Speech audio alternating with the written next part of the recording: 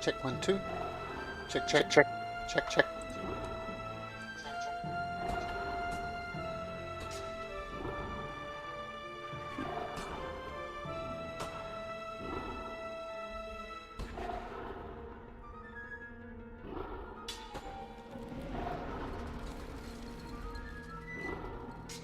Monster. All right. Oh. Back in business. Sorry about that. No worries. Okay, Stacks. Once again, you're up. You're up and you're muted. Yep. Oh, well, straight into it. We were Straight just into chatting it. away. I want to climb up here, if that's possible. It is a... is there a dragon on top of it? Yeah, it's a 15 feet incline. So yes, you can. It's going to take 15 feet of your movement. If you are actually 30 feet to get right up here, but it's going to require an acrobatics check. I assume you're better at Okay. acrobatics than you are at athletics. Definitely. Yep, easy enough. So I'll just drag you. Yep, you get right. Sorry, yep, right there, and that's 30 feet of movement. Okay.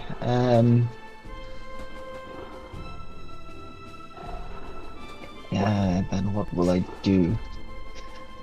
Make it 35, and then I'm gonna cast bonus action shield.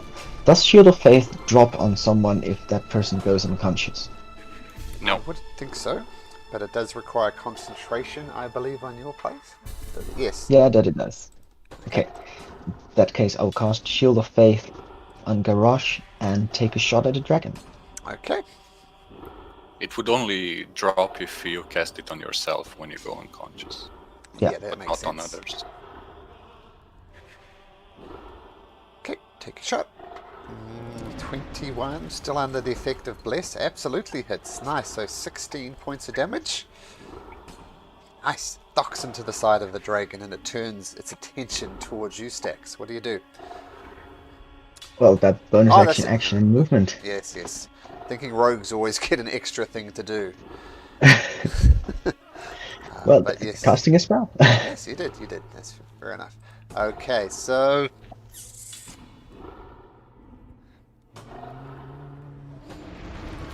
the dragon is going to take a legendary action and take actually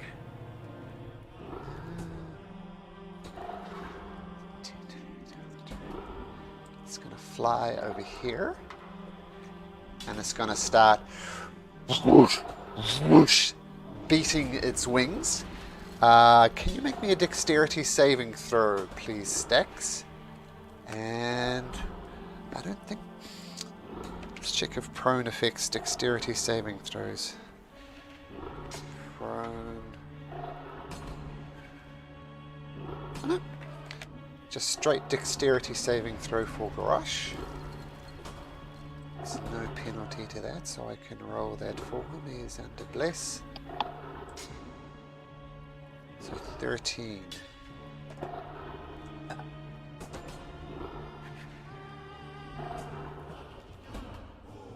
So you both fail, and you'll take a total of 2d6 damage. 6, and that puts Garrosh out and prone. So the beats string, whoosh, whoosh. I don't think that's the only thing. Yeah, bludgeoning damage, and you are also knocked prone by this gust of wind. So boom. Theodore, what do you do? I'm gonna yell I'm gonna yell from behind cover. Stax, is Gareth still up? I can't hear him anymore. He's down. He's down. Get up here. Speaking of which, one quick thing, Stax, can you make me a Constitution saving throw, please? Oh, I made it already. I failed it. Oh, you failed it. Oh, so your concentration goes down. I didn't see that, but thank you for rolling that. And yeah. Sorry, just a quick thing. How long you got, Axel? Half an hour? Yeah. Okay. Sorry, that's just my son coming in. Yeah, concentration goes down. And what do you do, Theodore? I'll yell at Garrosh, "Get up, you lazy orc! We're still fighting!" And I'll cast Healing Word on him. Okay. What's the exact wording for healing word? Do you need to be able to see him? Just hear him. He needs to hear me, but Okay. it affects unconscious people as well. Okay. Make your healing. Healing. Where is it? Oh, there it is. So there. That you can see within range. You might have to take 10 feet back. Oh, that over I here. can see. I was From gonna here you move. could. I was gonna move somewhere around this rock anyway. Yeah, Can I? Yep. Can I see him? Okay, No problem. I'll be here, and it's still in range because it's 60 feet. Okay, so make your roll for his health.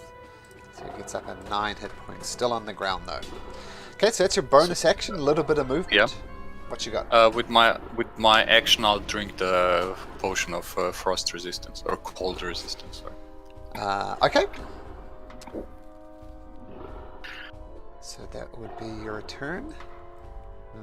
Yeah, that's everything. We'll do Snuggles. Hmm. Oh, actually, Can't move.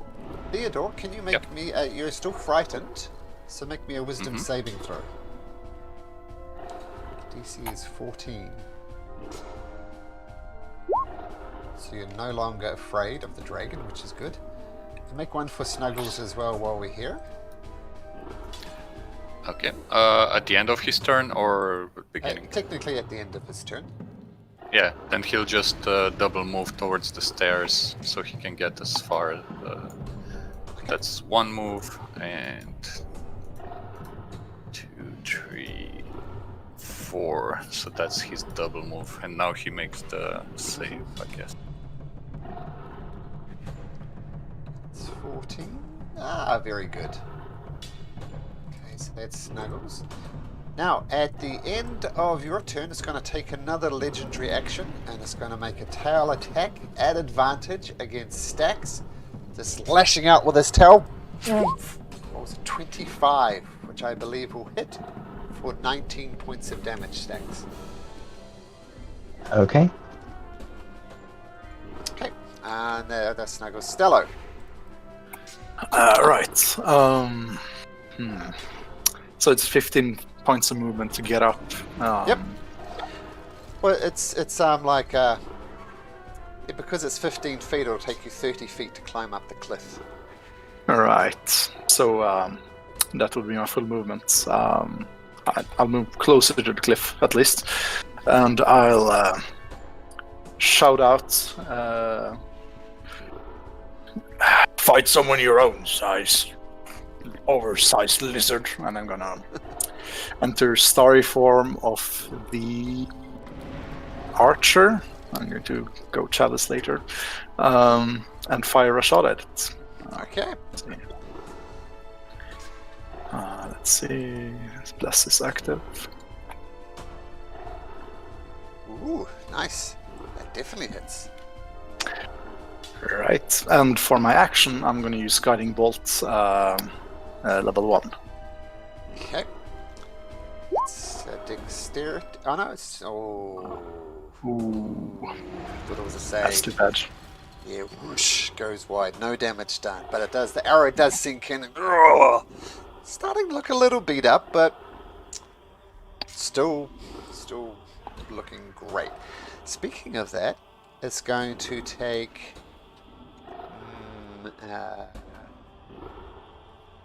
Oh, no, sorry, that's all its legendary actions. Can't do any more.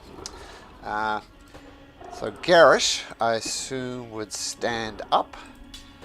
What do you guys think Garrosh would do? apart from hit the thing. Garrosh smash. I think Thank it and hit it. I think he'd probably take second wind.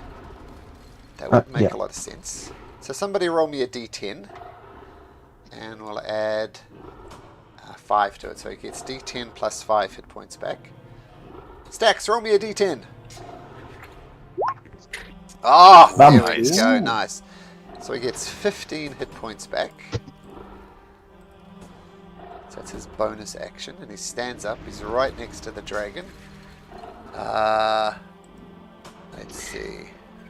You'd probably use the thing that guiding hit or something. One of his superiority die that gives disadvantage on attacks except on him. He's done Okay. it many times. A goading trick? Yeah, that one. Goading. Something like that. This one. Yeah. Okay, so he'll do that. Okay. I don't think... it'll just be a straight hit. Yeah, did you do flanking or no? No, I don't think we do flanking. No. No. So... He technically has his second wind left as well, but we'll just play it as he was. But if he does go down, then he'll do the 1 hit point half orc thing. Yeah. But I'm going to assume he's going to... with his great sword. Whew. Yes, and that's with his superiority die, so 11 to the dragon. Okay, and the dragon needs to make a wisdom saving throw,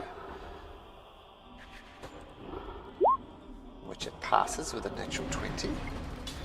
And then Garrosh, I assume, would swing again. It's again another 8 points of damage. Nice. Okay. So that's Garrosh. Shrubby. What would Shrubby do? Trying to get into the action. We're trying to, let's see, run up the cliff again with the action, bonus action dash, just to see how far I can get. So probably acrobatics or dexterity for Shrubby. Yeah. Let's see. It's a DC 10. Oh, Oh, it gets up. I'll just check Axel.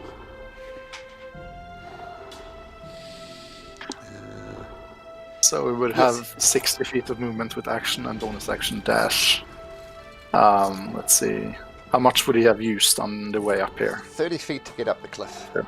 So he has 30 left. Let's see. 5, 10, 15, 20, 25. Stand right next to Garrosh and say, Garrosh, I'm helping! I'm helping! Nice. Do something next turn. Now, it's a turn. It's so... Crush is not prone. Is anybody still scared? No one's scared. Okay, Nope. that's good. So first of all, it is going to try and bite into Garrosh.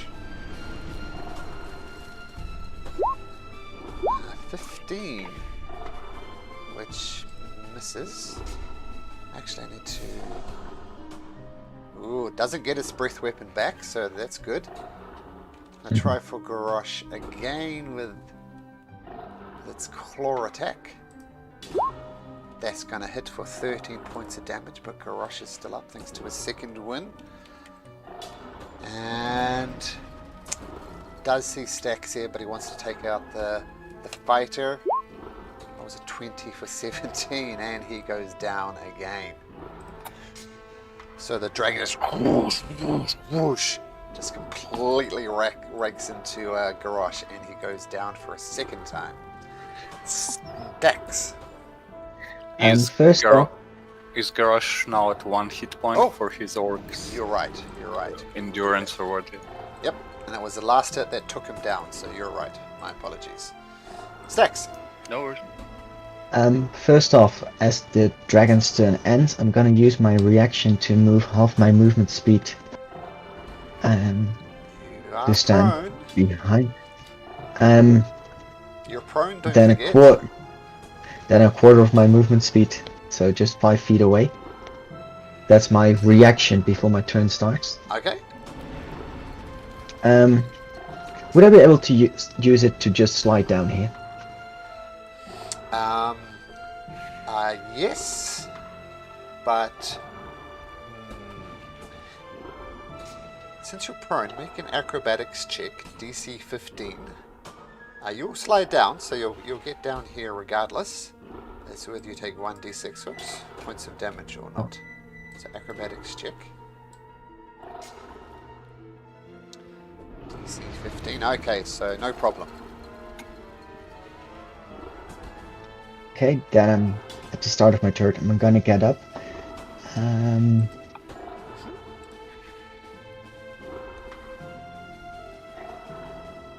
Does getting up count as moving? Counts as half your movement. It counts as half my move. Yeah, so it's moving. So I can't use my steady aim. No, especially not with sliding down the side of a cliff. Yeah, but that sliding down is before my turn starts. Yeah, well, with standing up would be half your movement. Can't Yeah, be steadily no, that's... getting back to your feet. Okay. In that case, I'm just gonna move over here. And just gonna shoot the dragon.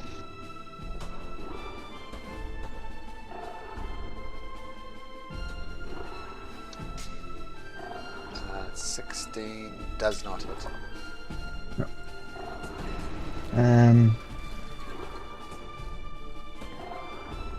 Wait, I'm not gonna stand there, I'm gonna stand over. Yeah, I probably want to run more off to this side of the map a little bit. Sure. Just to bunch up with Theodore a bit. But that's my turn. Okay.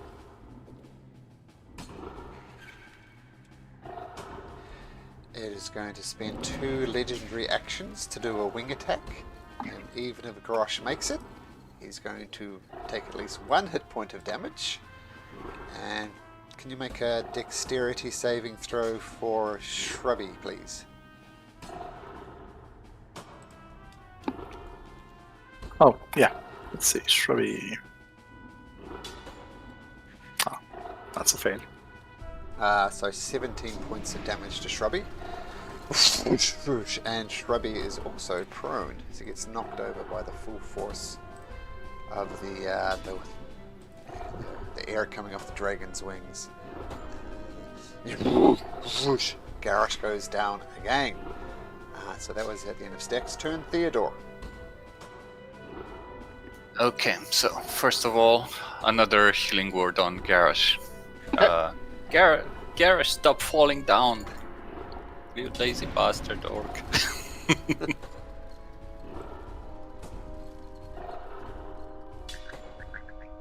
8. So 8 hit points and prone. Okay, so bonus action. Yeah, and if I climb on top of this rock, would I be within 30 feet of the dragon? Yes. Because but of you're the gonna have to angle. make- Because of the angle. Yes, you are, but you have to make an acrobatics or athletics DC 10 to get on top of the rock. I'll try acrobatics. Okay. No problem. Yep, so feel free to move 5 feet over, and you're within 30 feet of the dragon now. And as an action, I'll just use Thorn Whip on the dragon. Nope. 14 misses. And that is my turn. Okay, at the end of your turn, it's going to use its finally legendary action to do a tail attack against Shrubby. Doing 17 points of damage to Shrubby. By the way, was that my whole movement moving up the rock? It'd be 10 feet to climb the rock. Then I would just use the remaining movement to climb back down, just to get cover. Okay. So to climb back down, another acrobatics check. Easy to go down, so DC 10. Otherwise you're going to fall prone. Slide Boink. down. Yeah, land on your butt on the way down. So that ends your turn with you prone. Wow, look at all the token, the tags on your token there. It's getting messy, but that's alright. Oh. Do I get any damage from the fall? No, you just fall on your butt. Okay. Okay, so that's Theodore's turn. Snuggles. It's like Snuggles. Snuggles will move further towards the dragon. So 5. That's his normal movement, and I guess he's just gonna move over. He's double moving over here to the other side of the dragon. Okay. I'm all out of legendary action, so Stallo. Stallo's gonna climb up this cliffside. Use all his movement to get up. Okay, DC 10, acrobatics or athletics? Okie dokie, let's see. Acrobatics. No problem. And, well, same as last time. Starry Arrow first. Okay. That's a miss. Definitely misses, yep. And I'll use Guiding Bolt, Okay. rank 3. Okay. I'll save one for Revivify in case. Let's see. Come on. Oh, 2 1s in a row. Oh, fuck. Oh man, that is painful. So the Derek doesn't Ouch. even plain old misses. Is that your turn, Stello? Yes. So Grosh is going to get up. He is going to. He gets 2 superiority dice. Let's do goading attack again. Second wind he's used. Action Surge. Did he use Action Surge last time? I don't think so. It says 1 on his character sheet, so he's going to do Action Surge. Okay, so he's going to have 4 attacks against this dragon. First one. Well, he stands up, of course, first. Oh! Oh! Ooh. Wow!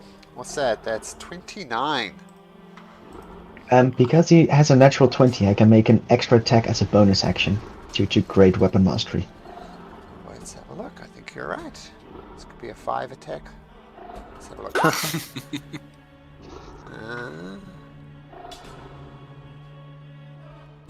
Melee attack. I know, when you kill one. Sorry. Or a crit aura reduced to 0. So Mm. Yeah. As a bonus action. He hasn't used his bonus action. So what about let's just get this right. So his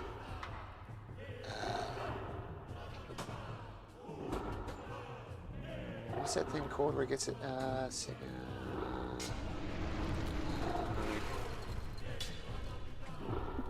What are you looking Action Surge. Action Surge. Is Action Surge a bonus action? That's what I'm asking. for? No, that's a free action. It's a free I action. don't think so either. Pretty sure. Okay. Oh. So I just can't see Action Surge on a sheet. Where is it? Action Surge. Here we go. That takes a bonus action. Okay, so for his bonus action, he will do that extra attack with his mighty greatsword. 21 does it. Wow. The guy who's not there is kicking butt. So that's his first attack. His second attack. By the way, the superiority dice will run out, so make sure yeah. when you count it. So. I did one extra. For some reason, the damage is just 1 + 4, not D something + 4. Just notice that slashing is always a 5. He's got unarmed weapon, unarmed attack probably. I don't know why. What does a greatsword normally do? Is it 2d6, I think? 2d6 plus strength, yeah. Okay, we'll do that from now. But you're right, that is very low. I'll take the Yeah, superior dice off. because that happened for 4 damage rolls already. Okay, we'll give him an extra 46. There we go. 46 - 4, to be fair. Okay. Okay. Now for his second. So that's The second attack, 5 total. Yep. And he has 2 more. 1, 2. Oh my goodness. What a round. 1 more. Oh no, One more? I No, did 2. sorry. I did 2. Uh, yeah. Strangely. So many attacks. Shrubby.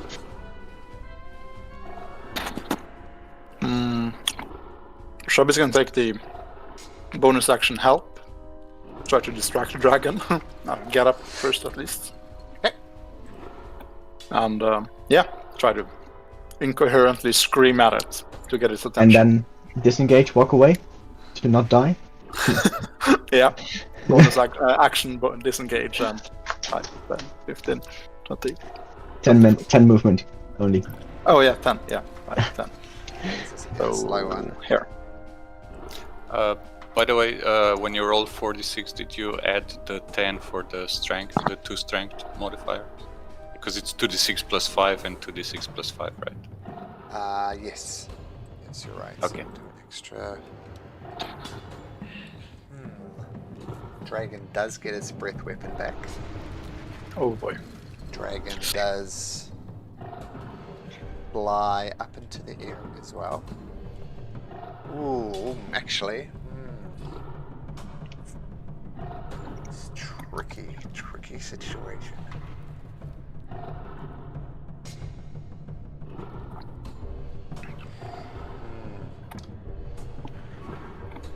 Snuggle. Man.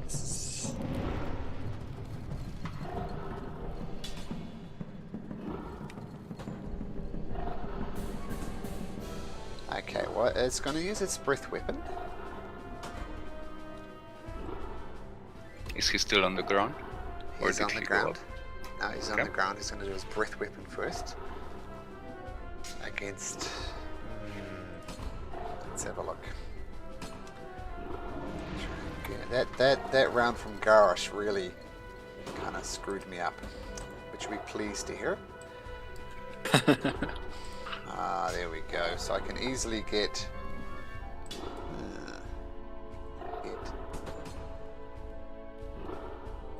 What else can I get? No, it's just those 3. So I need Garrosh, Shrubby, and Stallo to make me. What saving throws are they? Constitution, I think it was. Constitution, yep, Constitution.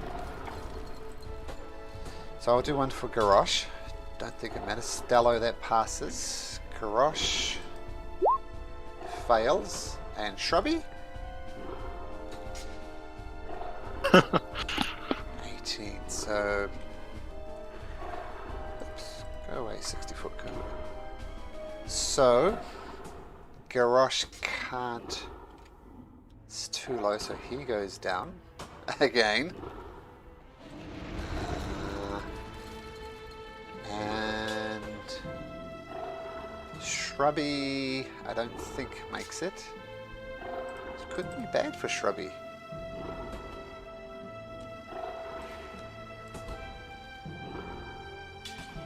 Garrosh, okay. Let me just roll my 12d8. I think that's right.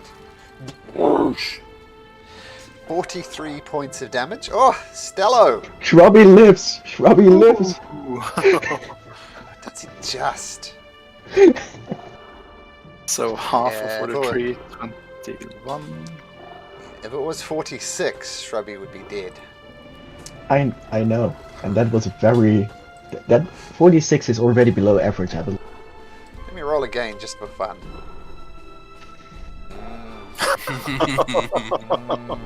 Wow, Shrubby got lucky. All these other rolls would... Oh, except that one. Wow. 48 on average is something like 53? 54? It's a 4.5 times 12. Yeah, 54. Lucky little tree. Wow. But Stallo, oh, you made it, didn't you? Yeah, I thought you were on 1 hit point. But Garrosh is definitely down, Shrubby's definitely down. And now, Snuggles can have an attack of opportunity. Mm-hmm.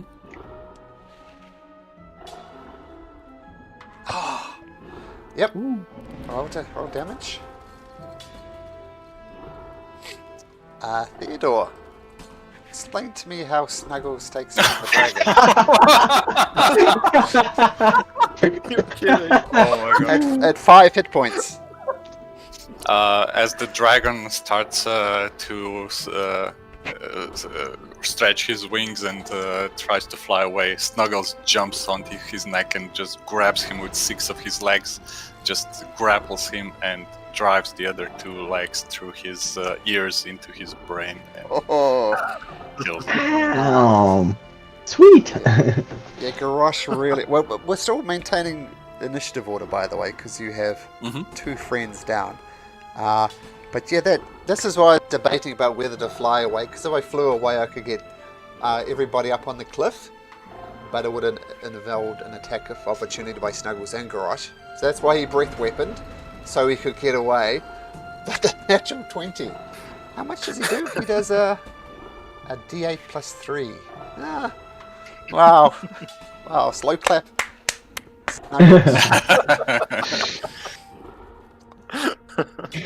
But Snuggles just keeps gripping the neck, doesn't know what to do. He's just waiting for the next turn. oh wow, well done. Well done, Garrosh, too, despite being dead for most of the battle. Yeah. Stax, what do you do? Bonus action healing word, Garrosh. Okay. Bum, bum.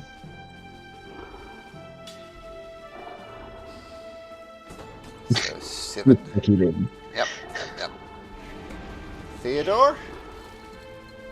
Same on Shrubby at level. Yeah, level 2. Okay, so everybody's fine, so let's get out of initiative order. Okay, so 11 on Shrubby. Okay. Yeah, with a dragon defeated, what do you do?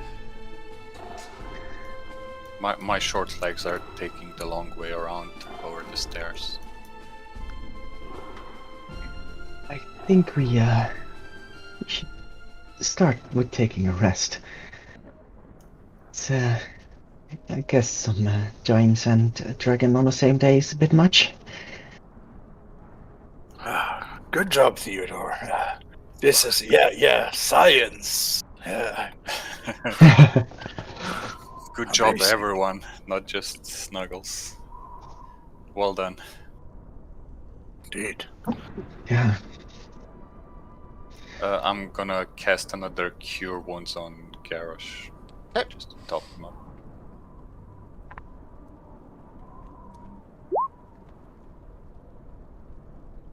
So that's another 9 points for Garrosh.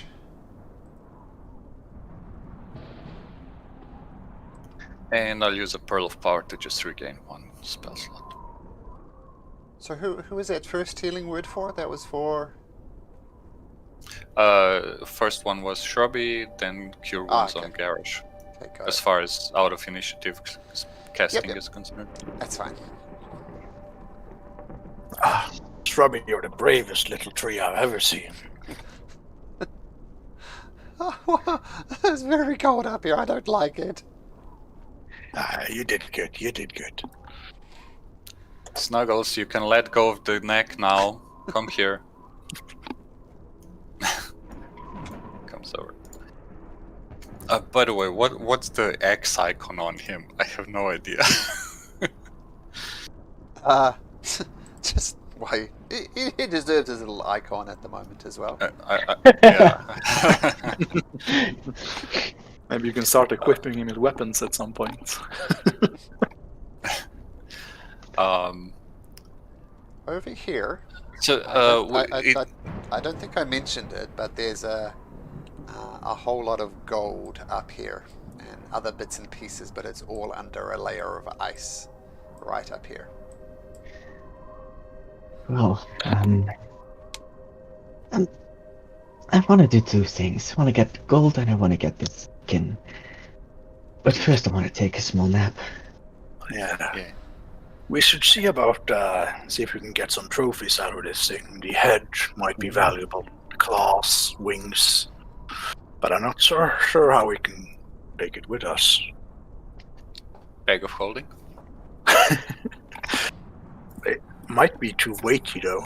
Or Let's Well- let's first see what we can actually get out of them, because last time we tried that with the wormlings, and even those were truly hard to skin, to be honest. True. But now we have some experience on the wormlings, do we not? That we do. Theodore, I Yes. believe you can enhance weapons. Would you be able to enhance a dagger? That might be able to make it easier to cut through this incredibly tough skin and these scales. Okay, be right back, guys. I just got to have a quick word with my son. Just 1 sec. I Sure. won't go long. I can. I mean, I already did the enhancements for today, so you would have to wait for tomorrow, unfortunately. That would probably be too long. I'd rather not be on top of here the entire night. What do you think we should do about this carcass and whatever trophies we can get from it? I believe we talked about maybe taking it to Worm Doom as show of force and how we're able to kill it. Could be something to do. I don't know exactly what exactly we can use from this monster. The horns, the wings. I know probably know what to do with the scales and the hide. But yeah, I'm all for using as much as possible. Okay, I'm back. Okay. No worries, we're just role playing. Well, yeah, we could take like. I don't want to take the head to the other tribe. I mean, I would prefer to take it to the Sky Tower, so the other tribe doesn't keep it, just as proof of our deed. Yes. We can take like a paw or a piece of wing or something to the other tribe. Yes, that is good thinking. Malcolm, how big is the head? I was just looking this up actually. So this is I'll put it this way: the entire dragon, weighs 20,000 pounds. See the head. It was 5%.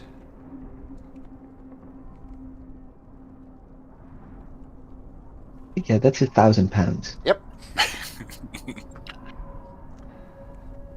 Yeah, I don't see this happening, guys.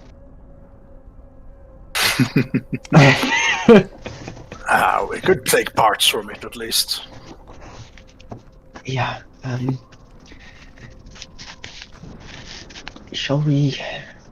Well, you want to start skinning it straight away? Perhaps I and Stallo can try to butcher it as best as possible, and you and Garrosh can try to hack away at the horde that he's gathered. Well, do you want to rest for an hour first? Take a quick breather, maybe? Yeah, perhaps. Well,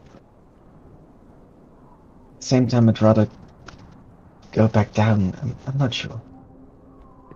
Although I'm looking at Garrosh now, I think a quick breather is good. I think Garrosh has had a rough couple of seconds, last minute.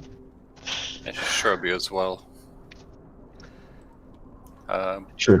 Me and Snuggles are quite fine, so I can leave Snuggles with the dragon body just to guard him. Maybe fix an alarm to him if he sees anything. He just makes a loud sound, and I'll go check what we can do about the ice, about the stash. A couple of things to note. To skin this dragon is like a day's worth of work. This is a massive creature, so keep that in mind. It's going to take a long time to skin this thing, if indeed you are successful. But Garrosh is definitely going to take his short rest. This is early morning, right? Because we got woken up when he arrived. Pretty sure it's not even morning. Like, it's 4 or 5 o'clock at midnight. Yeah.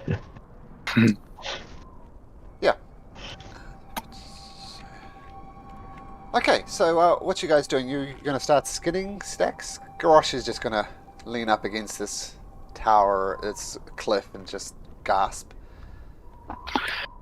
Well, Yeah, I'll assist Stacks and guide him as well, as much as possible. Okay, will so we take a day for this? I mean, why not? We're not Yeah, in a hurry to get back. I'm fine with doing it as well. so Yeah. at advantage with a D4 survival. Bring it on. Ooh, 30. 30. So you're looking to get the scales off, right? Just a proper skin. The skin. Just the best skin and hide as possible. Used to make armor, hides, cloaks, whatever. Just Okay. We can get the teeth and claws and such later on. I'm going to say you can get the teeth and claws with that 30 survival check, no problem. And I'm going to say you have 500 pounds of dragon hide. Okay, just causing its own problem. So you spend most of the day doing that. I'll let you work out how exactly you're going to move around 500 pounds of dragon hide. Theodore, good news, you're not prone, you're not concentrating. Bad news, you're not blessed. So what But I can guide myself. You can. So, once you get a closer look, there's no actual gold here, but there are some diamonds, and there's a pouch there as well, and what looks like a scimitar. Can I get to them by the end of the day? I mean, it's under ice. Yeah. Do you have fire-based cantrips or anything? Fire-based cantrip? No, but I can ask Stallo for help with his bonfire.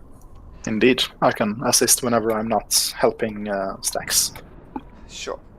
Okay, so what you get is 10 50 gold piece diamonds. Inside of the pouch, you find 200 GP of diamond dust and a scimitar, which I assume you're going to identify. Mm-hmm. So I just need to look something up quickly.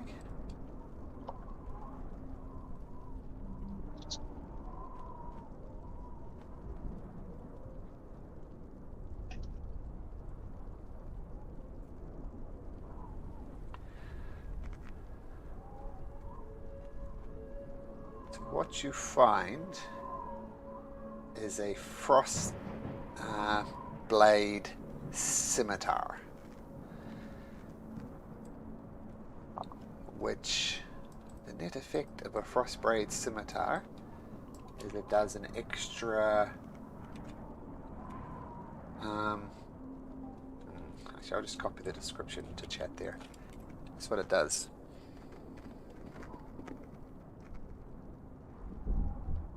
This is a one-handed or a two-handed weapon? Scimitar is a one-handed. it's one-handed finesse. Yeah. Light. Yeah, so you can use it one or two-handed, I believe then. No, I don't think so. That would come in handy in the witch burning situation at the first session or two. I think you're right, Stacks, but let me look it up for the scimitar. Finesse and light. If it's finesse, it's perfect for stacks. Yeah. Oh, versatile. That's the Simple. thing I'm getting confused about. Sorry, yeah, versatile. Those are 2 damages. Yeah, that's yep, 1d6 dash slashing for the scimitar. One-handed, light. So it'll be doing 1d6 damage plus 1d6 frost or cold. Although I'm not really fond of a blade that sheds light. Yeah. Only in the cold, though. That's everything. But yeah.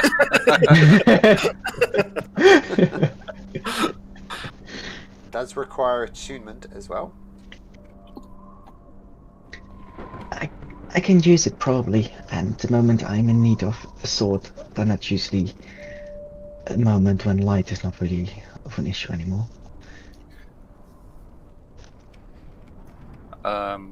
Or maybe Garrosh can use it with his shield instead of a great sword. True. Okay. Would do the same But damage.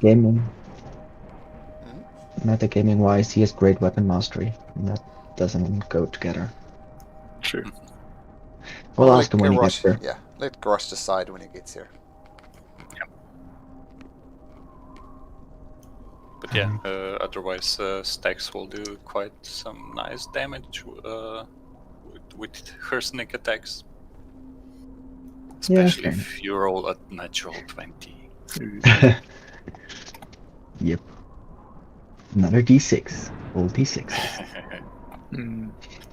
Okay. Um, Oh, Stallo. I'll also... Sorry, go ahead. No, you go first. I just wanted to pick up the crossbows that we used for traps. Sure. Easy enough to do. Hello. I know you're big and strong, but is this pile of hide even possible for you to carry back? It's a bit big. I'm not sure. Me and Garrosh could probably share the load to carry it together, but that would be a dangerous situation if we're going to go climbing, I guess. We could bury it somewhere and remember the location and come back and get it when we're better equipped. Could get some saddlebags for the X-Beaks and transport it easier. True. Malcolm, is it like one piece of skin, or is it already in several pieces? With your 30, one piece of skin. Yeah, I was afraid of that. Damn it, roll too well. God damn it. Are these pieces of wood, or is it just map? Sure, it's a piece of wood under there. Yeah, why not? Theodore, I see some wood lying around there. Perhaps there's a bit more. Maybe we could create a bit of a sled for it, just to make it easier to get back. Sure, Snuggles can drag it if we need to. Give me like a few hours. I'm finished with digging up the treasure. You keep skinning the dragon, and I'll make like a sleigh or something. And by the way, Stallo, if we drag the skin towards the sky tower, can the griffins carry it up instead of us? They're pretty strong. I suppose that could work. I would have to. Yes, we could contact Sky Tower, see if they can send some griffins at the location I specify. See if they can come carry it up. That would be great. I would have to spend a night resting, but to prepare it. But yes. Well, we have a night of rest in front of us. I think we won't leave until morning, so that's a good plan. I just commanded my own plan. I just remembered that.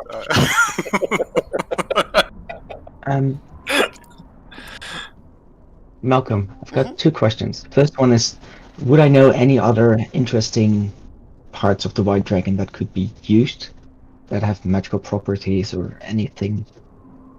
Okay, I'll say a history check.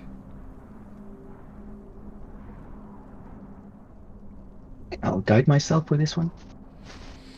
The heart is valuable. That would be the additional thing, would be the heart. Okay. Then I'll try to get the heart out as well. Okay, make a survival check with advantage and guidance, because I know someone's going to say it. 25. Dragon heart that weighs 50 pounds. And the second part, if I remember correctly, when the dragon came back, he was carrying one of the Griffins. griffins Mhm. that he had just hunted. Yep. Would I be able to? Okay, well, that's the first part. Stallo, is it okay if I take a few of the griffin feathers to perhaps create some arrows with? I'm not sure what is Since custom with your people. I've not been trained in the ways of the Griffin Riders, and well, I nonetheless do love these creatures, and I think it would be, since it's you, I do not mind. I know that you would pay tribute to these creatures by harvesting what's needed, and do what you think is best. Are you sure it would not be an insult to your people? I mean, they're like holy animals to them, aren't they? Would I know if this kind of thing, or would they just bury the griffins whole scale, or would they just harvest the parts? Well, my people. I think the sacrilege comment is an important one. Feathers would be pushing it. Butchering would be out of the question, and a burial would be appropriate. Oh, Garrosh is coming. Hey guys. Hey, Gareth. Yeah, man. Hi, Peter. You Someone only wanna- went down 4 times. Could have been 5. Stopped counting after a while. You did do a shit ton of damage after action surge and a critical hit. 5 hits on the dragon in one turn, with a total of a shit ton of damage.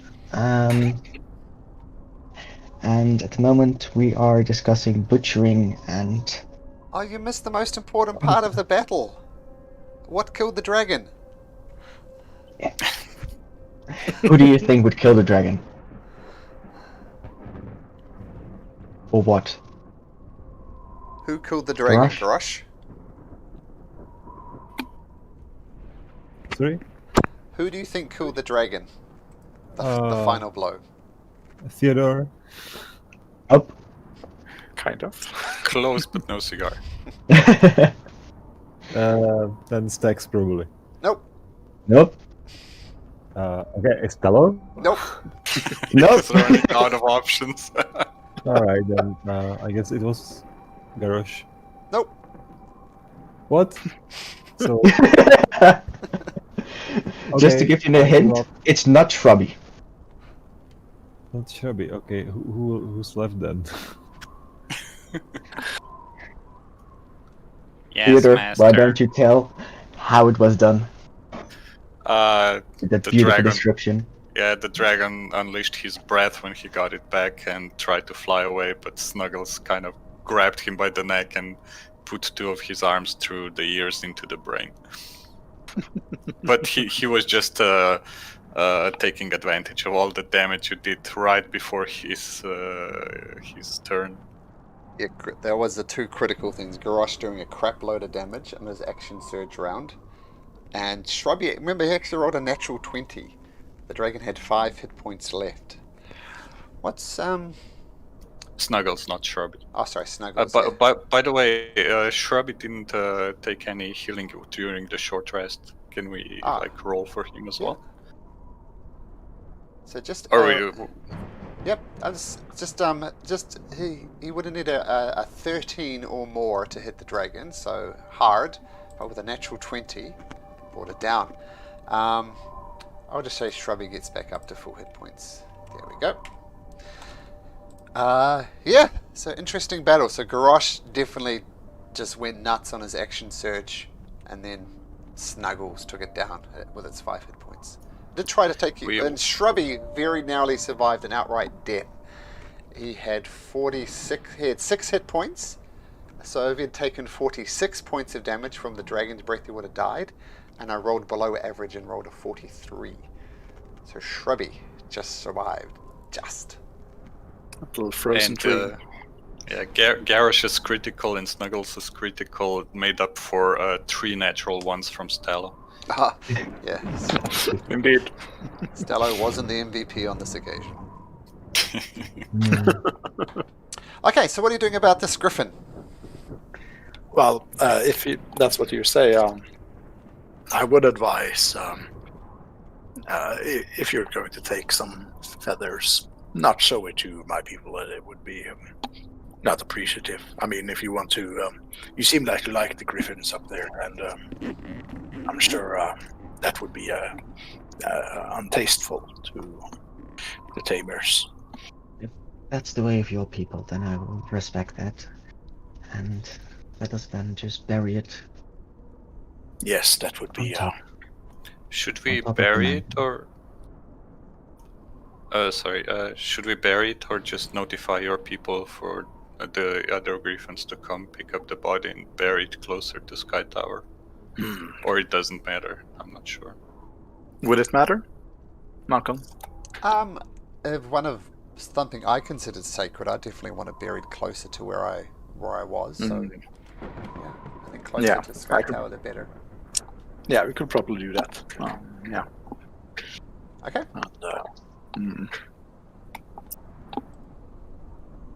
Yeah. By the way, Stax, if you want, I can try to turn some of those dragon teeth into heads for your arrows. That would be awesome. Although, Okay. I think you have to pick the tiny ones because most of them are the size of my hand or forearm. It's true. Well, we'll leave that for when we're in a safe place, maybe Sky Tower or somewhere else. Yes. Well, is there anything else we can do up here? I'll work on the sleigh, and you can do whatever. Okay, Theodore, make a tinkering tools check to see how well you can use this wood over here to make a sleigh to take this 500-pound pristine dragon hide down. I'll guide myself. Sure. Yeah, you have a very functional sleigh. And yep, you put the dragon hide on top of it and kind of tie it in place as well. And yeah, it's huge. It's going to take a little bit of effort to get it down the hill, like without it scooting away from you, but easy enough to do. But it's still a struggle. Let me drag you back to the. Should we take like a dragon's paw for the other tribe? I guess that could be useful. I mean, just so we have we have an item to show them, but we need something for the Sky Tower as proof as well. Well, we have the hide, I guess. I think we just have to take the hide, the heart, and the teeth, and all that together is already about 700 pounds, I think. Yeah, I mean, I can put the little things into the at least 150 pounds of things I can still put into the bag of holding. So teeth or something similar, but the hide wouldn't fit. Yeah. Also, we just got a brand new Frostbrand scimitar. Garrosh might be interested in it. It's in the description. Peter? What? What did we get? Frostbrand scimitar. It's one of the last messages. Might be interesting. Scimitar.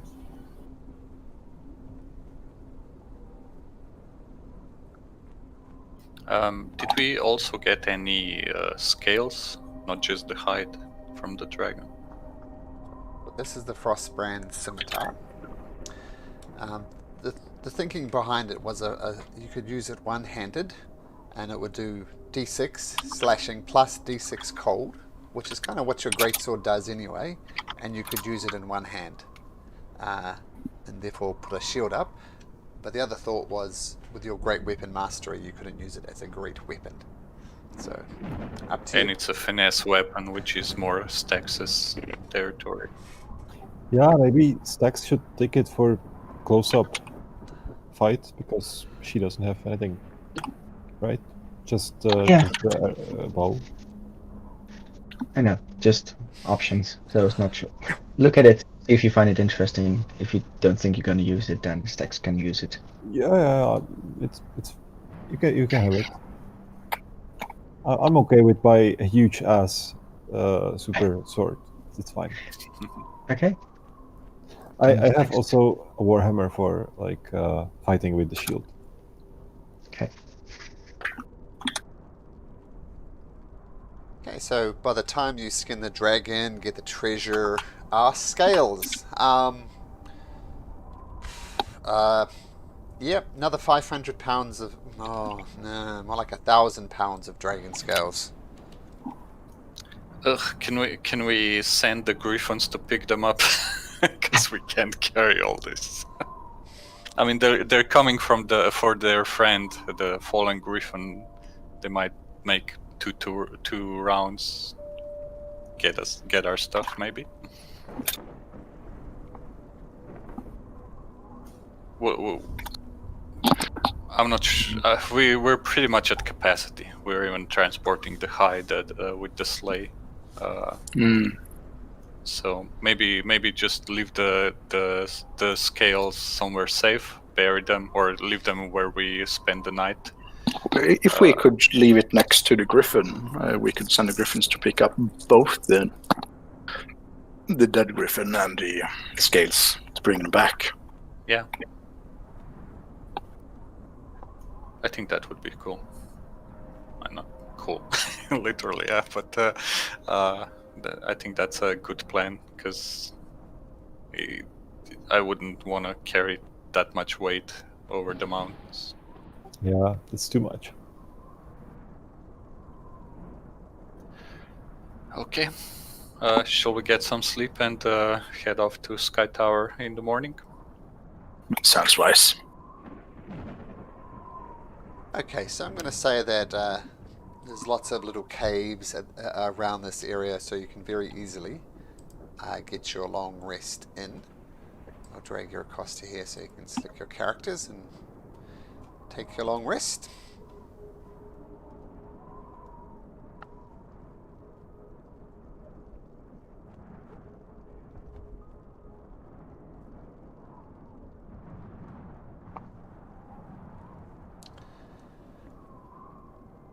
So come morning, what would you like to do?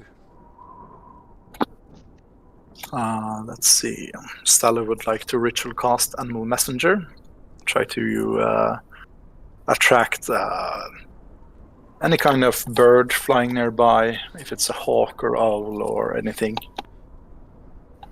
I'm going to say it happens later on in the day because there's not a lot of birds this high up, but down halfway, sort of halfway through the day, you can definitely attract the attention of a hawk.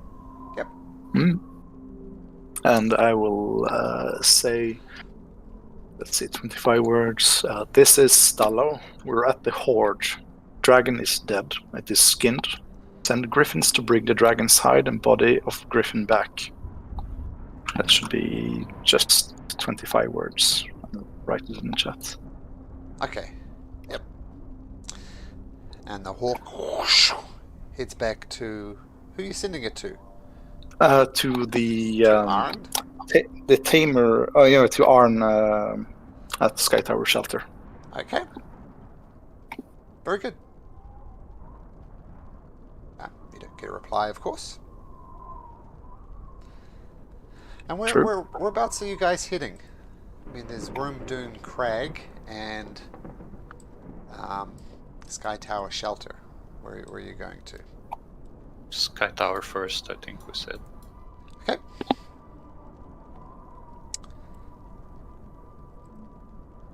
Yep. Okay, can somebody roll me a d8, please?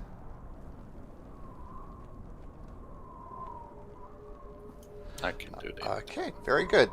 So, Oh, sorry. yeah, well, definitely take the 7 because that means no encounters, and for some reason, oh, you're testing out your frost brand. Yeah. Yeah, that looks good. D6 plus Dex. Yep. Okay. Good to get that natural one out the way too.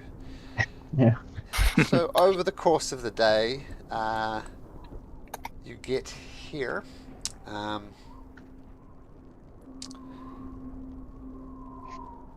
going to have to start trying to scale the mountain without causing another avalanche. Let me just...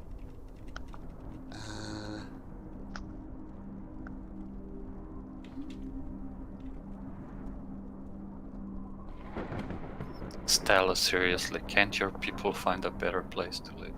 It's good for the lungs up here, you know. Especially when you're falling off a cliff, you scream your health out. Yes, it's. Okay, so as you're heading up, I'm going to need you to make me a survival check, Stallo. You can be guided by this, but not with advantage, unfortunately. This is your home turf. You're leading the party up here. So survival, you may be guided if you want. I'll guide myself and do this something I should have done the first time. Enter starry form of the dragon for the worst parts. And if I roll below 10, it should be a 10 at least. So let's see, survival. So that's a 10 plus Well, you need 16. You need a 15 to survive, to do it correctly. So with a 16, you can't fail, right? If you're on a natural 1, it's 16. So yeah. Wow, that would have been useful. That could have saved the life of one of the 2 humans. I forget which one. Should have remembered my class skills. But you arrive back at Sky Tower Shelter. Let me just quickly adjust everything. So we've got Theodore, Snuggle, Shrubby. Oh, by the way, could we have taken some blood and put it on Stallo's face, just so he can emerge victorious back to Sky Tower? Oh, that would be up to Stallo. Rub my face with the heart. Just, hold the heart and bite into it when we arrive. We shouldn't damage the components of rare stuff. Okay. That's true. As an artificer, I should have known that. So towards the end of the day, I'm missing somebody. Who am I missing? Stallo. Towards the end of the day, you get to... sorry, let me just drag you across. Stop me talking. Towards the end of the day, you finally make your way back to Sky Tower Shelter. As you approach, the griffins start cawing around you and, letting everybody know that someone's arrived. And can't help but notice that you're dragging a dragon hide behind you. So I got Stallo and there we go. The gates are still closed as you approach, and Aaron Rockfist. Stallo, you have returned. Yes, and we have succeeded. The dragon is dead. Here, I'll lift up the heart as proof. And, well, you can look behind us. That's its hide. Stallos, that is truly amazing. Come, quickly. And he opens the gate, and so feel free to approach, and several Goliaths come rushing out to see the things that you have bought.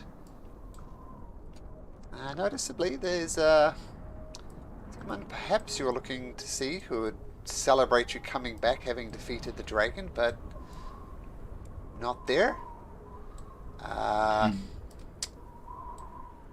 Kanika Stormcrow, she comes out. Garrett comes out. And Aaron says, Stallo, that is truly amazing. Quite frankly, I thought you'd return here as a dead man. You have done some cowardly things to this tribe by abandoning us, Stallo, but as far as I'm concerned, you may consider yourself a full member of the Sky Tower clan once again. Congratulations. Thank you, Chieftain. To be honest, we expected this to be much harder than it actually was. You took down a dragon easily? Well, it was difficult at some times, but well, not as difficult as we feared. The giants might have been even more difficult than a dragon actually was. There were some frost giants nearby, keeping track of the dragon. We killed those as well. Wow, that is truly amazing. Well, I think it's time to celebrate. Come, let's have a feast. And they welcome you in. Garrett's kind of quiet still. And a big, huge feast is put on. And kind of down in this area, you don't need to drag yourself around if you don't want to. But down in here, a big feast is done. Did they get the message from your animal messenger? Yes, did you get the message? Yes, we did. And we'll send our griffins out over the coming days. Now that they can fly safely without this dragon, that shouldn't be a problem. But come, let's eat. So a big feast is put on. Slapped on the back multiple times, Stallo. Aaron talks about what an honor it is to have someone who's literally taken down a dragon. And yeah, what else do you guys want to do? That was going to be a bit uncomfortable with all the people celebrating and congratulating and stuff. This is not something he has ever really experienced, except for you guys. It's a strange feeling. And that's my butt. Thank you, Theodore. Oh, I'm happy for you. Thank you. Aaron, Well, let's bring out the honeymead. Oh, sorry. Yeah, honeymead gets broken out. A deer is roasted whole, and during it, your family is not. They grab some food and go back to their cave. They're not that interested in joining the celebrations just yet. But sort of midway through the feast, Aaron comes up to you, Stallo, the leader of the Sky Tower shelter, and says, "So what is it now, Stallo? What is do you plan to stay here now that your honor is returned?" There's nothing I would love more than to stay here and protect the tribe, but well, there are pressing concerns. I'm sure you have felt the bite of staying winter up here as well. Well, I didn't think you could take down a dragon, and you did. To end this winter, though, maybe that's going to be requiring defeated Aurel herself. A dragon is one thing, a god is another.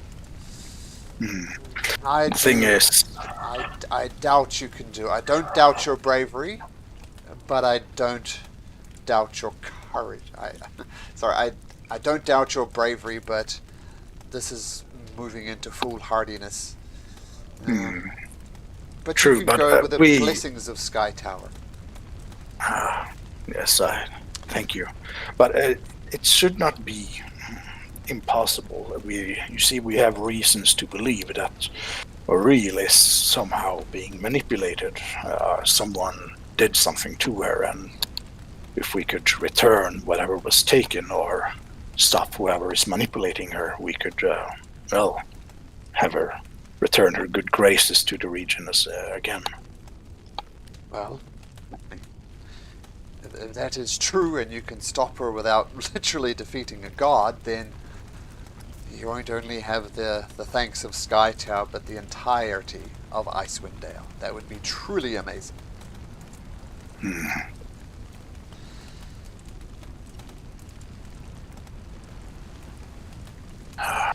Well, let's celebrate. Have some good times. Okay. Good times ahead. Do anybody else want to do anything? Or Stacks. Shall we go check if the baby griffin has learned to fly in the meantime? Sounds a good plan. I find this place a bit too busy. Indeed, and let's leave Stallo with his family and friends. Well, friends. friends. By the way, Garrosh, we had some discussions, and I seem to recall you mentioning Uthgar. Yeah. I seem to recall that he has something perhaps to do with griffins. Perhaps we could do something for you to acquaint yourself with the griffins, or, well, if we could do something for the tribe, maybe they'd allow you to ride one, perhaps, in time. Oh, that's interesting. Well, do you think we can take some griffins from here? I doubt it, but maybe there's maybe you can see with Sky Dreamer. He has authority on the griffins. He would have last say, but I assume that's something that could be asked with what we've accomplished. Well, we can certainly try. I mean, I don't want to cause trouble. Oh, no, you won't cause trouble. You look around you. We're honored heroes, are we not? I doubt we could just ask for a griffin and been handed one, but I assume you could acquaint yourself with beasts and see if there's a possibility to adopt one. If there's anyone that's been rejected by its mother or something. Adopt in the sense I'll send some gold and they put a little label next to it. Like, this is Garrosh's griffin. Hey. Okay, I see where you are going.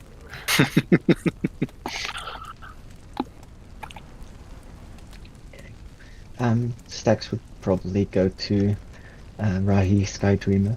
He had a deal with him to come back and see if the baby griffin was flying yet. No, the flying griffin, the baby griffin is not flying. Welcome back, Stax. It was truly amazing that you took down the dragon. Yeah. I see you're still interested in the griffins. Definitely. They are wonderful creatures, and I was truly saddened. I saw that one in that dragon's claws. It's most unfortunate. This little one, though, still does not want to fly. Well, perhaps I can try to coax it into it. And it'd be okay with you. I take a bit more time this time, as to if I can gain its trust a little bit. Sure. And make me an animal handling check, Stax. I will guide myself with this one again. Ooh. So you pick up the baby griffin. The mother griffin is not asleep and watches you warily, so she's keeping a very close eye on you. You see her feathers start to ruffle. And you pick up the little baby griffin, kind of throw it up in the air in such a way that if it didn't do anything, it would just land harmlessly back on the griffin's nest. But as you throw it up, it gets to the top of the arc of your throat, starts flapping its wings, whoosh, whoosh, and then it soars out across the chasm marveled at his newfound freedom. Shh. And it comes back, and its mother then starts flying out, and the baby griffin starts following it out again. And Rahi Sky Screamer says, "Well, Stax, you have quite the way with griffins. I've been trying to get the little bugger to fly for days now, so well done." Thank you. They're truly marvelous creatures to see them fly in such a way.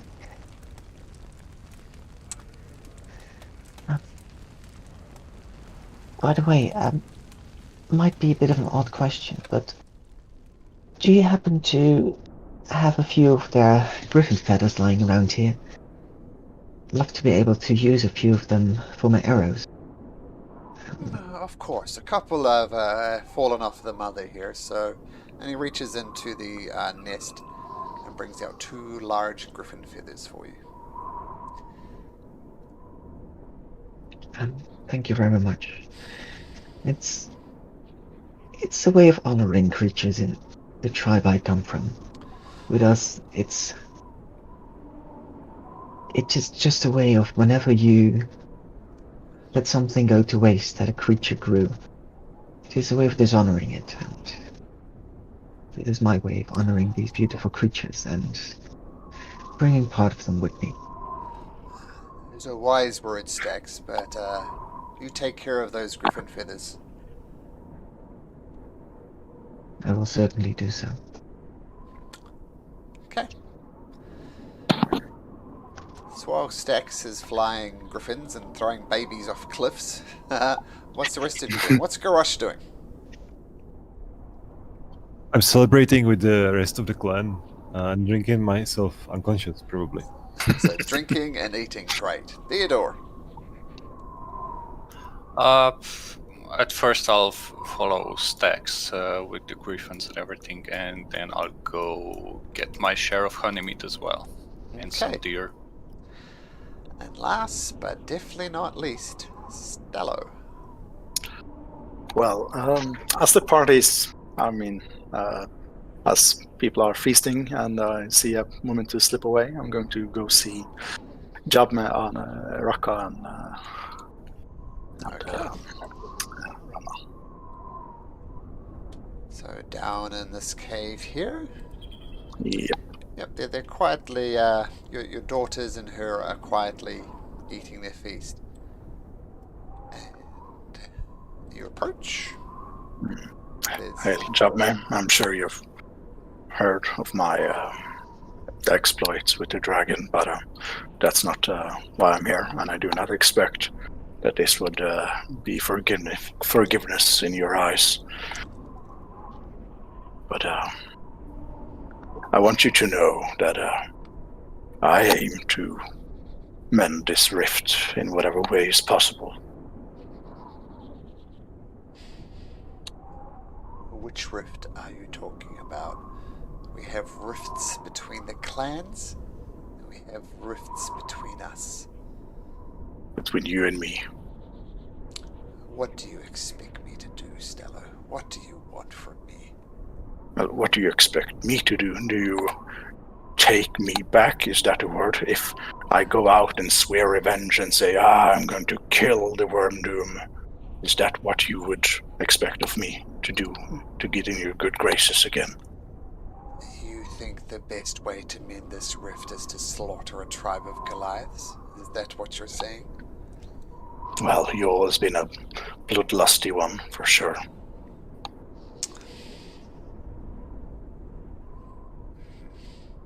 You're still a fool, I see, Stallo. Anyway, I have things to do. I need to end this winter somehow, and I do not expect you to think me be able to do this, but I have reasons to believe that I can, and I will. And when I accomplish my tasks, I will return here. Well, so what you're saying is once again you're going to abandon your family. I am not abandoning you. we Goliaths, we can't just stay up in here in our shelter if we are going to participate in this world. It's just going to get colder and colder and colder, and this mountain will freeze over finally. So And what's now going to you're happen just insulting me because I intend to stay in Sky Tower shelter. Well, what is it you intend to do then? I intend to take care of my family, something you're obviously not familiar with. And I will take care of my family by heading out and ending this winter. You say heading out, I say abandoning. If that's what you see, then I'm disappointed. Stallo, we have our differences, no doubt. You can still feel the anger boiling inside of me. The rest of the clan might forgive you, but I have a way to go. But I guess congratulations are in order. You did take a dragon out. Well, thank you. But I want you to know, and I mean this, I will return. Nothing will stop me from doing so. I will be here for you and for my children and for my grandchild.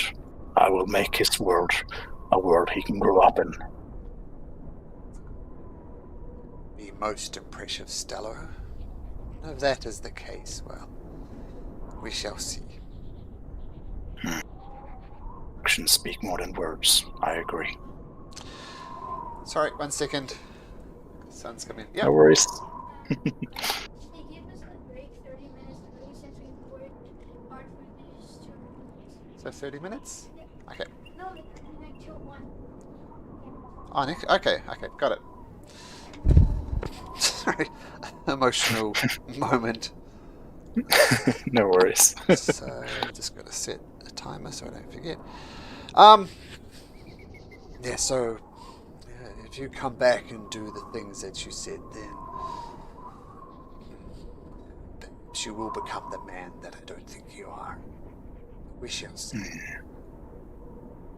We shall see. And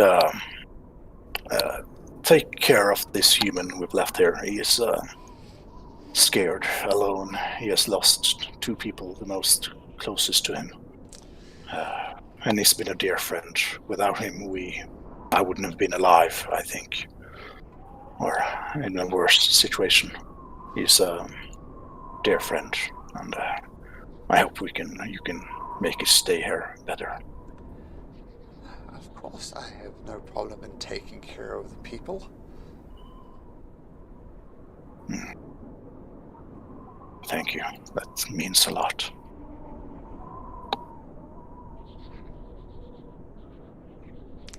I shan't bother you. I will come see you before I will leave, of course. And Rana, Akka, you're the apple of my eye. You've grown so strong. How's... I'll rush up to you, both of your daughters, and just embrace you in a big hug. If you remember last time, Jeb May asked them to go away. She just quietly looks into the fire. How's your speed, Rana? Are you still quick on your feet? I'm quick as I ever were, Papa. That's good to hear. You stay here and protect your mother. Yes, we will. You will come back, right? Of course, I will return. And be careful. I know the wormdoom might be a bit out for you still.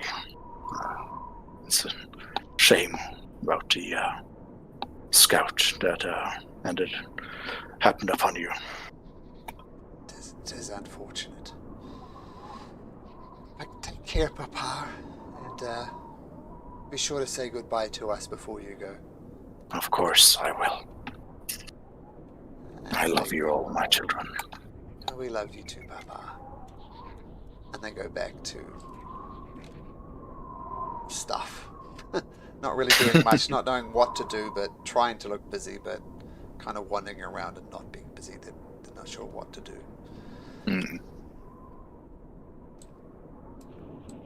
Okay. Yeah. Yes.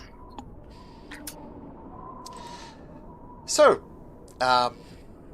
feasting is made. People get overly drunk. Unless there's anything else people want to do, we can fast forward to the next morning when you're no doubt feeling hungover for those who partook. Constitution saves. You're good. You're good. So, morning comes. What do you guys wish to do? Have the griffins transported all the remains here? Yes. Including the dead Do we have griffin it? and a bunch of skulls. Yep. Do we even have any plans with the dragon remains? I guess we would have to process them and cure them and stuff. We couldn't take it with us, so we would have to do it here. But I suppose the clan has enough leatherworking tools or experts in leatherworking to make the job easier. Yeah, perhaps they could do some of the work for us in return for part of the hide. Mm. I'm not sure if you've got any expert craftsmen in the clan. There's people who could turn this into proper dragon leather. But they will take 100 pounds of it. So you'd have 400 pounds of dragon. It's going to take a while, though. It's going to take a long while, actually. We don't have time to do it ourselves. We might as well leave it here. Have them make the best of it, I guess. Yeah. How long a while? Like a week or? Longer than that. Oh, okay.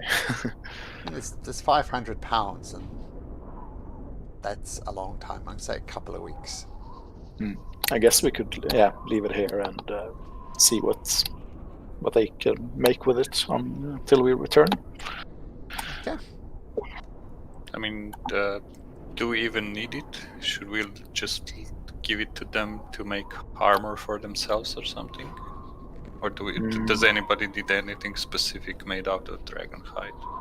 Well, I have heard that dragonhide armor can have seriously beneficial properties. So, True. Maybe we can exchange their services for part of the hide, I guess. If they make an armor or two for us, just keep the rest. And also, I think I would go and return to Kanyaka Stormcrow and return the diamond she lent us, since we now have 500 pounds of diamonds. So that's almost 2 uses. So return the diamond she lent us. Okay. Yeah, I completely forgot about that, but very good. Yep. Can we use smaller diamonds instead of one bigger one? I think it's just 300, let's see, specify diamonds. So it's... okay, cool. Oh, there we go. Perfect. So Revivify is on the table. Excellent. Kanaka Stormcrow does come up to you, Stallo. Might I have a word, Stallo? Of course. Yeah, come sit down around the fire with this foolish old lady.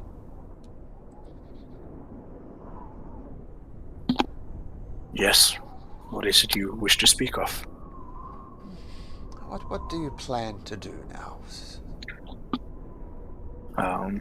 Who is in a room with us? I would... Her son, Herod. If you remember, he was quite possessive about his mother, so he's around the fire too. Right. Do I know his position on the conflict? He doesn't like the Wormdoom Crag, and it's not as if there's open hostility between the two, but no communications has been taking place for a long time. Goliaths are noted for their stubbornness, so he's just as stubborn as everybody else. Honored Cloud Strider, could I have some words in private with your mother? Grandmother? It's okay, Harrod. I got this. And Harrod retreats back into a place where he's out of earshot. So what is it? Well, what is so important, Starry Eyes?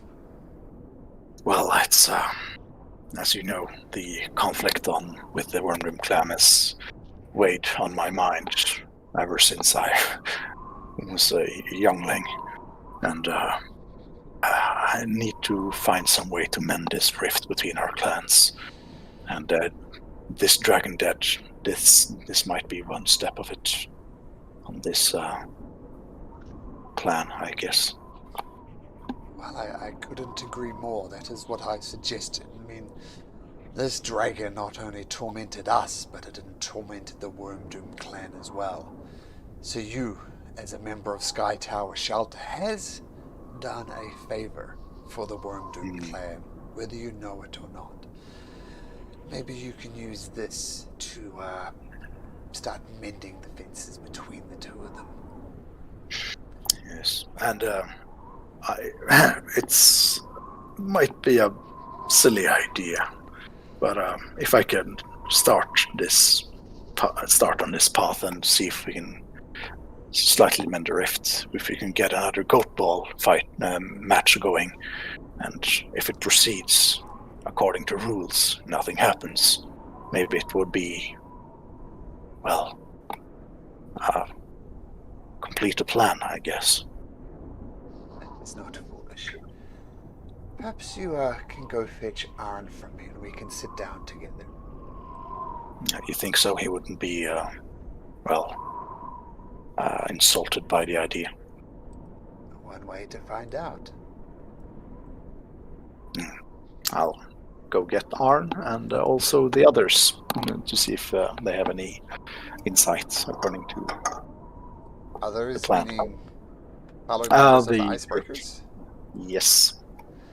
So if anybody wants to join in the conversation, they can join Stallo here. Stax will join the conversation. Okay. I'll bring my wisdom along.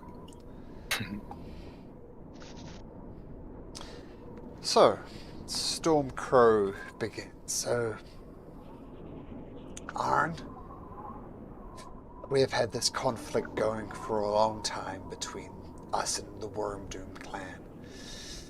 And these adventurers that you see around us have done a great service, not only to Sky Tower, but to Wormdoom clan. I know Stallo has more things to say about this, but maybe we can start thinking about thawing this hatred. What do you have to say, Stallo? Stormcrow effectively hands the mic to you. Well, you know my position on this conflict, Arn. And, as always, I would like to mend this rift.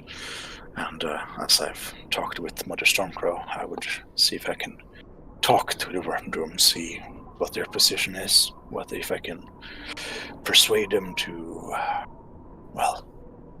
ease up, maybe come to talks with you, and then, if we could organize another goat ball match, and this time it all goes according to the rules set. You expect me to forgive these griffin killers so quickly? Not forgive, and quickly. It's been a long time, has it not? It's been years. It's time to let down your ex. It's time for words. It's been years, but I'm thinking more like a generational forgiveness. But Stello, you can make me a persuasion check. At advantage with the backing of Stormcrow. Okay. No guidance. No guidance. Let's see. Not too bad. If you can convince the leader of Wormdoom Crag, as I quickly look it up in my notes to get clarity about what the name of their leader is. Ugulai. Ugalai. You can convince Ugalai to come here and we can talk. Then we can start repairing this relationship. So that is what I tasked you. Bring Ugalai here. It might be difficult. I mean, he might suspect an ambush or something. Is there a neutral ground? Where do we usually play our Gopal matches before, well, things turn sour? Let me restate. For me to talk to Ugalai, you must bring him here. I will try. I see. Well, I will try. They might have issues of their own, and that might be the reward that I ask for in return. It's before you, Stallo. Now, Icebreakers, what do you think? Is this something we should commit to? I think we should try. Anything that helps your night clan and you, Stallo. I'll tag along. No worries.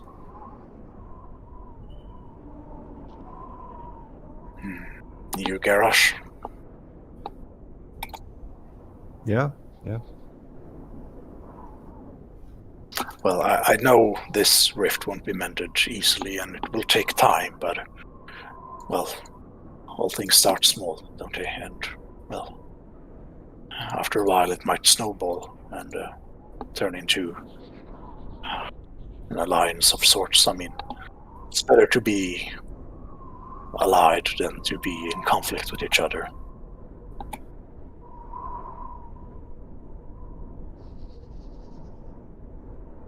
So, Your path is before you, Stallo.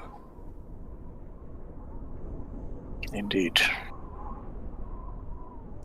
With that, Arn steps up and goes about his business.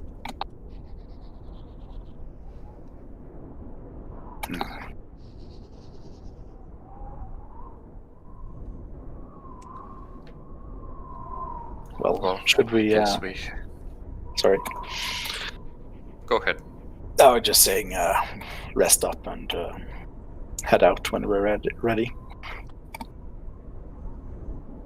Just saw the thing in Discord, Stallo roasting 2.0. It wasn't too bad this time. No, not as bad as last time. Indeed. But keep in mind, this is first thing in the morning. You have this conversation. So what do you guys want to do? Do you want to head over to the Wormdoom clan? Is that the plan? Shall we first to make some clear deals with the clan regarding the skills and the ladder? Yeah, they're happy to do it for 10% of it. So there'll be plenty of leather for you to take. Okay. They cannot fashion it into armor for you, though. That is beyond their thing. You could get it done in any one of the bigger towns like Targos, Bryn Shander, or East Haven, or Tourmaline as well. Any other cities on the map with the black dot with a white circle around it, you can get it done. Okay. And how many weeks before we get the first part of it? Just so we can don't need everything at once, but just a section to make a piece of armor. Well, put it this way, if you get to Wormdoom Shelter and deal with that situation, probably by the time you get back to Sky Tower Shelter, there would be enough for a suit. One suit of leather armor would be enough for that. Sounds fair. Awesome. So off to Wormdoom Crag then? Yeah. Okay, that is the Of course, just Mhm. yeah, just saying goodbye to the family and yeah. Okay, easy enough to do. So we'll take a quick break there. Gonna make my son lunch. So it'll be 5 minutes, and then we'll pick it up again. Sure. Okay. Okay. See you guys in a bit.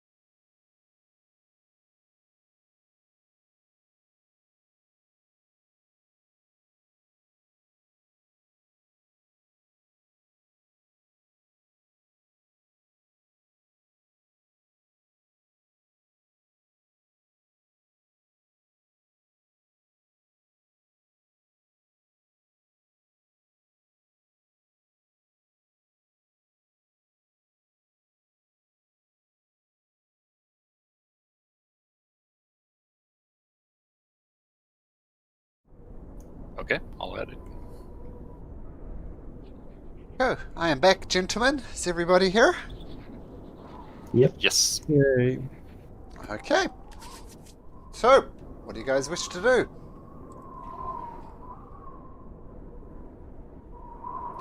Leave. Head to Wormdom Crag. Yeah, we need to convince them to come and make friends. Stop fighting. Drink Okay. instead. Yeah.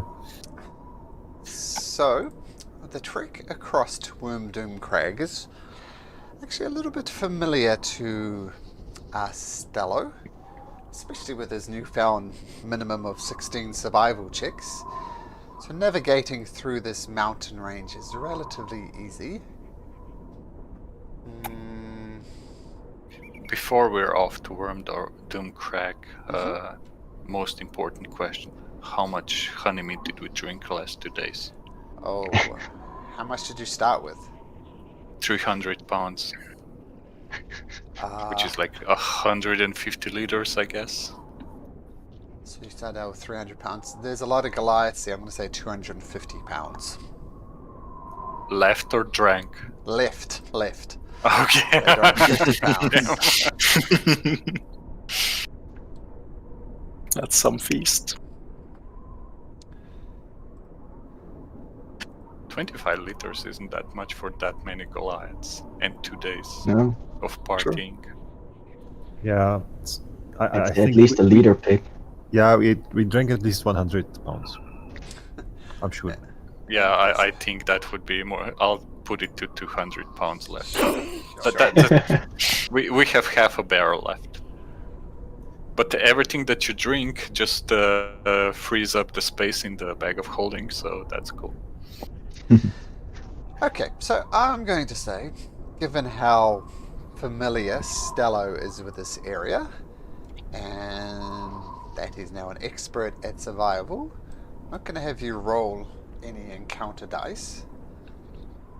But I'm going to say it takes a couple of days, and you get across to the entrance to Wormdoom Crag. So let me know if there's anything you want to do in preparation or anything like that. Then we can start our Wormdoom Crag interactions. I think Can we level up as preparation? No, you may not. Good try. Typical player begging for level up. Can I buy some oil, maybe? Do they have some oil here? Yeah, you can get a couple of flasks of oil, no problem. They'll give that to you at Sky Tower. Okay, so I'll for free. For free, yeah. Okay, I get 3 flasks of oil. Two flasks they have. One, two. Okay. Yeah. You guys are the heroes of Sky Tower Shelter. There's one notable relationship that isn't as strong, but everybody thinks you're pretty marvelous there. You literally saved maybe all of their griffins' lives because this dragon is no longer hunting them. So, yeah, they like you guys. Except for one person. On the journey, Stallo's going to ask the rest of you, do you guys think we should get something for Garrett? Something he can... he lost Boy and Keegan. Or is it the other way around? Yeah, Garrett. A little... Maybe we can see if we can be on a lookout for some wolves or dire wolves. And do I know if there's wolves up here? Not up here. Wolves would be more down and flatter areas. Well, some kind of beast, perhaps. A little puppy or some sorts for him to take care of. It's we often when we have someone lose someone, they are bonded. They're taken to the griffin nests and bond with one of the griffins, baby griffins, in order to mend their hearts and spirits. And I suspect it might be in the same. Actually, that does strike you as a good idea with a baby griffin. I mean, this is something you didn't ask eventually, but it's something I was going to bring up. You can actually ride a griffin, but acquires a year worth of training, a year worth of time with a griffin to do that, pretty much from the time they're a hatchling. So you could suggest to him that he could start bonding with the griffin, and over a year's course of time he'd be a griffin rider. We can save that though for when you get back to Sky Tower Shelter, but that would definitely be an option. And so you guys are not able to, unfortunately, well you can, but you're going to have to wait a year. It's gonna get cold. It's going to get cold. Okay. Anything else you want to do on your way to Worm Doom?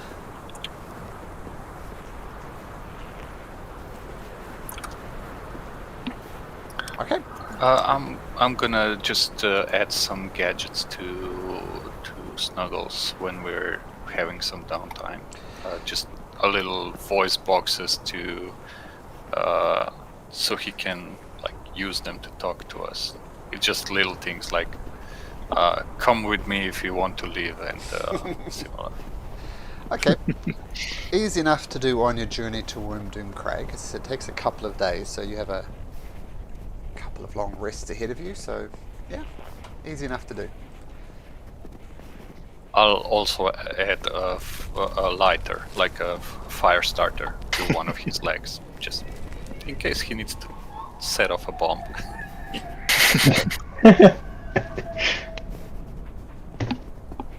Okay, so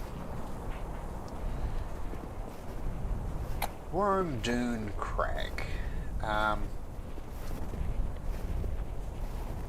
So once you get closer, I'll drag you across onto the map so you can get some perspective here. Fresh tracks in the snow make it relatively easy to find the Goliath settlement of Wormdoom Crag on the northern slope of a soaring mountain. Following these tracks leads you to a cave, outside which the bones of a dragon lie half buried in the snow.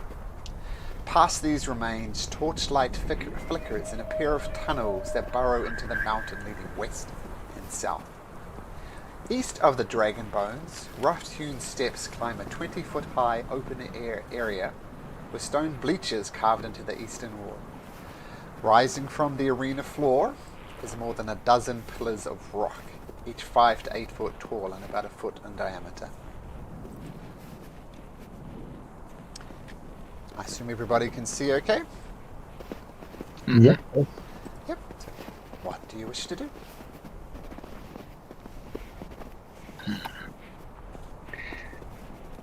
I've never been there before. Are we supposed to see the Chwinga here? You are. It's perching on top of the dragon bones. We've put aside some gems, especially for the Chwinga, as a thanks for their gifts to us. So I'm gonna take one and toss him somewhere in his vicinity. I'll have to get a bit closer than that. I will try. And Right, Theodore, wait. I know there's a Chwinga there, but rather we call out first to the Wormdoom clan, just to make sure that they know we come in peace. Give them the proper honors. Yes. sure. I'll just wave at the Chwinga then. Tilts its head back at you. I'll toss the gem as far as I can. Just he can get it later if he wants to. Okay. Or it, since it's an elemental.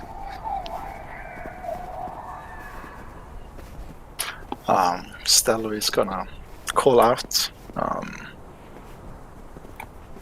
Honored Wormdoom Crag, we're a clan. We're travelers and Your adventurers. words are taken away by the wind, and you know your voice is not carrying very far. We have to get closer, I guess. This wind is biting. You go first, Stallo. Okay, if I get attacked, do not retaliate just yet. Stella, Just to be wary, I see someone just standing at the entrance. There is. Yeah, I see a shape. Yes, it's Stax, you can definitely see that figure with your eyes, but everyone else need to get closer. he's about 100 feet away. He's just at the entrance. I'm gonna walk up and just keep walking until I notice him noticing me. As soon as you get about to there, it says, "Halt! Go no further. This is the Worm Doom Crag. Turn around, head back. You are not welcome here." I know you are Worm Doom Crack. We came here especially for you. You, says, pointing at Stallo, you are from the Sky Tower clan. You especially are not welcome here. I was not welcome at the Sky Tower shelter either. I hold no allegiance. And do you really wish to send away the ones who killed the White Dragon? What are you talking about? The White Dragon that has been... What attacking proof these do you lands. have that you've killed Fang Doom? Come here with open boasts.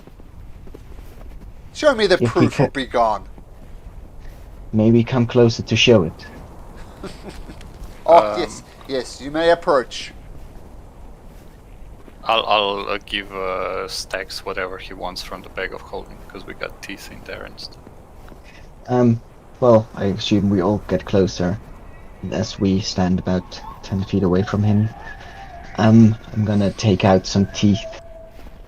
The horn. These are the trophies that we got from him.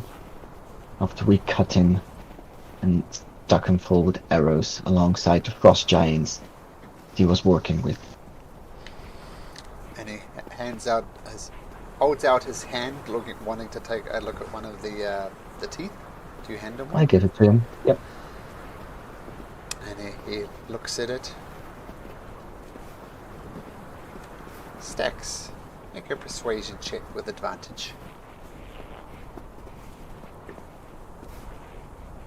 The dreaded words. Make a persuasion check.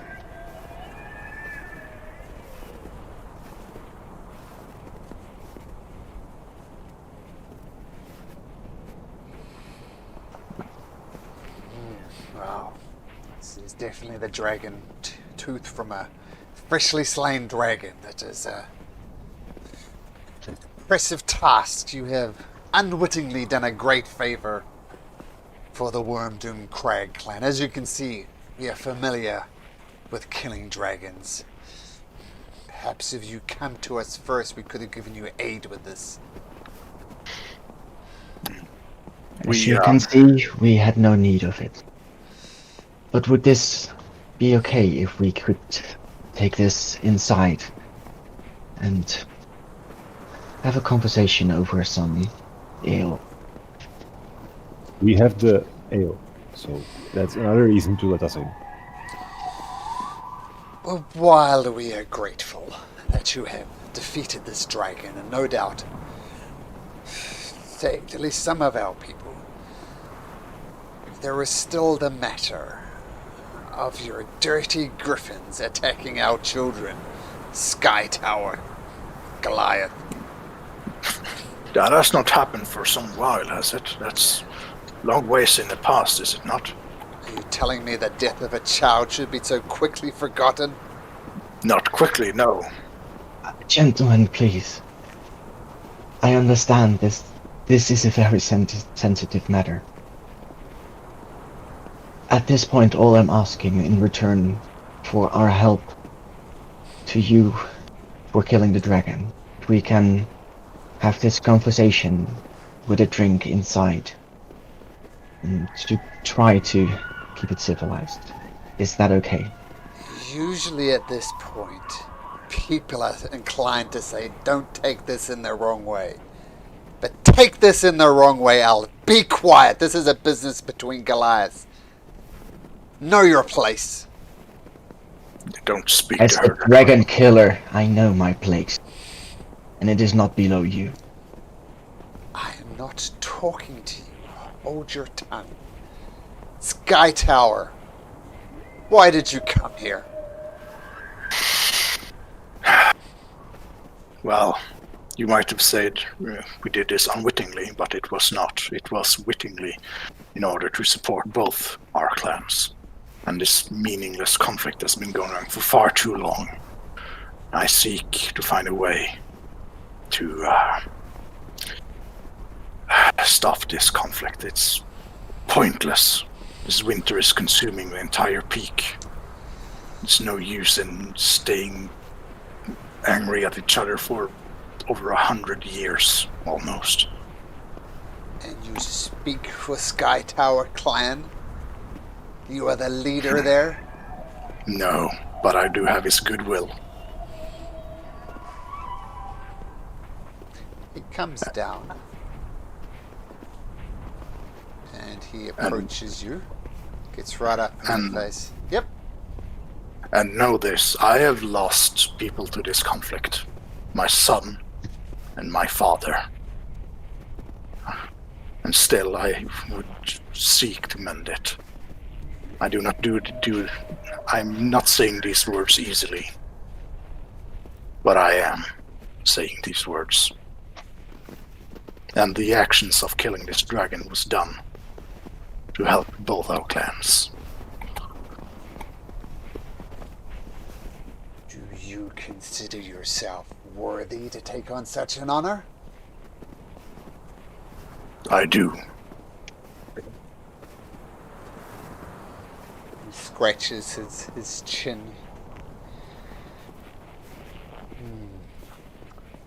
Maybe we should settle this in the old ways. Sky Tower. And what would that be? A duel or a match? It would be a match. Let's settle this. Let's start to settle this in the way that this started. And he heads up over here into the goat ball courts. 3 other people approach. So what do you say? 4 of Warm Doom's finest? This is you 4. Come. I do not know if our my friends know the rules of this match. I can explain.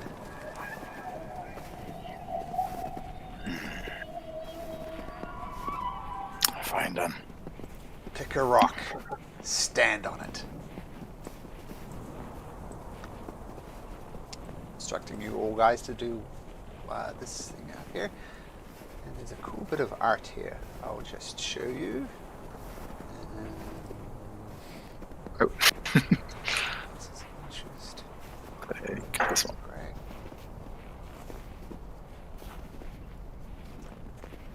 This is what goat ball looks like.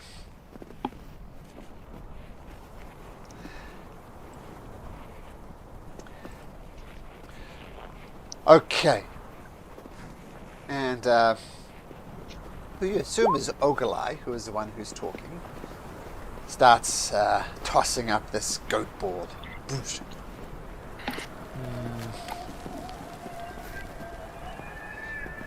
Okay. So, the trick is to not fall off the rock. This is not terribly hard. Isn't that right, Stallo? And he gets it and he throws the ball at Stallo. Rolls a 12 on his athletics. You can oppose by athletics or acrobatics if you like. Okay. Can we have the blast that I wrote in the chat? Not for ability checks. No, I know, but can it be cast before the game? Sure. You're all blessed. It doesn't help. And Stallo, boom. you fall off the rock.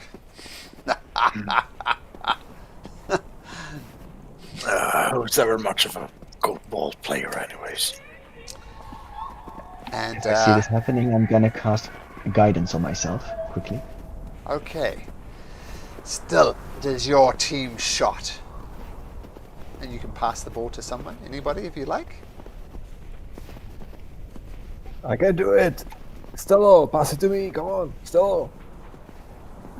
I'll pass it through Garrosh. Okay, Garrosh. You can take aim at any one of these 4 Goliaths.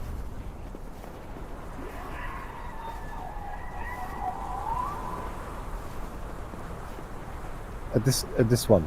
Sure. So make an athletics or acrobatics check.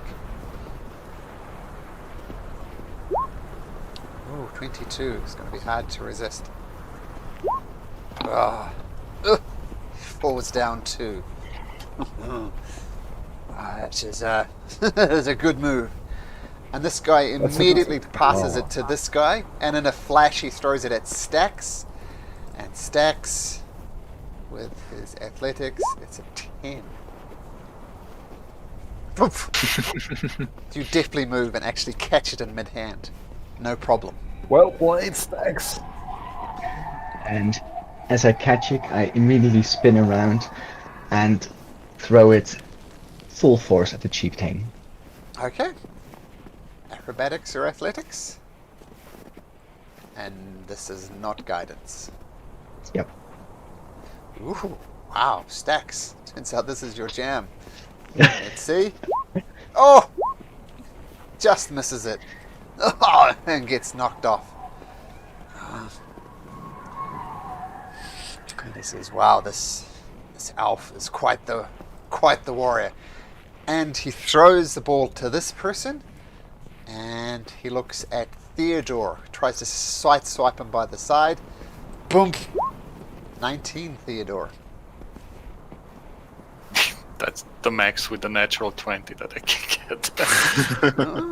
get. So acrobatics or athletics or Yep. athletics? Your choice. Oh, So that's 2 out for each of them now. But it is As your I throw. as I see Theodore fall, I'm gonna quickly guidance myself again. Sure. Theodore, who do you throw the ball to? Garrosh or Stacks? Garrosh. Okay. Because he's closer, I can't even reach Stacks. That's how bad you are at athletics. Look at with the ball. Okay, Garrosh, athletics, I assume? Good choice anyway, Theodore. I try to throw it on the. Oh, It's only these chieftain two is here. out actually. Yep, Chieftain's Okay, out, so- only these 2. On the left one, I guess. Okay. It winds up, the goat ball comes. Ooh! It's going to be hard to dodge. Ooh! Let's roll again. So roll again. Call that one a tie.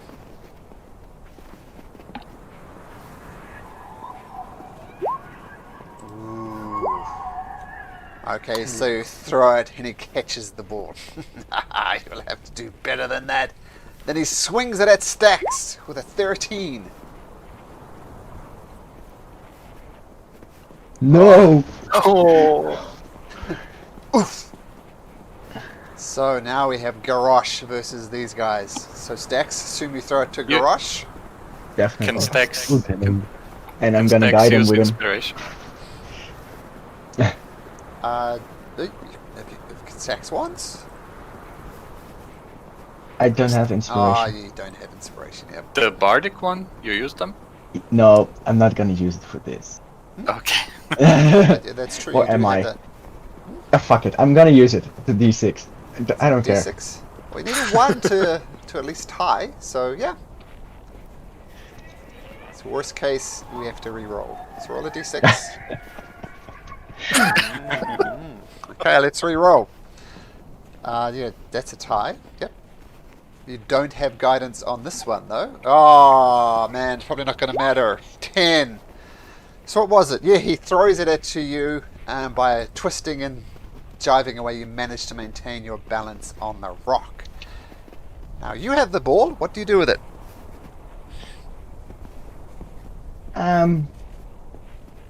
Just a classic trick shot. At trying to show me throwing it back at the one that threw it at me, but of course going for the other one. It's Okay. dodgeball. Acrobatics without guidance this time. 16. Oh, You'll have to be cleverer than that, Alf. You don't need tricks in this game. You need power. And he throws it at Garrosh. 11.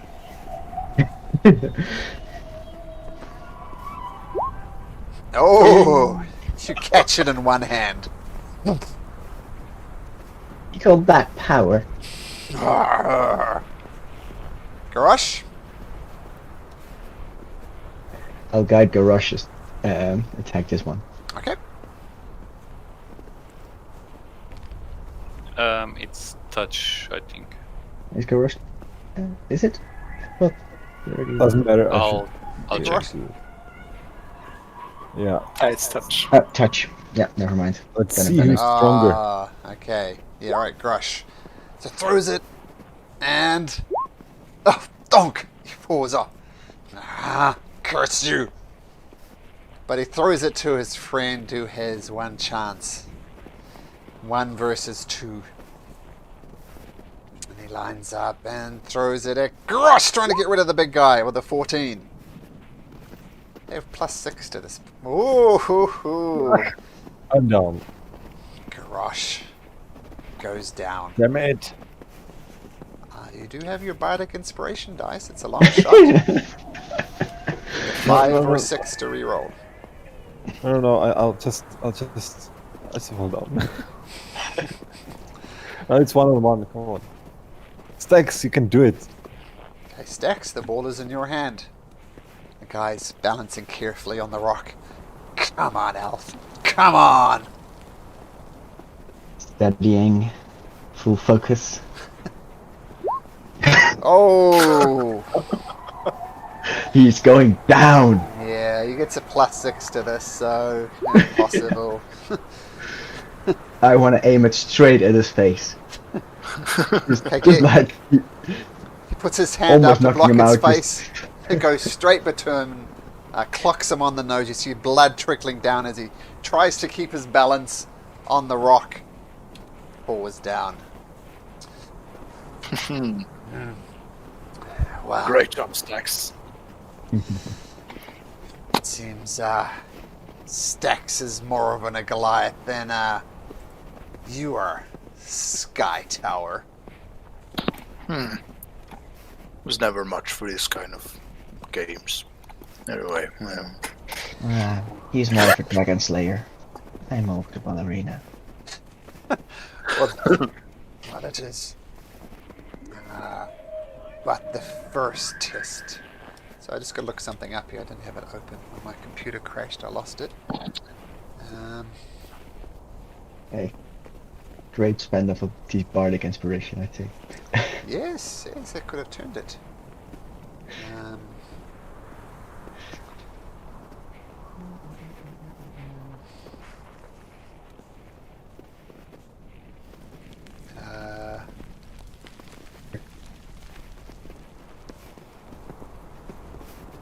Oh, sorry.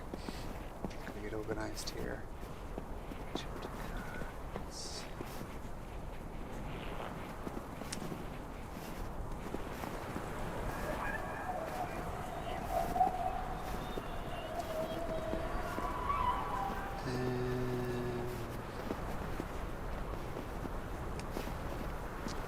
Damn it.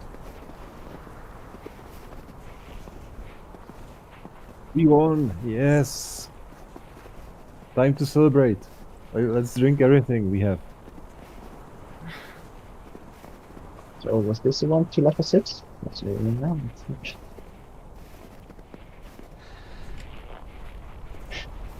So I'm just gotta get organized here. Well, you've bested us in Goatball, and that's not nothing. Yeah, that is more to being a warrior than just strength and dexterity. also need to test you on your mettle and your will. It seems as if this elf is this most agile and strong in your party's Sky Tower. Who shall represent for this test, yourself or this elf? What kind of test is this? One that requires great will.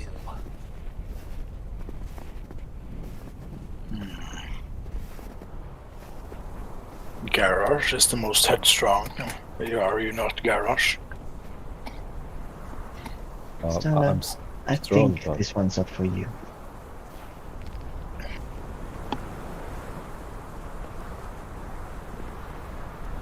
Don't be uncertain about your abilities. We know you can take this. Come with me, Sky Tower.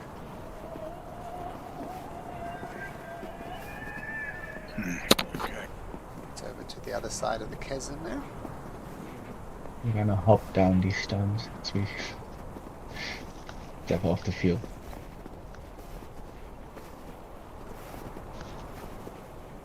Is Garrosh and Theodore coming? Yep. Okay, follow me, Sky Tower. Went south. Maybe you missed him. He just went south into the cave. Your test is simple. This is something we ask our children to do. If you are who you say you are and are strong enough, then this should be easy for you. All I need you to do is crawl down into this tunnel and come out of this tunnel. Nothing could be easier. Stacks. That might be something you're good at. Well, I am on the smaller side, so that's okay. I'll crawl into it. Darkness never stopped me. Okay. Well, with your cool vision, it is not dark in the cave, so that's one thing. But as you get like about halfway through the cave here, you notice runes have been carved into the side of this tunnel. They're glowing with a very faint green light. And visions start screaming through your mind. You see yourself falling under the power of Auriel. You see frost covering the entire Icewind Dales and threatening to fall over the peaks of the mountain into Faerun itself. You see the doom and the destruction that you've been tasked with failing. You see Stallo fall, you see Theodore fall, you see Garrosh fall, and it's just you against Auriel, but you cower down and you fall, and the entire fate of Faerun has fallen. All due to Stax. It's all your fault. I need you to make a Constitution saving throw and a Charisma saving throw. And the bless no. by this stage has failed because it lasts a minute, I believe. This is definitely longer than a minute. I can recast it. If I Now you can't, I'm though. allowed. Constitution and Charisma saving throws. Mm-hmm. Saving throws, not checks. Yep, that's true. But we'll take Oh. that as 4. And what's your Charisma saving throws? Well, it's the same, both. It's the same. Okay. So it's 8 and 17. You freak out and come back the way you came.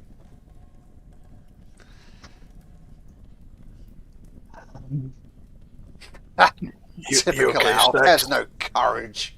It's just a tunnel. Foolish elf. Will you allow me to commit to the test?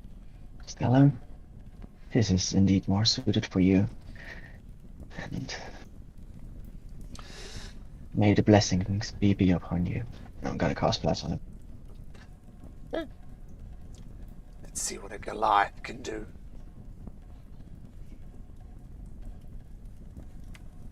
Okay, let's see. Constitution and Charisma. with bless. Mm-hmm. Let's see. Mm.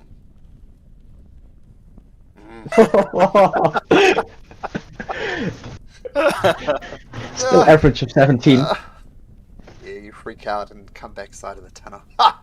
You, a Sky Tower Goliath, couldn't handle this. What a vision. Okay, I have to see what's in there. Can I try? Go on, Theodore. I think it's... By the way, I blessed everyone except me. Oh, no, don't go in there yet. Get out. He blocks your way of going in, Theodore. Sorry. Do you seek to have an alliance with the Worm Doom clan? You do not have the courage to crawl through a simple tunnel. Why should we allow you or anybody else the chance? You see, these visions, they are different depending on the people crawling in, I suspect. And well, the things we've seen, they are more of danger and death than what children can see. And they would indeed be more difficult to handle. Do you know the things we've seen? The portents of the doom coming to this land? All I hear is that you were scared and left the cave. Well then, go into it yourself, if you will. I've already proven myself in the cave. Yes, how many years ago did you do that? Make a persuasion check, Stallo.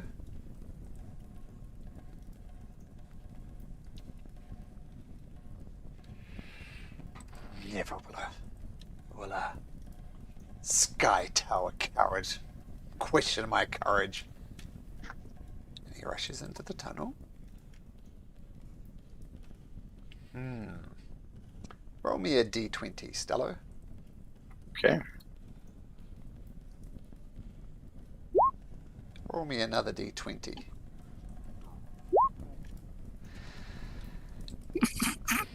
And inside of the cave, you hear screams of terror from Chieftain Ogalai. Just howling and howling and howling. Then the howling stops. He has not emerged from the cave. Theodore. Hey, could you grab... I think he's suffered a little accident in there. I'll drag him out. I'll help. I jump inside and I'll guide him before he goes in. Okay. So guided and blessed, Garoshu rush down the tunnel. Similar things assault your mind, like the death and destruction of not just the 10 towns, but the entire world, and your companions fall, you fall. Those saving throws, Constitution and Charisma. Good. Good. So not only do you survive the test of the tunnels, but you actually drag Ogalai out the other side. But he is unconscious and not moving. Can I make a medicine check? Mm-hmm. Actually, I'm not proficient, so I'm not sure if I can. He's not breathing? Did you say that? He's breathing, Okay. but unconscious. We have some spirits, do we? Quicken them up. Let them breathe in some spirits. I'll Okay. cast Cure Wounds on him, I guess. Okay, can you roll for that? Because he did take that much psychic damage. 5. And these two Goliaths just stand gobsmacked and said, Ogalai, you fell in the tunnel, but this brave half-orc pulled you out. Ogalai stands up, turns around, looks at you. He's looking slightly embarrassed that it took a half-orc to pull the leader out of the tunnel. Now, do you understand? Yes, I saw much terror brought upon this land. And we knew this winter was bad, but it seems as it is worse than we could have possibly imagined. Tell me, Sky Tower, what is it you want of me? What I want is for you and Arn, Rocksplitter, to sit down and discuss ways to mend the rift within our clans. And well, we're prepared to lend our services to, if this is something you would require. If there is anything you would require. We've slain the dragon, but we've heard there's other trouble in the mountains. We heard of Dwergar somewhere doing nasty stuff. What are the Duergar doing? We simply do not know. They've been scouting out the 10 towns and stealing strange ore from the settlements. You're up to something. It is interesting, but not our concern. But here are the facts as I see it. You have slain the dragon that had assaulted our clan. You have proved yourself worthy at Goat Ball. And then amongst you... starts thinking about it. Stallo, persuasion at advantage. Kidoki.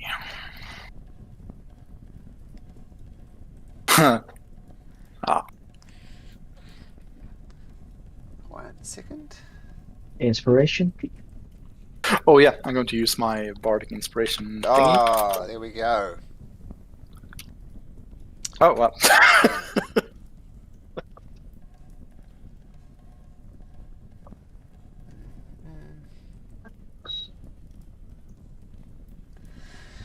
It is interesting you mention the Duergar. I will not meet with Arn Rockfist just now. I'm going to need you to do one more favor for me. There is one of our clan warriors, a young warrior named Kapan. She got separated from her hunting party during a blizzard 10 days ago. I ask that you keep an eye out for her as you travel through the mountains. And if you come across Kapanuk, bring him back here. Then I will go meet with your chieftain and we can settle these differences between us. That is acceptable. Do you know where Kapanuk went missing? Some vague location? He brings out a map. Says it was a fair distance from here. This is a very difficult task, but it is near. Sorry, 1 sec.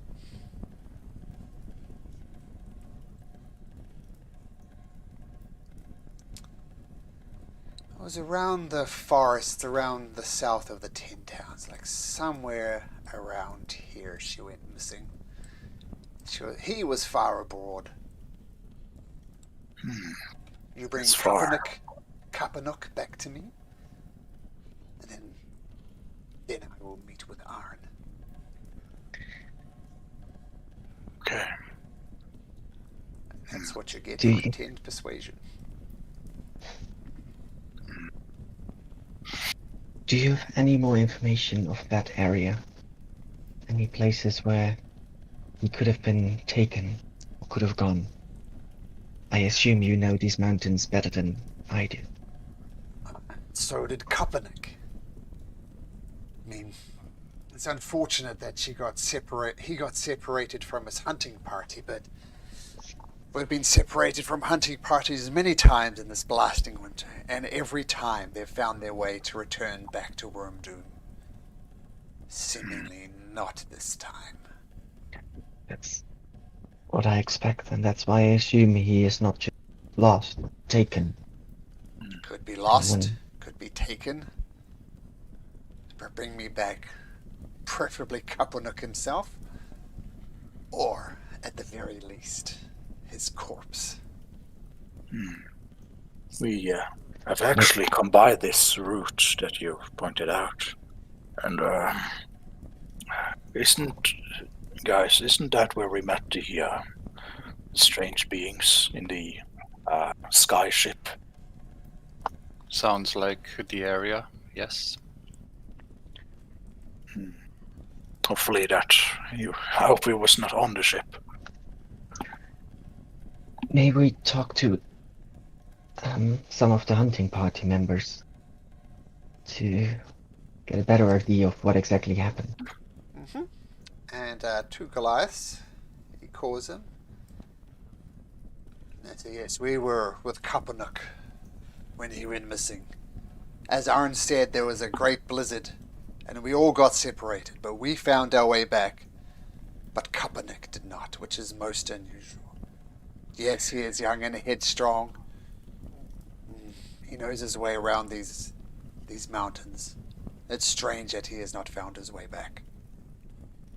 Do you know, or did either of you see a location was new or unfamiliar where he could have been taken while you were over there? Do you know of any location of such a sort? That we do not. By the time he went missing, had a star, or you could call it that, fallen from the sky yet? We saw no star. Might be good.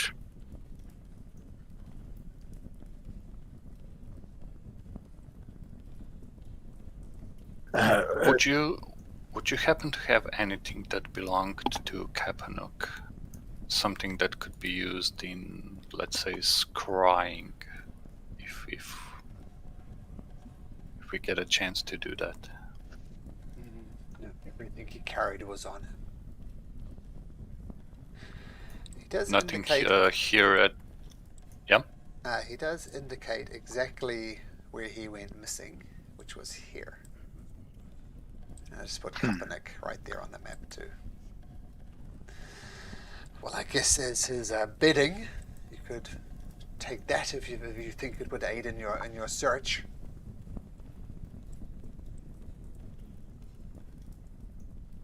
His what bedding? Bedroll. Bedroll, yeah, bedroll. Okay. I'll take a piece of it if I can, like a little. If it's got feathers, I'll take a couple of feathers again. Sure. Now, I think it is best you are going, says Algalai. Yes. I mentioned these Duergar. Do you know do you have any knowledge of where they might be holed up? I've met them, or... I've heard rumors of Duergar activity not far from Kerconic. I'll drag you across to the map so you can see where Kerconic is. You went there briefly on your way to rescue Garrett, I think it was, or Garrett. Yeah, that's it, right. The up devil worshippers. Yeah. People No, worshippers that's were down here. Cardinal. Oh, Yeah. was it their cannibal? This one, there was the- a drunk dragonborn that came out and talked to you. I think he mentioned a missing lantern, and then, but you said we have far more important things to do, and went off to Calvin's cairn to rescue Garrett. That was a number of sessions ago, so not surprising you've forgotten it. But you spent very little time in Kerconic. It was just as a way to get to the Calvin's cairn. So yes, I've heard some around Kerconic, some talk of the activity being increased there. And give me 1 second. I'm just going to tell my son to get back to work. So hold on 1 second. With half a barrel of honey meat left, we can bribe the speaker in Carconic. Indeed. By the way, if we don't take a straight road to the forest where Kapanix went missing, we could go to Lonelywood and scry on him through the mirrors. Indeed. Could go by Carconic. Or maybe if we don't find him in the forest, we can then scry on him. That's true.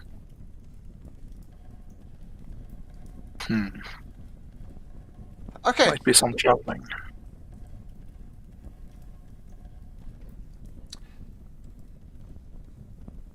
So, check Carconic. There's some drawbacks around there. But perhaps it's best if you leave now.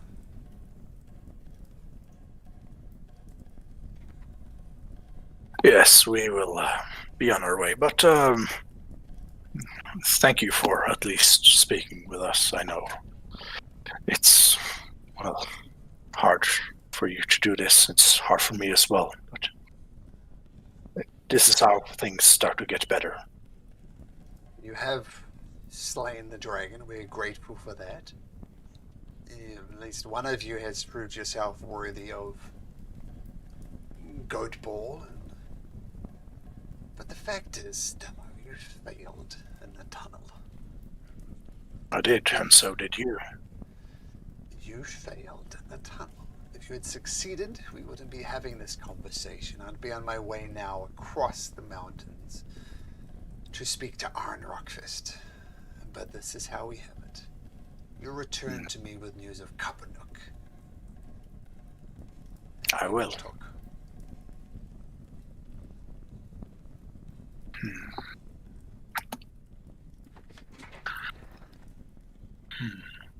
So do you guys leave?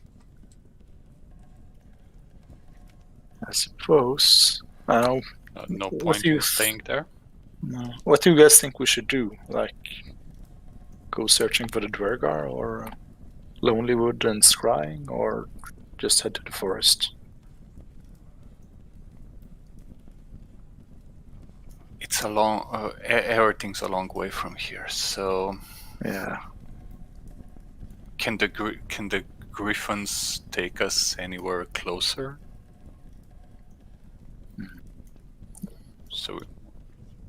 So we need to walk, which is a problem with short legs and a lot of snow. We do have axe picks at Sky Tower, but just two. Yeah, that's why I think we should first go to East Haven. Get new axe peaks. Yeah. True. I'll remind We you can of do that, yeah. one other thing. Is that Bryn Shander, remember you met the dwarves? The brother and the sister who constantly argued? They said they had information about where you could find some magical items, but they wanted you to do some lost iron ingots for them as well.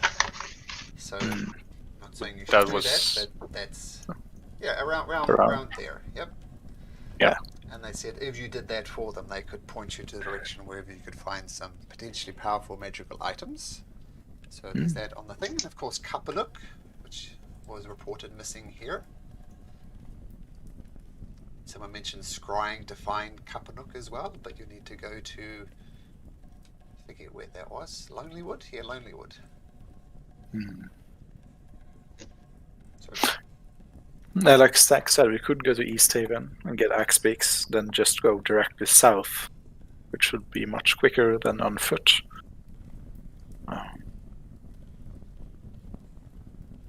Yeah. We could also... We could go to the forest, but there's a big chance we're just not going to find anything. There are not going to be any tracks, and we don't know which way he was headed anyway. True.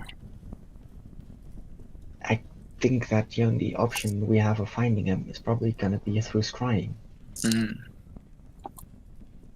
True. And if that's what we're going to do, then a route I might suggest is first going to East Haven for X-Peaks, then going north to Kerkönig, because I like the idea of bribing the Dragonborn, perhaps about information about the dwarves. From there, going west through the Dwarven Valley, find the iron And Lost Lonely- Dwarfs. and the Lost Dwarfs, Lonely Wood for the scrying, and then back south to Brinchenda for maybe the magical items, and onwards to Kapanuk. True. I think that sounds like a logical route for now. It's agreeable. Yeah. I would say it might be dangerous for him, this Kapanuk, to be outside for this long, but he is a Goliath, so he would be okay with the blizzards and stuff, perhaps. So, Well, like they said, if he was just outside, then he would have probably gotten back. I think there's a good chance that he's been taken, or perhaps dead. yes, that's true. And there won't be anything to track. Yeah, I agree. We should go to East Haven.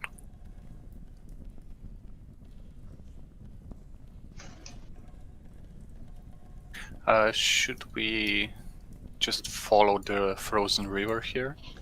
It goes all the way to like Dineshire and then East Haven.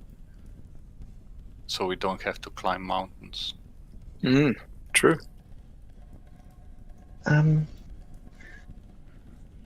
Well, And we'll see I some am- new territory. I think it's indeed better to not go all the way through the mountains, but following the river is also, it's very windy, not the most straight. But yeah, going north of the mountain path is probably better.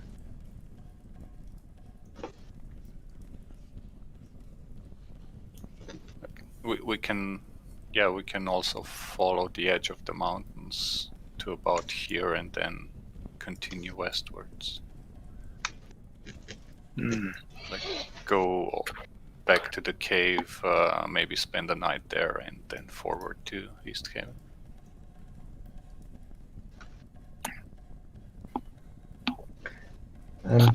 Malcolm, if we Yes. went back to Sky Tower, would there be the letter already?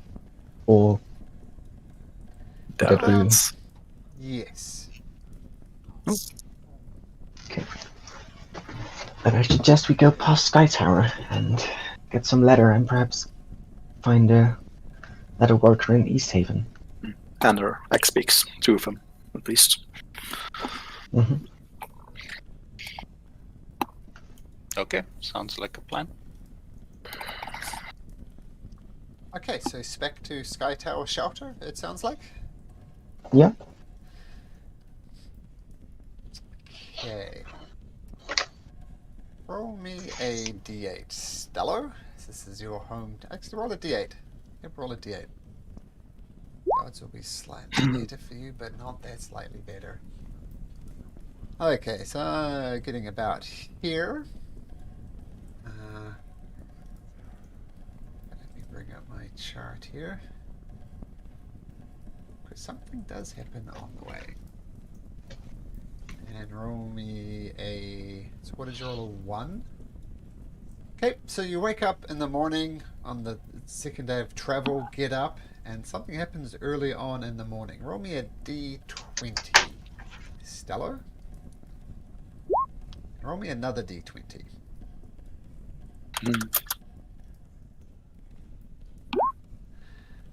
Okay, so the first thing that happens on your way down there is the weather starts to get really bad and a blizzard hits and traveling becomes very difficult. Okay. Should we set up a shelter? What time of stage is this? What, sorry? At what time of the day Like did the 10 a.m. blizzard start? Early Okay, on so in it's the early. I guess we find some shelter. There's no way of traveling through this. And if it gets too bad to put up a shelter, I can still use that Chewinga's charm to make one.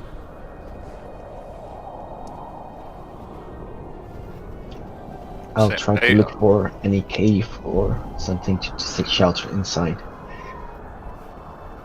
Okay. So make a survival check, Stacks, to see if you can find something useful.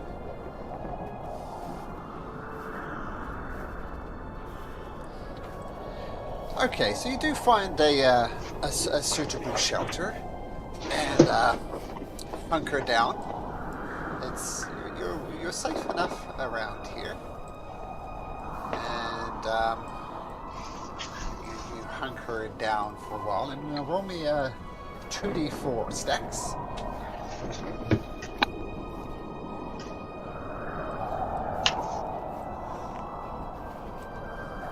Okay, so the blizzard does last for a good 4 hours.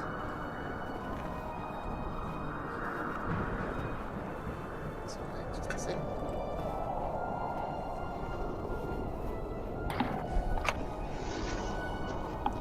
Okay, and eventually you poke your head out the other side of the tent once you can hear the blizzard becoming a lot less intense. But then outside of your tent, you notice a goat just staring back at you. What do you do?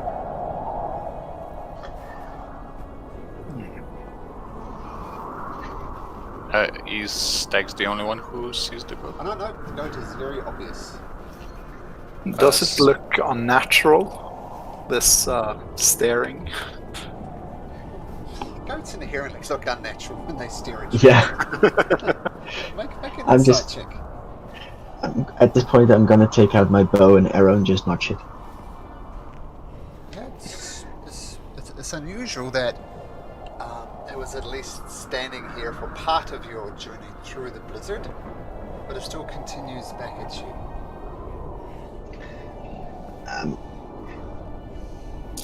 Hey, I'm gonna poke Garrosh and say, "Dinner." I am not your dinner, says the goat. I was just gonna ask Stallo if he can speak with her. oh, we can. Jag menar Turk, is that you? I do not know what you're talking about, but those weapons look quite handy. Why don't you throw them out here? No. Who are you? Identify yourself. Do you want to come inside, out of the snowstorm? No, I want your weapons. Hand them over. Is a goat robbing us? I am robbing It you. does seem. It seems like it. I'm not sure what to do with it, to be honest. Well, what do we usually do with robbers? Shoot them. Yes. I lose. Okay. The goat was somehow expecting this. As you cast the spell, the goat disappears and is replaced by a female covered in furs. And as she smiles as you take a threatening stance. Oh, I've got you on the wrong map, so I'm dictating this, and you're not even there. Here.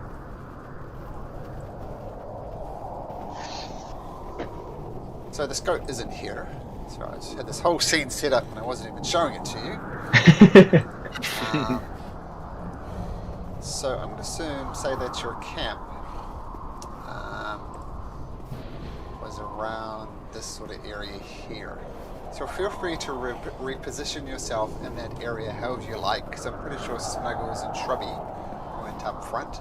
So anywhere inside that red box you can place yourself.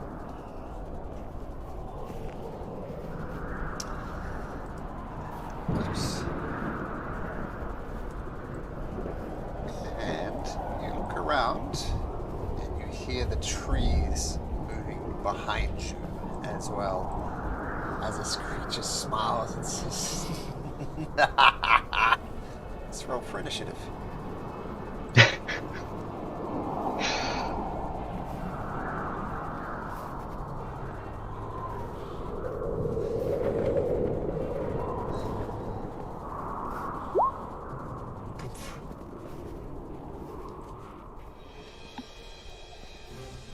Oh dear, one of my trees got -1 to its initiative.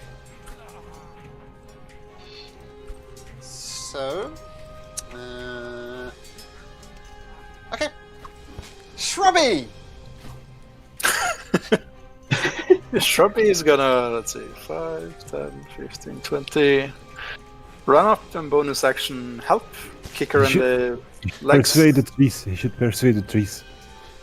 Yeah, Shrubby is just gonna hug a tree, don't you think? Like, yay, my friends!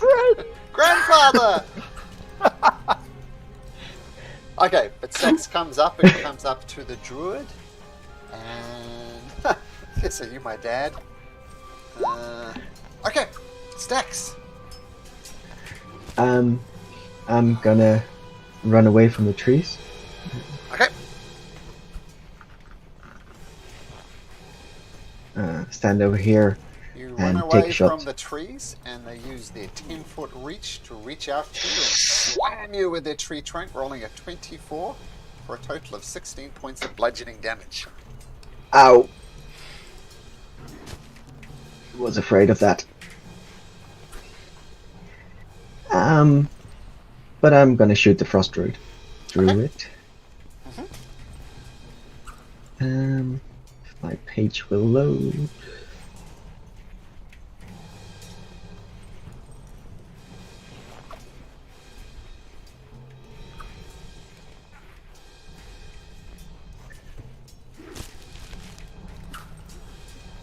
Sorry, gotta reload the page. It's being problem. problematic.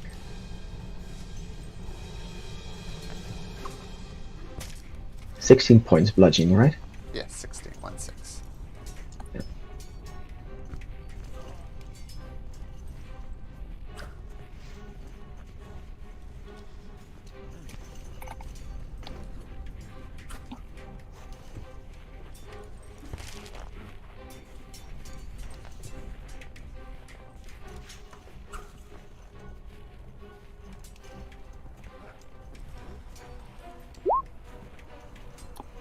Okay, 25 does hit, and with Shrubby there, 21 points of damage. Nice. And that's my turn. Okay. Just check one thing.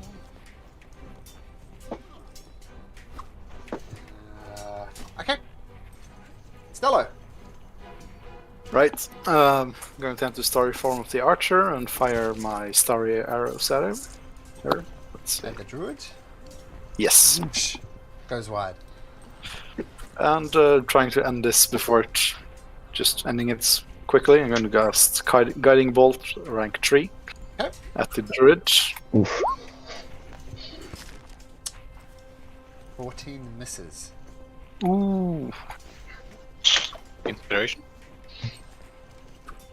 I don't have one. Oh, no, And- I'll take it back. No, 14 hits. I take it back. Oh, okay. Uh, Yes. So firstly, she starts glowing. So next attack against her will have advantage regardless. Oh, who is Shrubby helping?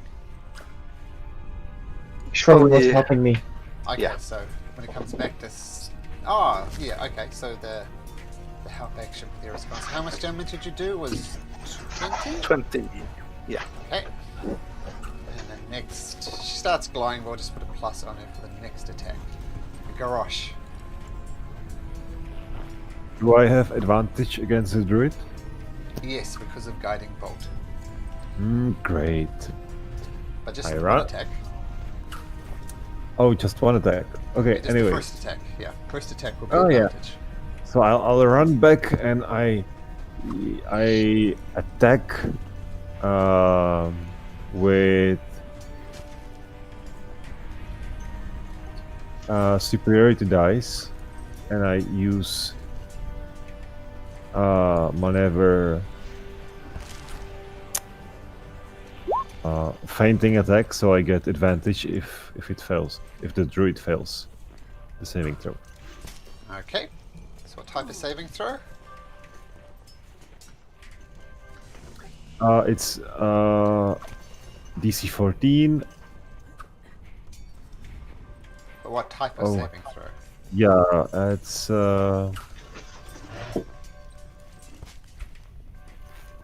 I think it's wisdom. I think. Okay, well she rolls a 19 for her save then. She passes.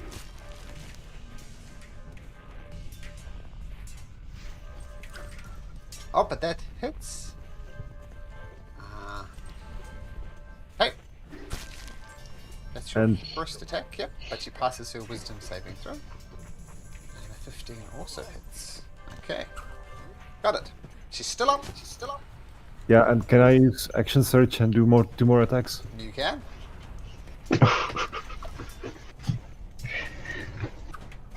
This time I lean on the weapon to attack more harder. Okay.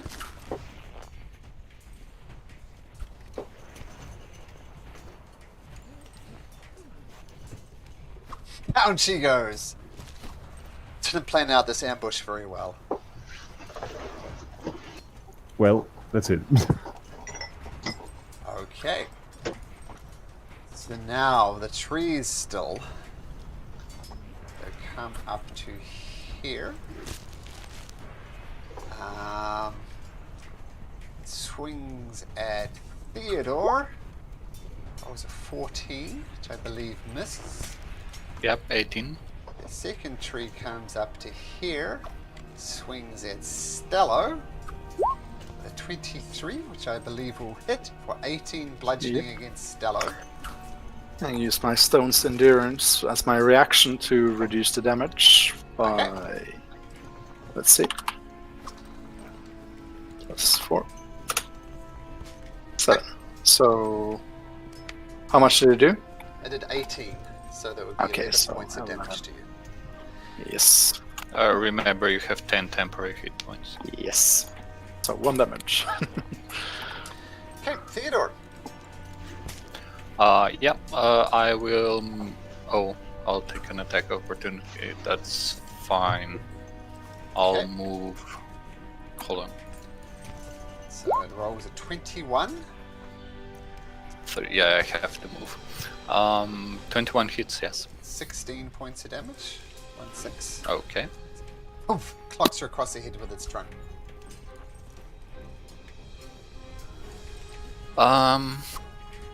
And I will just move over here so I can get everyone within range of bless, and I'll blast the usual suspects. Okay. So is that everybody? 4 people, yeah, all the Ah. players. All the players. Okay, excellent. Well, the frost druid's not going to do something. Not going to do anything.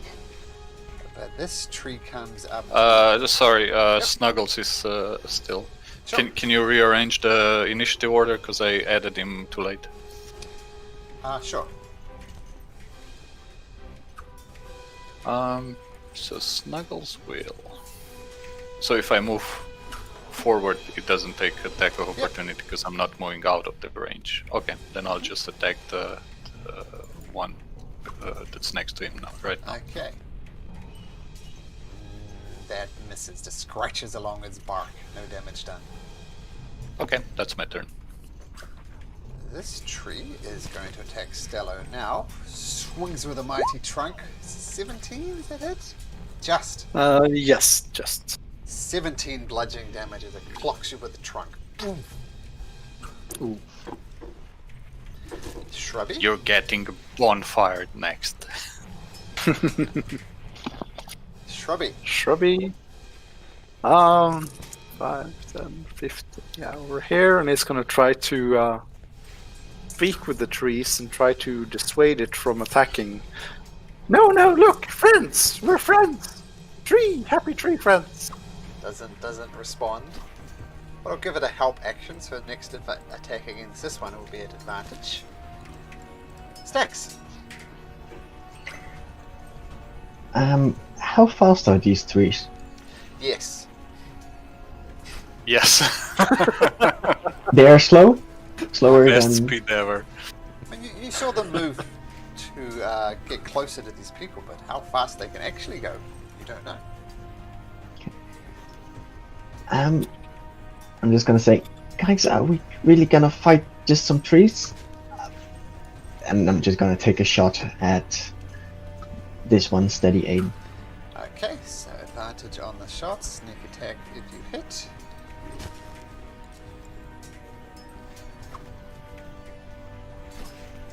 That hits, so 17 points of damage. Got it. Just thucks into its trunk and kind of stands there. So that was your steady shot, so you'll still be there. Stallo! Right. Remember, you have blast stacks that doesn't have it on. Oh yeah, Okay. Yeah. that hit anyway. Right. Action disengage. Okay. Move 5, 10, 15, 20. And fire at this one. Next to Shrubby. This one With over here. my Okay, bonus so action. Yes. with advantage. Okay. Let's see. There. Ooh, nice. Yep, 14 points already damage. That's your action, bonus action, and movement. So that would be Yes. that. Garrosh. After the great meatloaf success that I made the Frost Druid into, I turn around and go to make some matches. Okay. And I'll... This Yeah. one's more damaged. I just... Oh, I just attack it. Okay.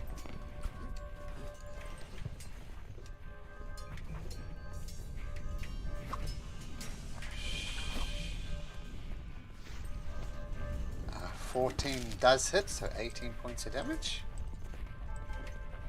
Got it? That also hits. Oh, down it goes. Matchsticks. Eesh. There you go. That's it. Okay, well that tree won't attack you now, so that one. It's this one. Okay, but this one will attack Shrubby. It's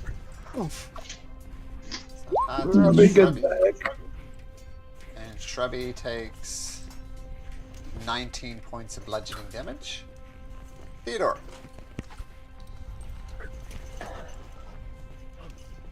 Just Thorn Whip at he's at the one that just hit Shrubby. Okay.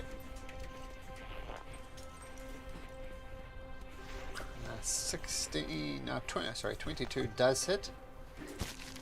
I can't pull them because they're huge. Yeah, that's true. It's too big. But 10 points of damage regardless. That's your turn, Theodore.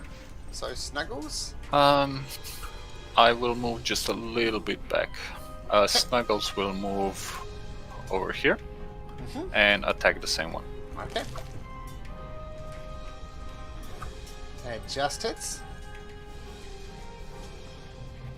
6 points of damage. Got it. Okay, now the tree. That's it. Tree is going to attack Garrosh. Slamming down with its mighty trunk. Hits with a 22. Disadvantage. So then there was a 16. Snug. That's why I positioned myself there, so I can okay. be next to both of them. I have armor class 16. So or it still hits. 16 bludgeoning. With a 16 with disadvantage. How do you have 16? Didn't you have 17? Really? I don't know. Depends if you're Because wearing when a we shield. buffed you, you had 19 and then 21. Yeah, that's true, right? How do I have 16? Well, let's have a look. So your Well- armor is... What armor do you have? Chainmail. With shield, with shield you had 19. With shield of fate you had 21. So you should have had 17. But chainmail says it's AC 16. AC 16, and your But dexterity dexterity? 1 is 17. Ah, okay. So somehow it's not counting. I don't know why. Do you get your dex bonus with chainmail? Is chainmail heavy armor? Because then you don't. Let's have a look. We'll go right back to the player's hand. It's heavy armor, yes. So you don't get What your kind? Let's have a look. We'll have a look at What kind of fighting style do you have? Defensive +1. Ah, that's why. I know. I turned it off. I don't Come on. know. You do Sorry. get your dex bonus. Oh, sorry, chainmail. Yeah, it's 17. It's 17. You I don't- turned off the modifier. Okay, there we go. Yeah, and you don't get dexterity bonuses for chainmail. You turn it back on, so 17, and you're not wielding your sword, so therefore, yeah, 16 misses. So don't take 16 points of damage. Okay, Shrubby. Let's see. Shrubby is going to do the help action. Like, why are you hitting me? We're friends. And do the dodge action. Dodge and help. Okay. Oops. Shrubby does the dodge. Stacks. It says harder, daddy.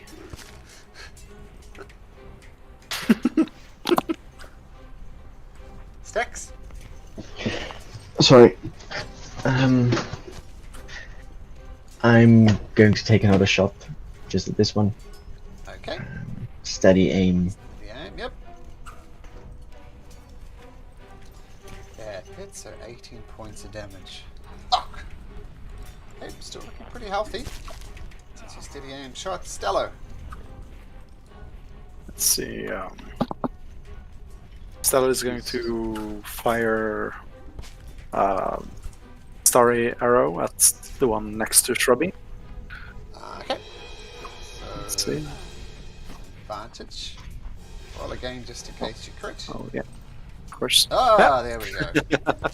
Always worth, so 17 points of damage. Okay, still a tree. Still up. So true. And for his action, he's going to cast create bonfire on this one. Ooh, do you want to drag that on?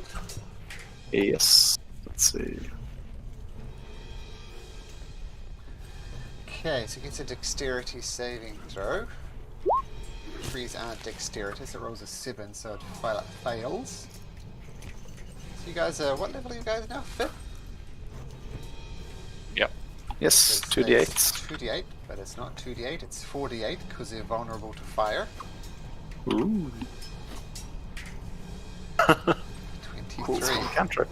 Yeah, it catches on fire and starts burning and thrashing away. When it moves on, or it ends there, okay, so it's got a chance to get out. Garrosh! There's a tree on fire in front of you. If a tree could look annoyed, it looks annoyed. I'll help it. Out of its misery.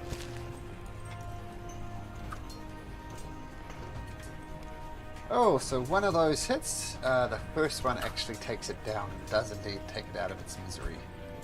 The next one, no matter what you're doing, misses. Is that your turn? Yes. Trees don't Also, run over. Stallo and Garage don't have bless on.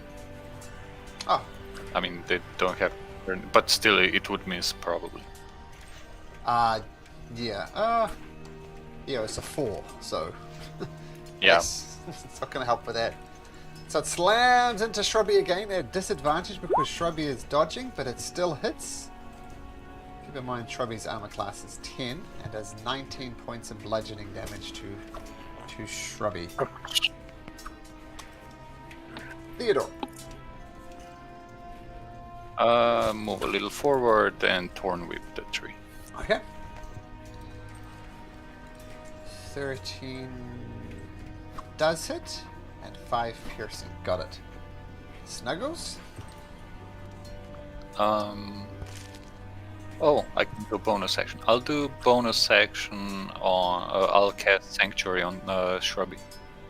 Okay. Speaking of Shrubby, so that was Snuggles. Yep, Sanctuary. Cool. That means Bless will fade. Oh, is it concentration? No, it's not. It's not. Yeah. Okay, now this. Well, I can combine it. Snuggles will just attack the remaining. Okay. That hits. Okay. It's almost matchsticks, but not quite. That tree is dead. Shrubby.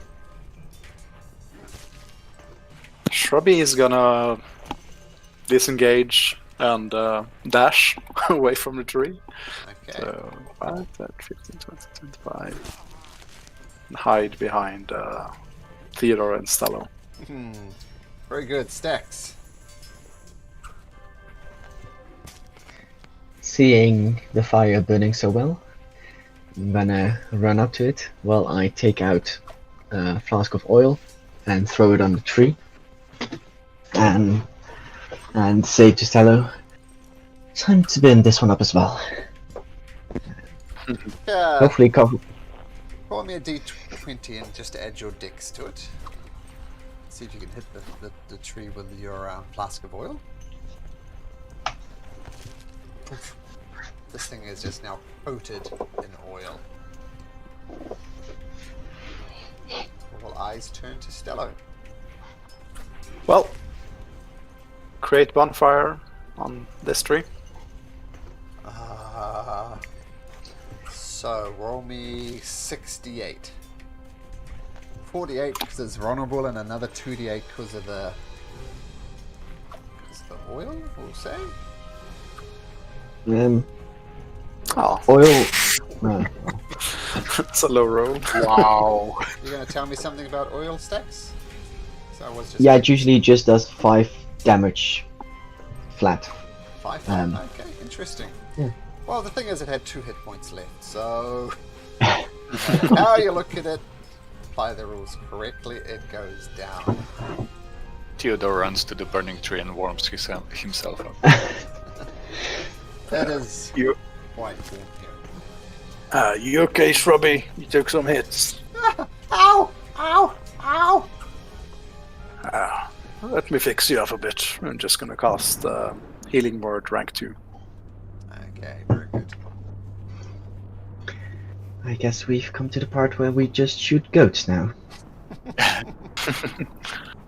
Men who shoot at goats. I'm gonna ask And women. Shrubby if I can touch him to give him a little more healing. Shrubby would not object. Stax will look around the Frost Druid's pockets to find anything of interest. Let's have a look. And probably cast Detect Magic as well, just to make sure she doesn't overlook any magical items. Okay.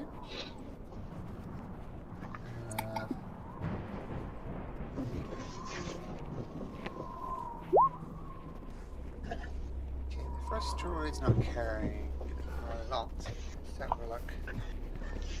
She's carrying one thing though, which I'm going to roll for. Stack, since you're searching, roll me a d100. Okay.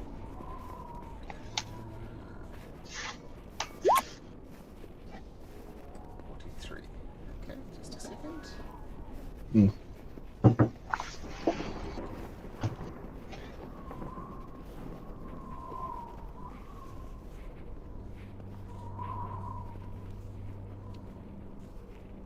She has a potion of healing on her. So we have one Okay. potion of healing. Apart from that, nothing much of interest, and of course, nothing of interest on the trees. No firewood. Firewood, well, the Worth trees it. are on fire at the moment as well. Quick, throw the goat on the fire. Yeah. No, the goat was the lady. So Yeah. she was just wild shaped into a goat. So I'm going to say that the rest of the journey to Skyrim's shelter goes without a hitch. You do manage to get a long rest along the way. But that is where we'll need to end it tonight, guys. Well done for defeating the dragon. And yeah, let's get back into it next week as you get back to Sky Tower. Stacks, you're expecting some nice dragon. You do get dragon leather there, by the way. And by the way, if you had successfully gotten together the two Goliath clans, you would have advanced to the upper level. But I'm going to say, since you have defeated the Frost Druid and her friends as well, you may level up to level 6. Yay. Level 6. Yep, level 6. Okay, but I got to get going, guys. But thank you very much. It's always fun playing with you guys. And, Yeah, we'll see thank you for the next week. session, Malcolm. All right. Yep, See you have next week. fun. Thank you. Take See it you easy, next guys. week. Bye-bye. Yeah. Bye-bye.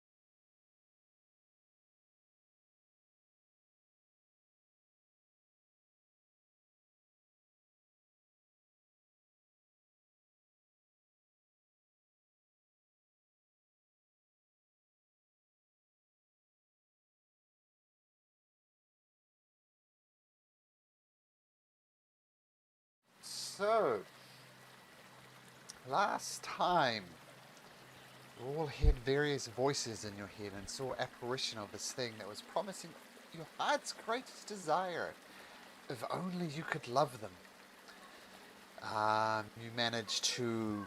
Krosk managed to get himself cursed and needs water poured on him every now and then, or else he'll start to crispen up. And turns out he can only be healed underwater. You checked out some drows, but decided to leave them off. You managed to dodge an ambush with a bunch of quaggoth. Is everybody on the right map? We are. And yeah, you kind of explored around and you're looking for ways to get across the river easily. I think this was initially started. Krosk's curse was this tentacle going out. And Krosk, much like the rest of this place, is covered in slime, and nothing you could do seemingly could remove this slime from Krosk. So, my fine fellows of Trollskull Alley, what would you like to do? Actually, Malcolm, Yep. I got a question. The map is all gray. Yeah, I was just going to say the same thing. There we go. Thank you. We're down south, yeah, south east. Right here. That's everybody. Yep. So let me know if you can't see, but I just sent you the map on where you guys are. Okay, I can't see any of the other characters. It's just a grayed map in my character. You had dark vision, it wouldn't be a problem, Jeff. Yeah, yeah. What if I do this? Does that help? Yes, perfect. I can see stuff. That's great. Yeah, sometimes you just need to move your character a little bit. It's weird, but anyway. Okay. So fine fellows of Trollskull Alley, what would you like to do?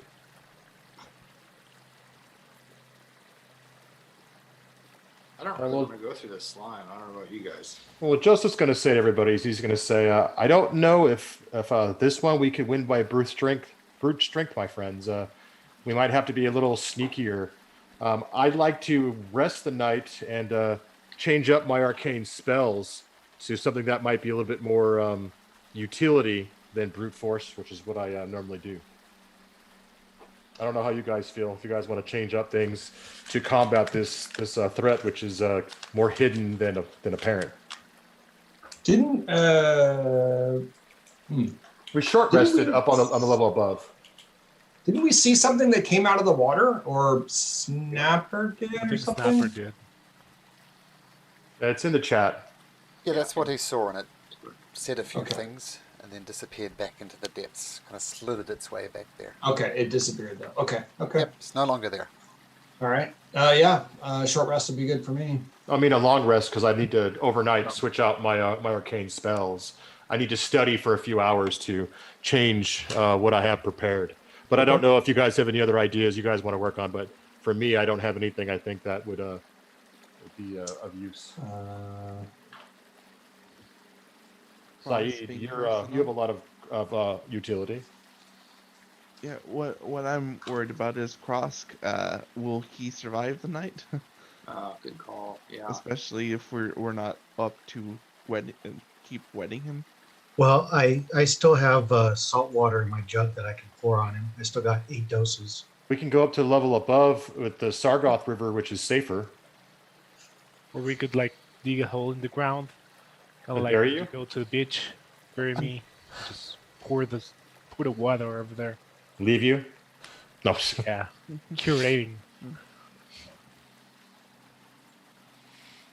Anyways, that's all I have, gentlemen. But ultimately, it's a group decision. So whatever you think is best.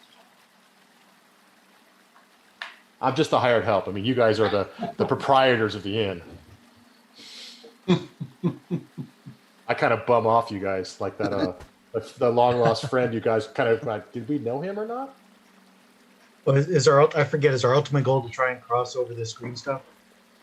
Well, the ultimate goal is to get across the river and either defeat the Kawatoa for the drow or talk to the Kawatoa because the drow want them dead and we don't want to work with the drow. Joseph does not want to work with the drow. He's stated numerous times that I don't believe that they have our best interest at heart. Yeah.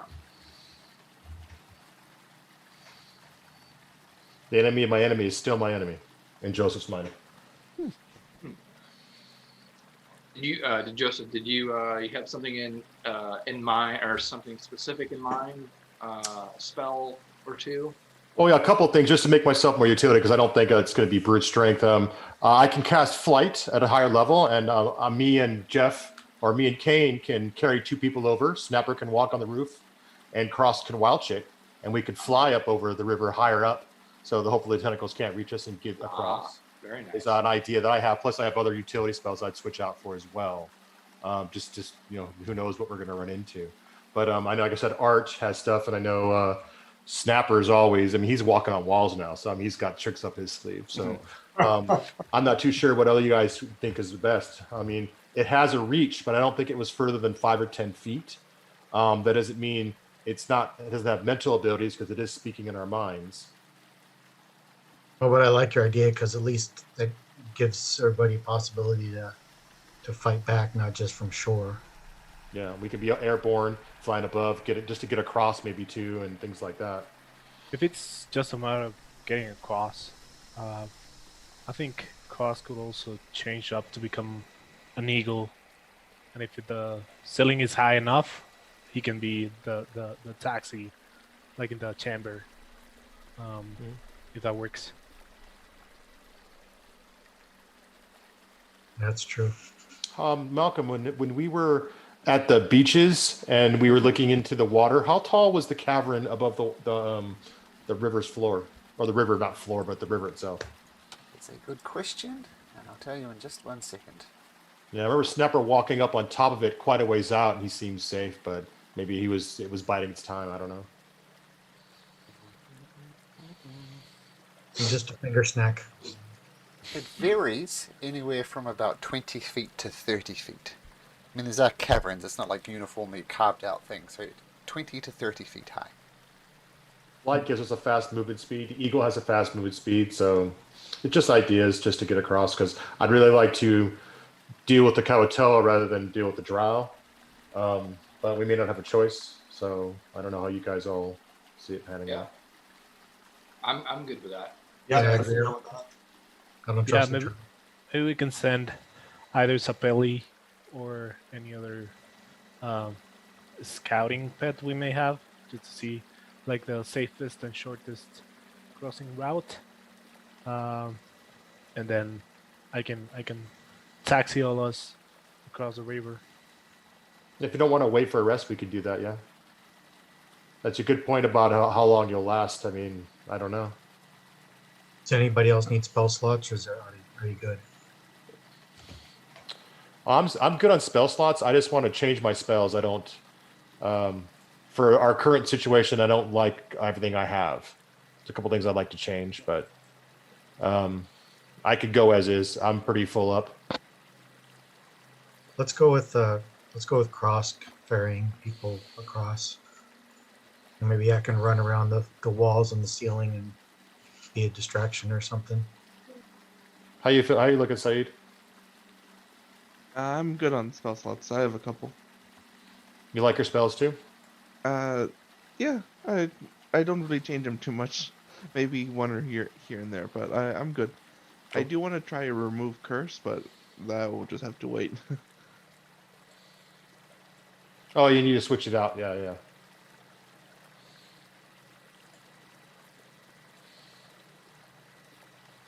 Sounds like a plan. Okay. Yeah. Cool. Well, let's send. I'll send Zapelli out. He's a raven right now. Do ravens have dark vision? That's a good question, actually. I think they do, but an owl definitely would. He's not going to turn into an owl. I'm trying to stay away from the owl as a player. Okay. But even though, because the owl is super OP as far as these guys, as far as they go. There is no good reason to have a familiar other than an owl, right? Because of their flyby attack. Yeah. Or flyby help action. Yeah, I'm trying to stay away from a few staples, but I also have a character, a bard, and he has magic initiated, and he has an owl, and the thing never changes from an owl. It's always an owl. So I kind of want to not have an owl for this character. Sweet. No, there's no night vision. So I'd have to take a short rest to make an owl. You guys want to do that? Yeah, or we can always light the place a little bit. I can send Samson, but he'll be swimming. I don't Or we know can how cheat him. dangerous that is. Well, I can just go. I mean, I've Yeah, got we it. can. Yeah, we can look and see what from the shoreline what looks like that's got the highest peaks, and just do that one. So let's just do that. All right, to the beach it is. So we'll scout out. We're not going to go the slime. We have to look at the other ones. We're not going to go through the Yeah. slime, are we? There's a beach to the northwest, which could be a better option, I think. Yeah, let's go up there, right past where the cavern of Cain's demise. Yeah. That's so funny. I got up, down you go. I got up, down you go.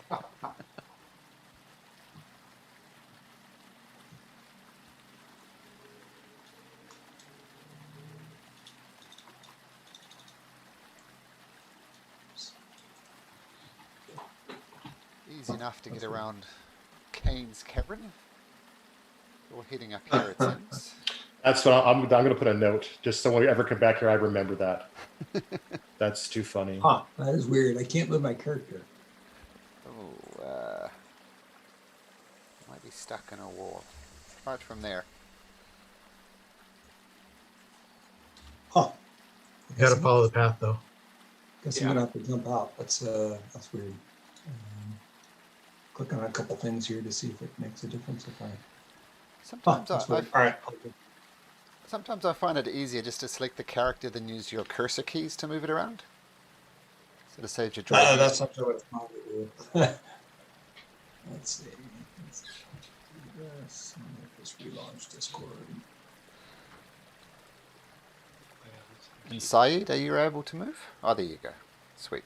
Yeah, I was just looking for my glasses because I cannot see.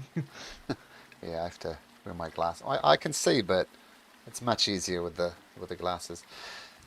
So you moving, Cain? Do you have control? I just relaunched Roll20. It's the map's loading right now.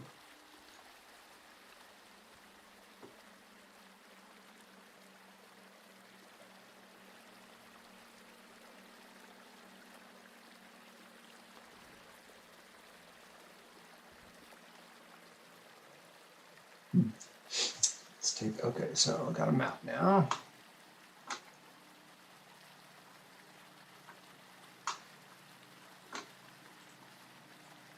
Ah, there we go. I can move. Great.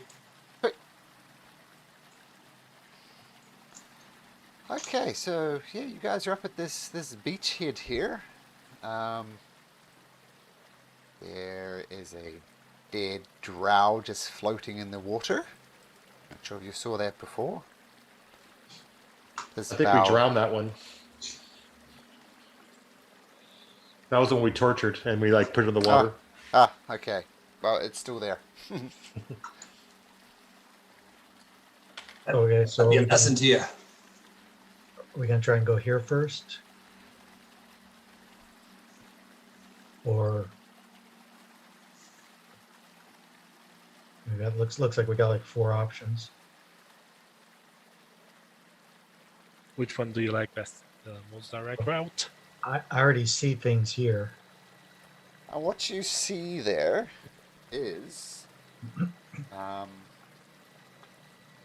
you assume these are Kuatoa, the fish people. Let me show you the art just to remind you.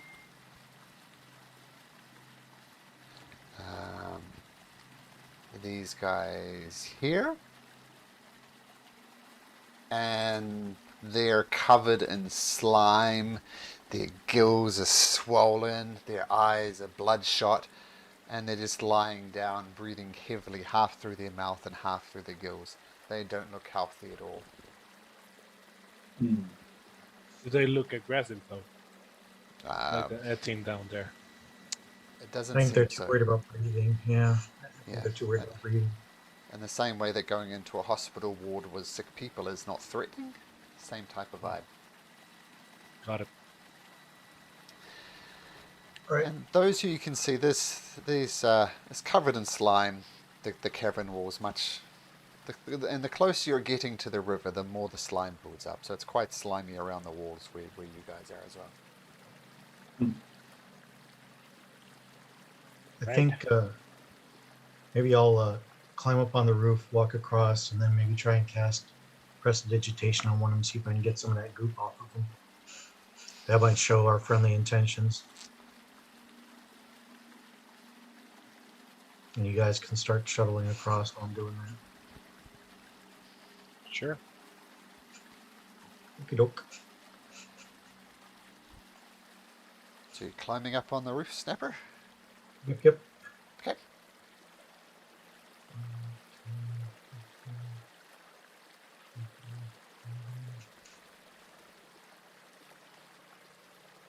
One more. 35. What languages do you speak there, Snapper? Well, I think. I mean, I've got this handy dandy doodad, but I speak. I can only really speak common, Okay. other than mimicking. Is comprehend languages a two-way thing? Oh no. Let's see.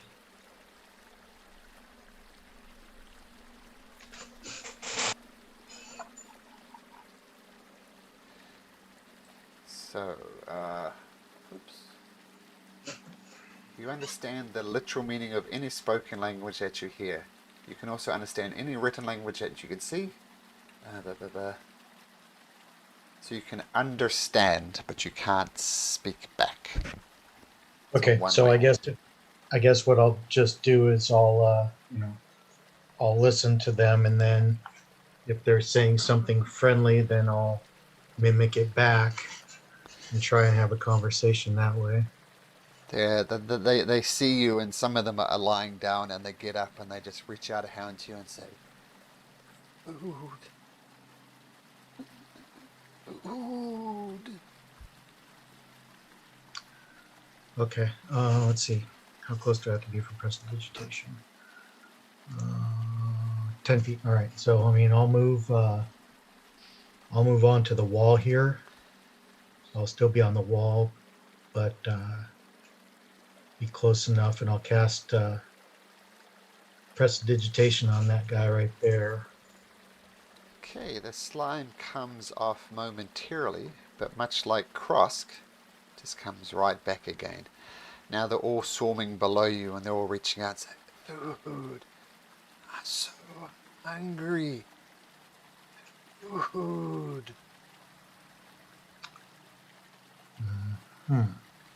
Food. So I'll take a ration and break it up into 5 bits or 4 bits and throw it into these first 4 that are in front of me. Okay, with a sudden burst of energy they weren't displaying before, they just go nuts and start shoveling this food into their mouth. And some of it shove it in so quickly that they start gagging, and it almost comes out again, but they push it back in. Say, "More food, please. The river is poisoned. We can't eat. More food." Snapper, is it okay to cross? I see you're feeding the fishes. I'll mimic in common what they're saying. Food. Maybe we can use that drow body for food. I actually have some dried fish, but I'm always down to, not letting any food go to waste. So if you can grab that body, that would work too.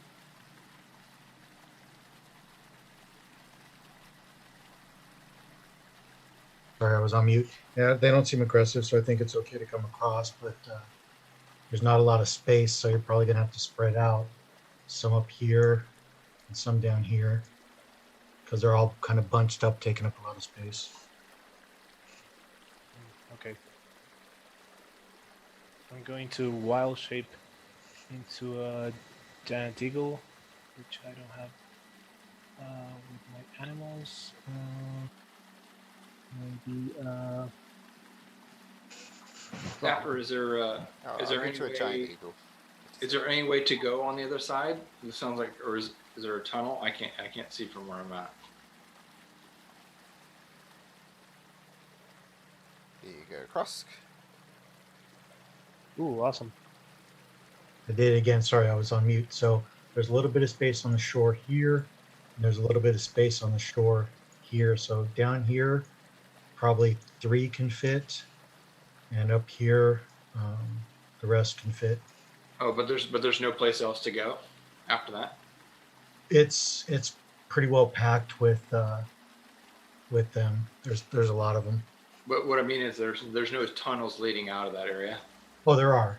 Oh, there are. Okay, that's what. But there's fish people in the way. Gotcha. And fish people. Okay, so who wants to cross first? I'll go first. All right. I'll create a beachhead with you.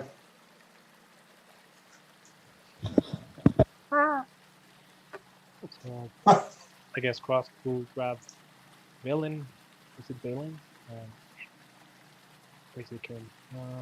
Kane. Oh, yeah. Sorry, your voices sound so similar. Hey, you brother. And I'll help them. I'll help him cross. I'm sorry about that. Sure, easy enough to do. So who are you ferrying over first? Kane. Kane. So Kane, boom. There you go. He is ferried across. And they start going around you, Kane, and saying, please. What languages do you speak, Kane? Let's see. Common and Elven and let's see. What else do I speak? I also speak Dwarvish. You don't understand what they're saying, but it's pretty obvious that they're holding it out and pointing to their mouths. I'm assuming they saw Snapper do feed them, so I'll take a ration, break it up, and throw it away from me so they're not clustered around me. Okay, they scatter down, and once again they greedily gobble it up.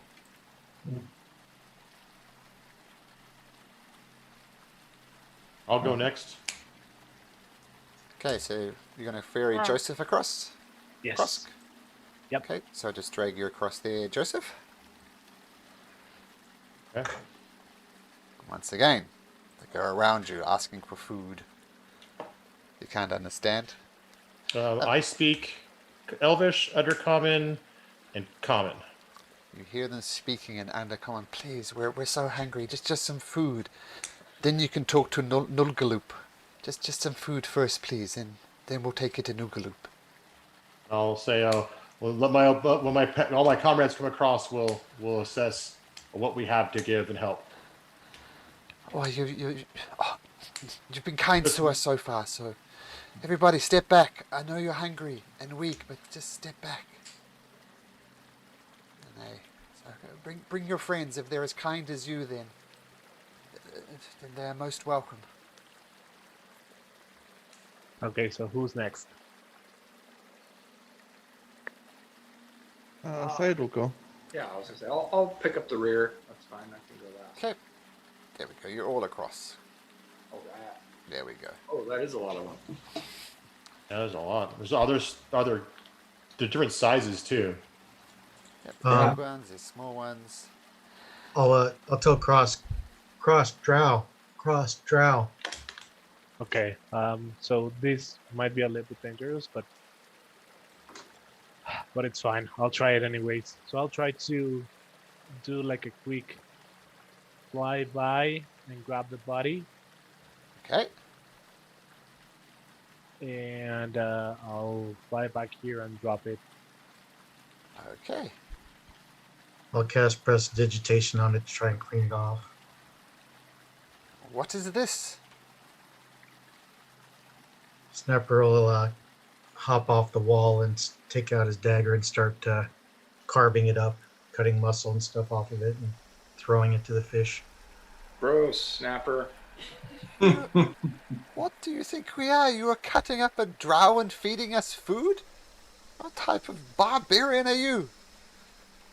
Gus is going to start pecking the body. Picking? Yeah. Strange creatures indeed. Who is your leader? I'll speak up and say we are a group. There is no true leader amongst us. and I'll point to the guy in shining armor. But you could say he's the most persuasive of us all. You point to Kane. Snapper? I'll point to Kane. Oh, to Kane. Oh. But Kane doesn't. But I will say, but he doesn't understand your language. Yeah. Well, you come with me. And this one looks a little bit different to the other ones. They look like... Oh, no, that's the wrong one. Ah, come here. Ah, there we go. Yeah, so this one looks a little bit different to the other ones. It looks like this. And he says, you, come with me. You need to talk to Nugaloop.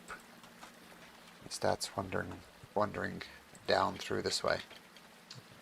Am I understanding? Am I understanding what he's saying? Is he speaking to Kane or? Nope. No. Okay. He's speaking in Undercommon, so unless you speak Undercommon, you don't know. Nope. I'm going to motion to everyone to follow, to say he's telling me to come, but we're all coming. Okay. And I'll go, Cross, you might want to change your shape, maybe. I don't know. Can he fit in this corner easily? Well, yeah. It's up to Cross wants to stay.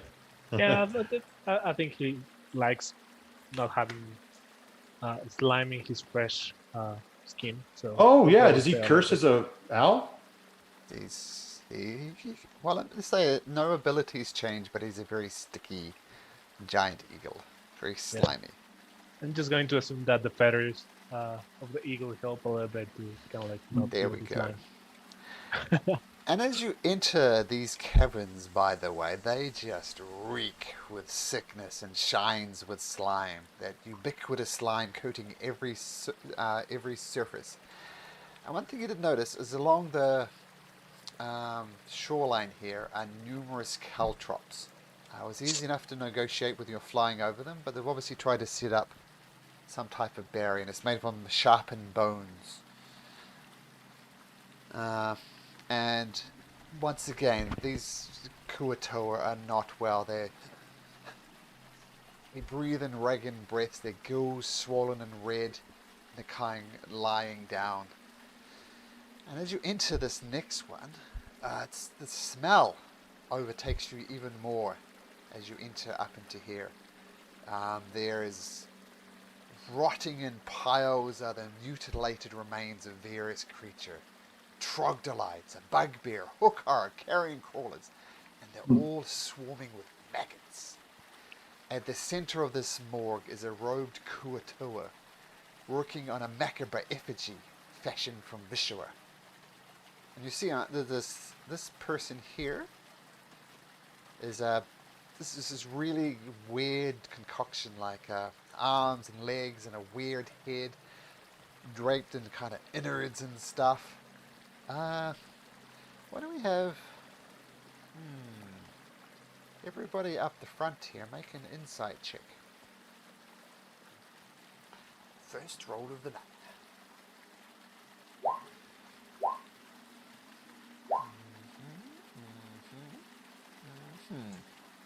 Okay.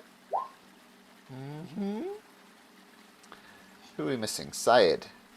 Or are you hanging back, Syed? I was hanging back. Okay. Yep, hard to say what it is. It's obviously meant to represent somebody, but you don't know. And he starts working on this effigy, and he says, "Oh, visitors, most welcome you are. What can Nugaloop do for you?" Is that in common or? That's undercommon. Okay. I'll speak up and say, my name is Joseph J. This is my fine fellows of Trollskull Manor. We're from the surface. We've come down here as explorers to go under the mountain. And we've run into this unfortunate situation you find yourself in. Oh, yes, we had a simple assistant. Then the torrent of the deep came upstream a few weeks ago. Slow and cautious it started. Only whispering, picking up a few Kuatoa. But then it started to proletize us with its heresy, enslaving us. Have you read the similar whispers? My comrades have, yes, we've heard them. Did it speak of love? Love me, and you'll live forever. Yes. It is unfortunate. Do you know what it is? A tyrant of the deep? I'm unfamiliar with that. That is what we've called it, because it tries to take over our people one by one, enslaving us, forcing us to love him. But Nugaloop has resisted thus far. Mighty. What's his name? Lugaloop? I'll put it in chat.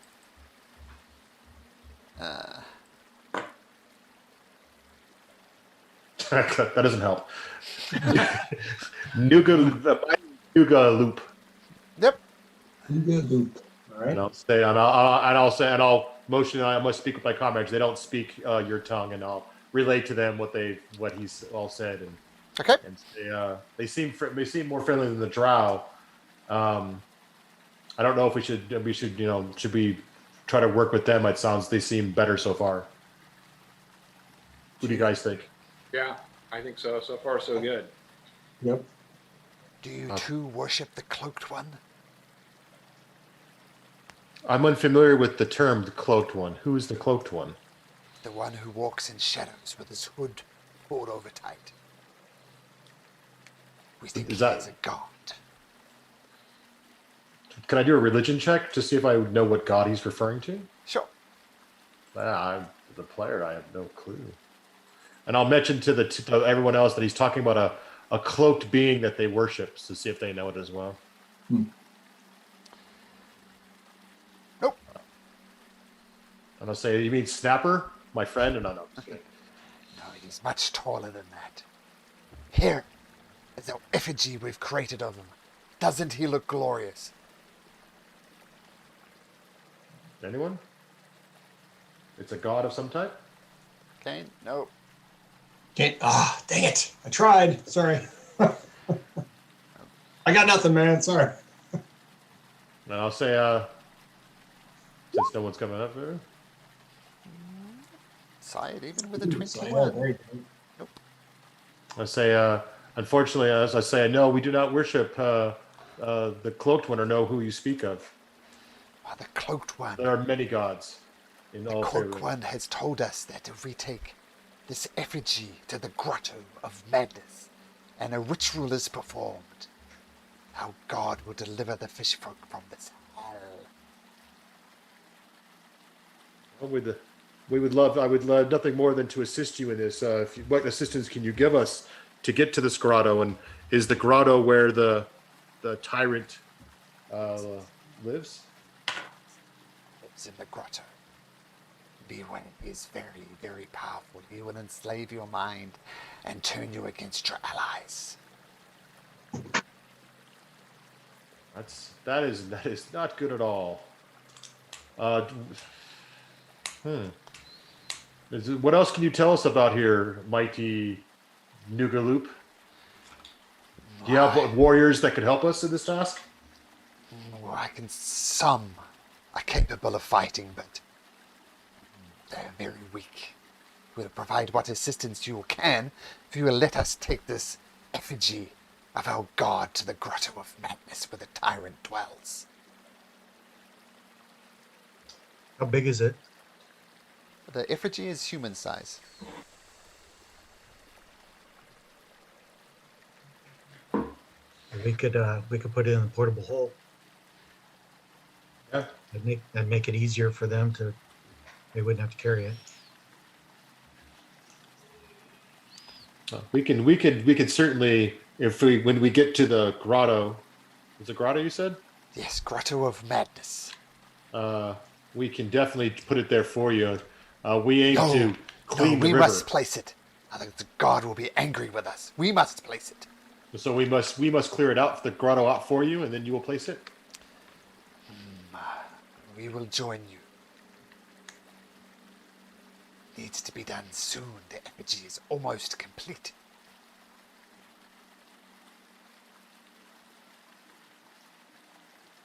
All right. Where's it at?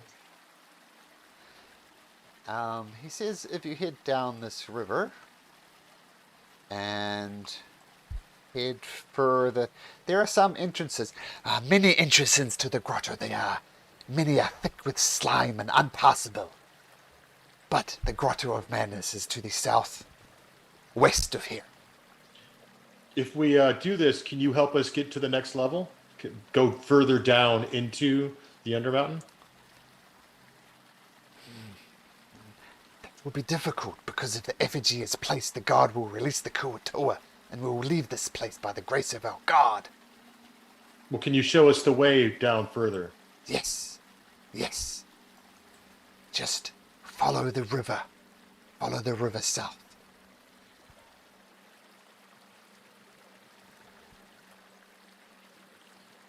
So it's only by the river. There is no walking. It's all by the river. Thank you. Yes, all by the river. One word of warning. Beware the troglodytes. The troglodytes have all been infected by the tyrant. Do not trust them. Do not talk to them. They're all under his power. Are there other concerns in these caverns we should be aware of? I see carrion crawlers and other monstrosities scattered out here. Fear the troglodytes. Fear the Chull as well. They will attack you from underneath. Rip you apart with their pincers. What's a Chull? I'm not sure I know what Chull is. Okay. Do they work with Tyrant? That's a That's Chull. gross. That's disgusting. Beware, the Chull will attack you from behind. And yes, the Chull is a servant to the tyrant. That head would look great in the tavern. Hey, craw claps. We can do like a Thursday, Chol crab, claws. All you can eat buffet. Nice Chull brisk. Old chowder. And all of a sudden, a voice starts echoing in your mind. The Koatoa don't seem to notice it. It's going directly in your mind. And it's not the loved one. It's your old buddy, Hallister the Mad Mage. And he says, see? This is the part of the story where I experimented with religion. Namely, creating one. Alas, somewhere between worship and ritual sacrifice, my disciples got it wrong. I said, love thy laborers, not love thy neighbor.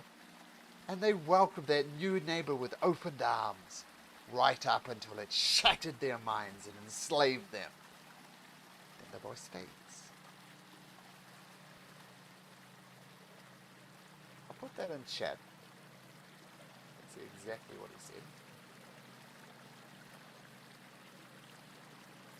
And maybe we should do that long rest now. Yeah, it sounds like it might be a good idea.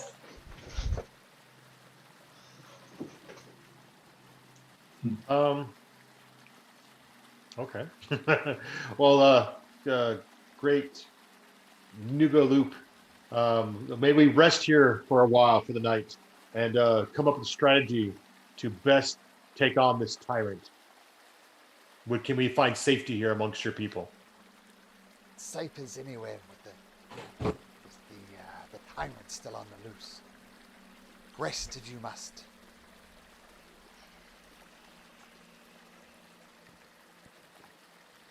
So you guys attempting to take a long rest?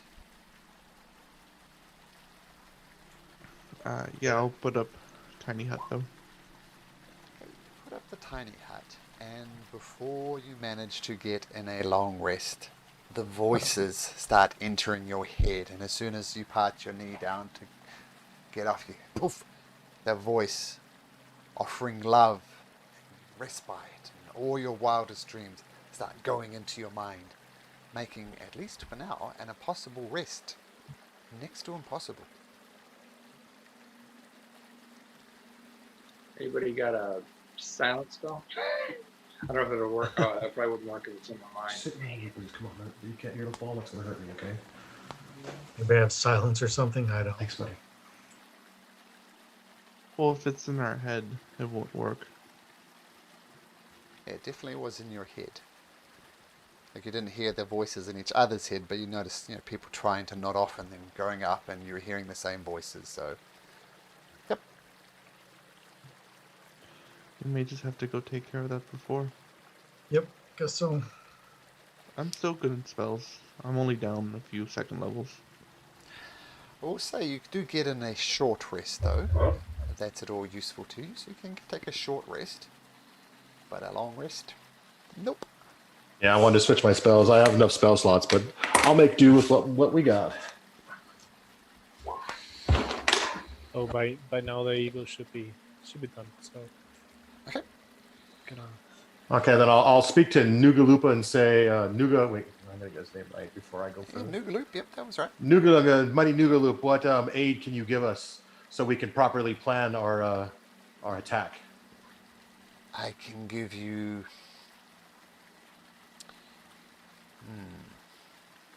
Well, I will come. I am a mighty warrior. Nugaloop will come. I have some simple spells at my disposal, but I need to be honest, our focus will be to get the effigy up as quick as we can.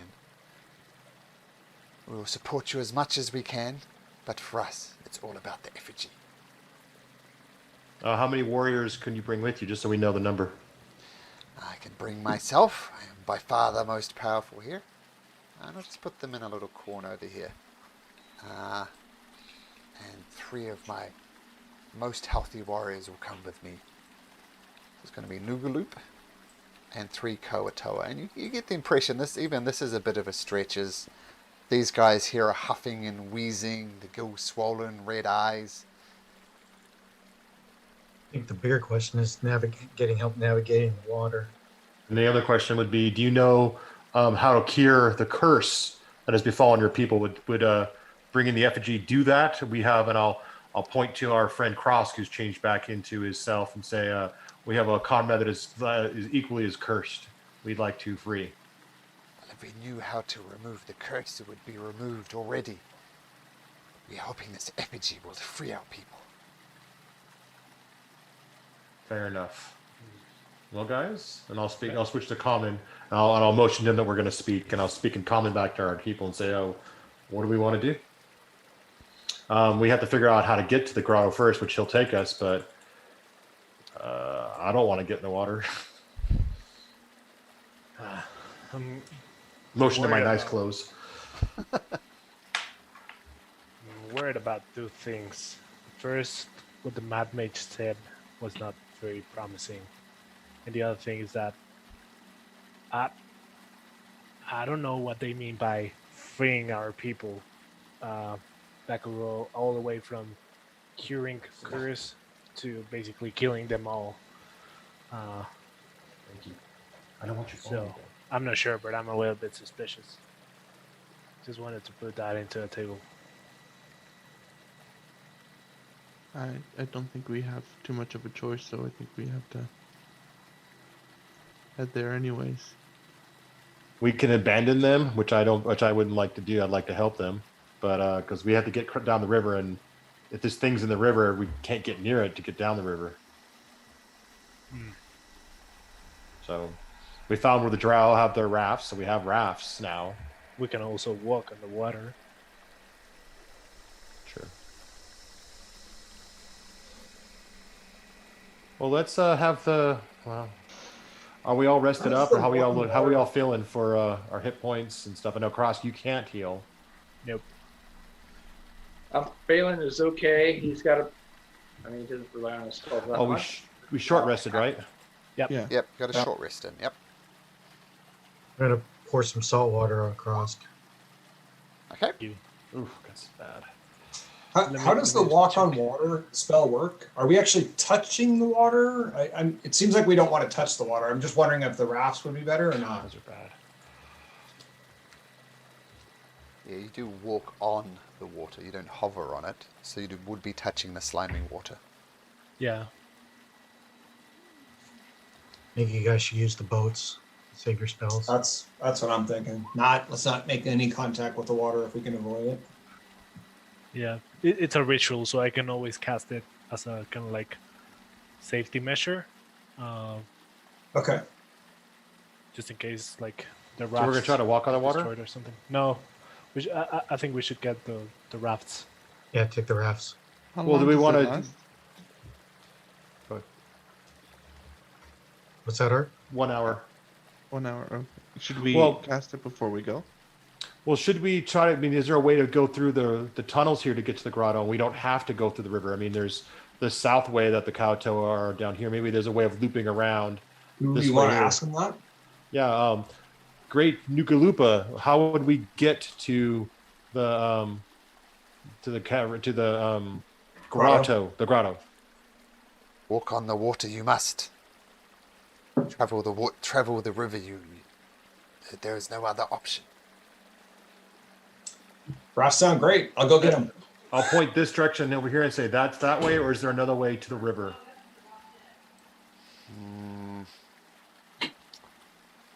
That's closer because we haven't seen the grotto. We've been on the other side and we haven't yet to see a grotto. You could travel to the south through here, but much danger lies that way. Creatures snatch you from the ceiling, and the troglodytes are that way. What? I'm sorry. Did he? So was he saying you could walk that way? You don't have to go through the water. You have to It's dangerous. go through the water, no matter how you look at it. Okay. But there is another entrance, sort of following this path down here. But he's warning you about creatures that snatch you from the ceiling, and the troglodytes lie that way. Oh, and during our short rest, I'll ritually cast Find Familiar and change Zappelli into something. I'll decide in just a second. I'm gonna look at all the Sure. best.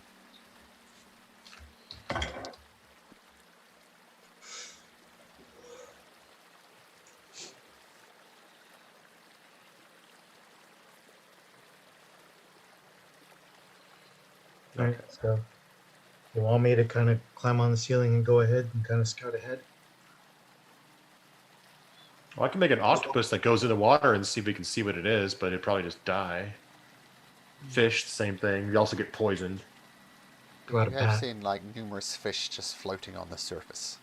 All right. What's a Tressie? We need to get the rafts first, right? Yeah. That's a cat, type of cat that can actually see invisible things. Ooh. Ooh, nice. I don't think I can make one of those because I don't know what it is, right? Oh, you don't know what it is. You Yeah. ask the DM, so no. Yeah, no, I know. Yeah. Flying. Something. It looks like it's got flight, doesn't it? Yeah. All right. Anyways, I'm gonna make it into him into a bat. Okay. Because the bat's got echo because it's got blind sight. Woo.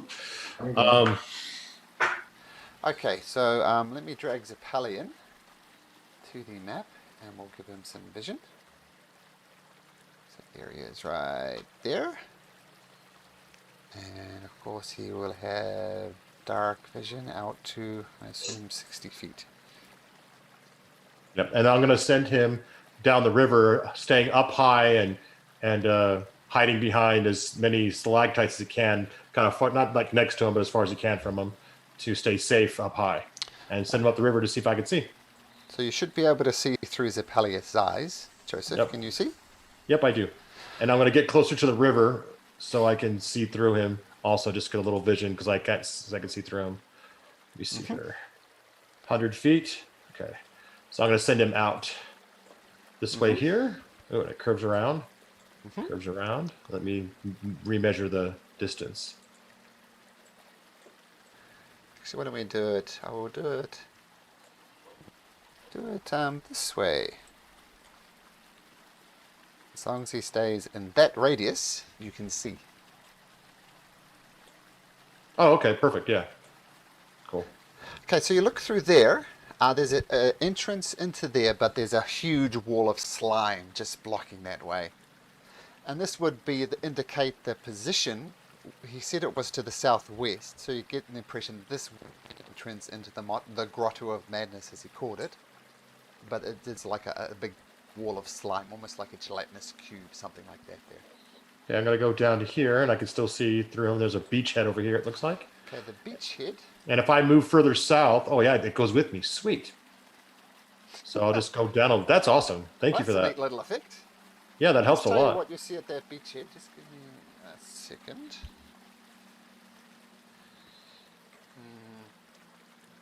You see here, right on this little grotto here, there's a rowboat. It doesn't look in any type of condition to be seaworthy though. It's like holes in it and stuff. Repairable. Okay, what about down there now? Anything else? Nothing else? See if I can move a little bit, my guy a little bit more. I'll go next to the great Nugalupa. Oh, there's more guys down here, so I'll just head down here, just to let Joseph go a little further. And I'll go up to the corner here and stop, and then I'll send him down further to there.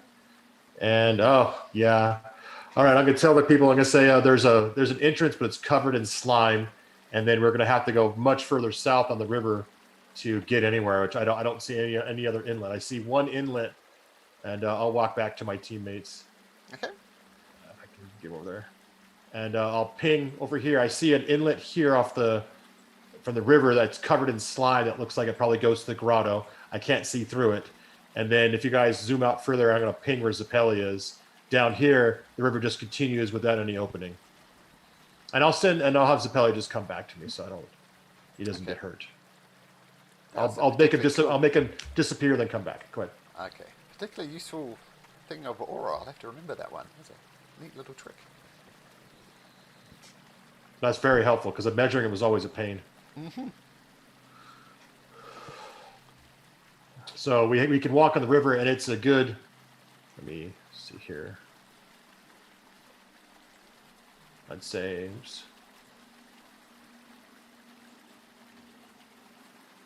a good 100 feet walking on the river, if not 120 feet, till we get to the ooze.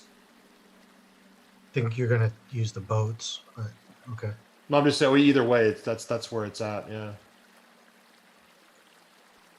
And maybe we can throw some fire. I can shoot some lightning, see if that dissipates it.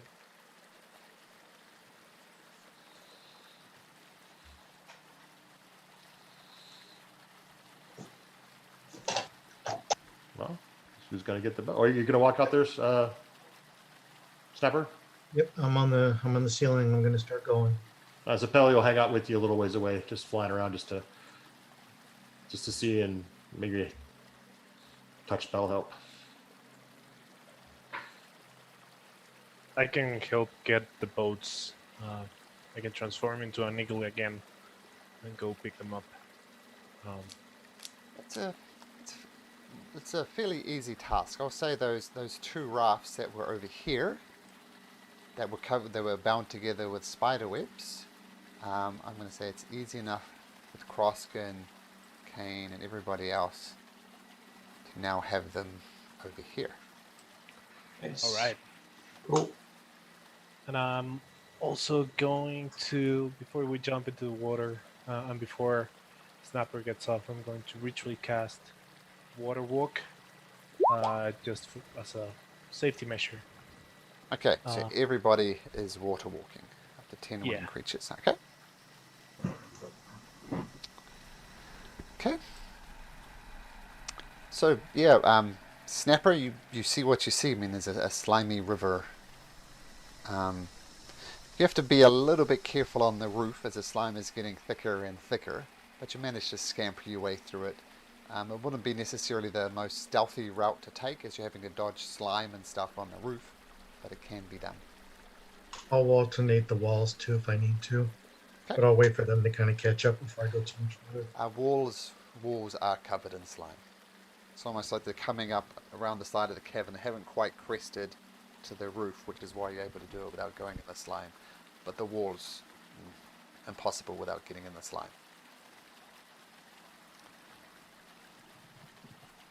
Should we launch the rafts? Yep, waiting for you. Okay, so we have Snapper climbing on the ceiling, and you have to more or less keep it in the middle, like about there, Snapper. Otherwise, you're going to be walking it. So just keep that in mind as you're going down. Just stay in the middle. So you're going to go in the slime. So who's going in what raft? There's enough for I'll three. go on the one that I'm standing on.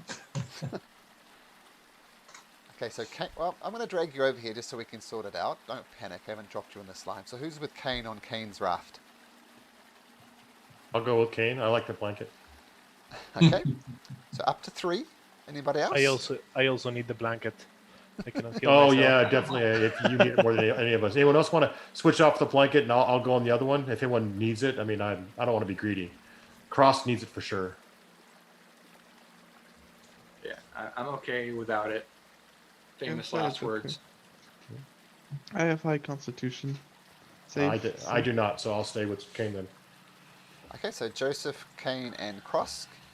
And we have Syed and Balin on the other one. Like that.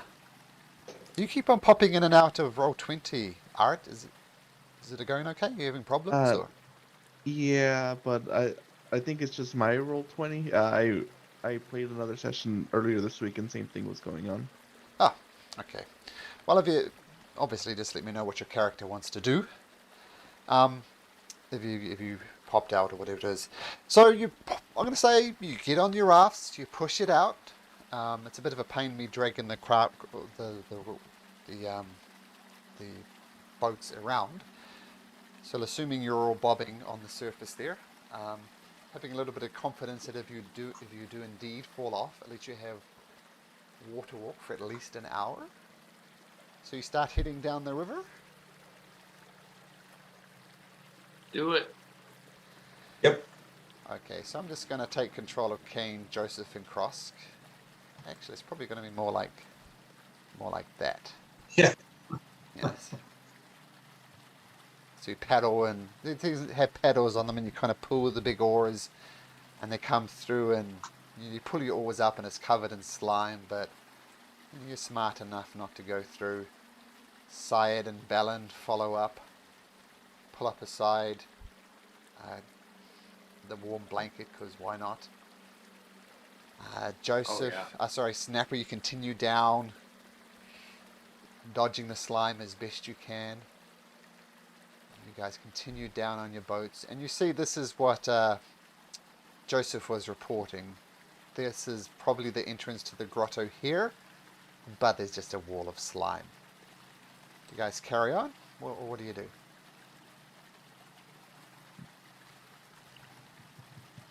You want me to shoot some lightning and see if it dissipates it?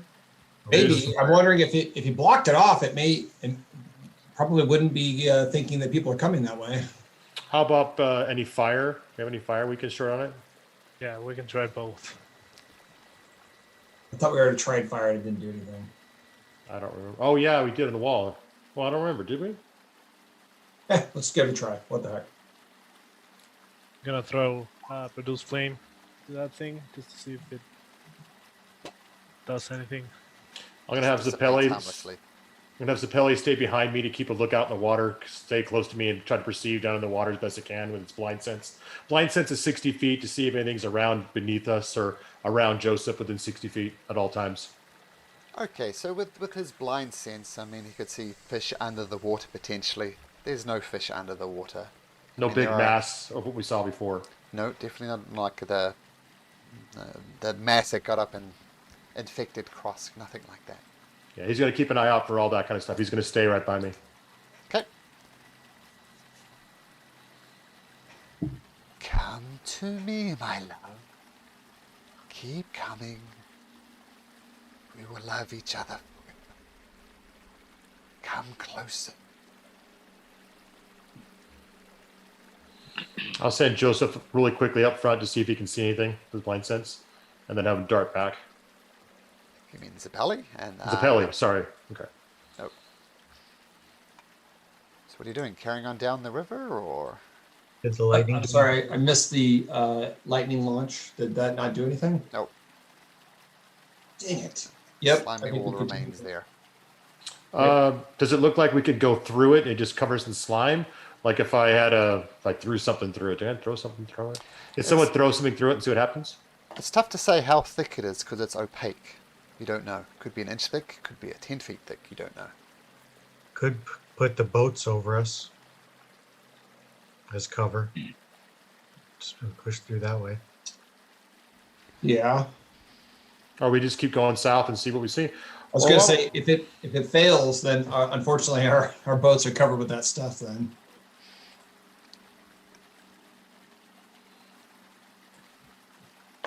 Well, let's go south and hit where this rowboat is. Then I guess there's a little outlet a little further south. I guess.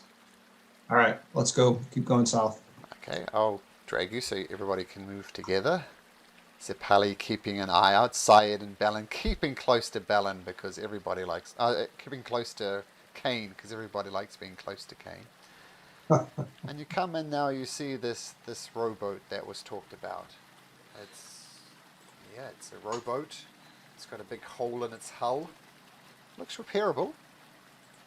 All right. From here, I'll send Zappelli out to here because that's 100 feet. We don't have to worry about putting the thing on just yet because I'm measuring it out. 100 feet's right there. It's a little bit short, a little bit not quite as far, like right there. Now this looks clear, guys. Further now, see, he doesn't sense anything in the water, right? Correct. All right, so we can keep going south, guys. You want? Do you want to check out the boat and see if anything's hidden in it? Snapper. Okay. Yeah, I mean, would the boat fit all of us? The rowboat? It would fit 3 of you. Oh, okay. There you go. I'll put that on anyway because it's cool. I'll just take a quick look at the boat, see if there's anything of interest. There's the thing to note about it is there's a big hole in it, and doesn't have any oars. You can maybe put 4 of you in it at a stretch.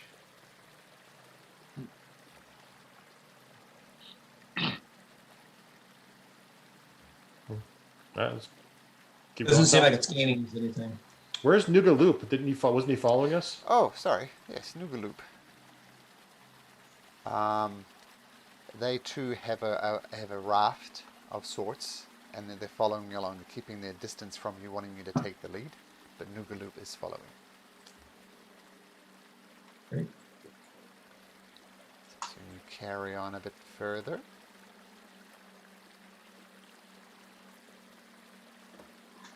Keep on the lookout for those choles too, I guess.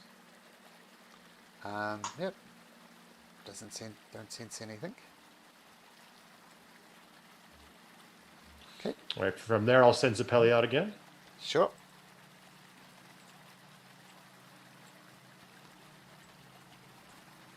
Oh, there's a way in, it looks like, guys. Snapper sees it too. And there's no slimy good. barriers there. It's a trap. But, Yeah, good but point. is that it, or I mean, because the river goes on and keeps curving back, like almost like it's coming back up.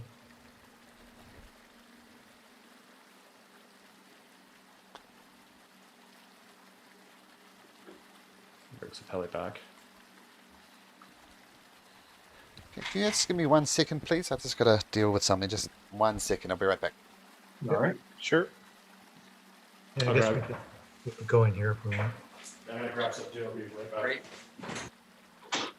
Beverage break. All right. Sounds good. Peer pressure.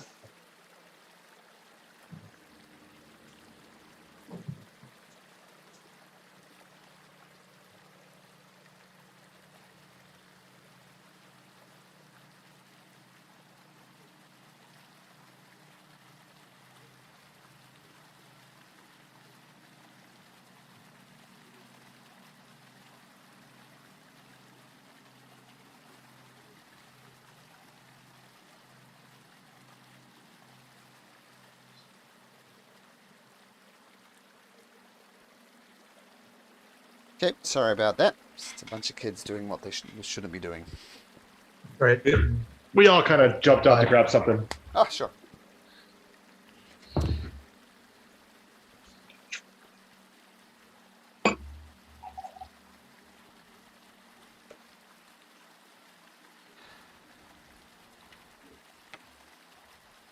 gonna do my best, Admiral Akbar. It's a trap!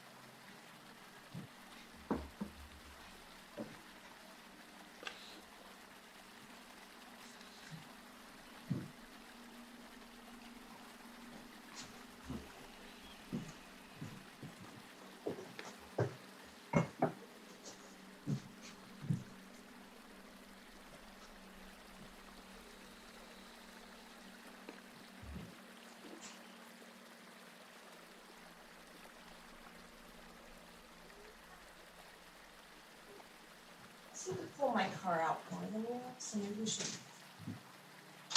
actually pull your truck in first and then my car. Alrighty.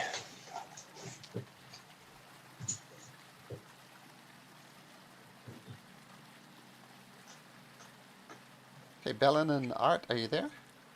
Yep, I'm here. Balance here. Okay, good. So, yeah, what do you guys want to do? Carry on down the river in your boats? Yep, I think that's what we want to do. I sent Joseph in just to look real quick. You mean Zappelli? It was a Pally, sorry. Yes, thank you. It's a bit closer to about here. Okay. So feel free to move Zappelli.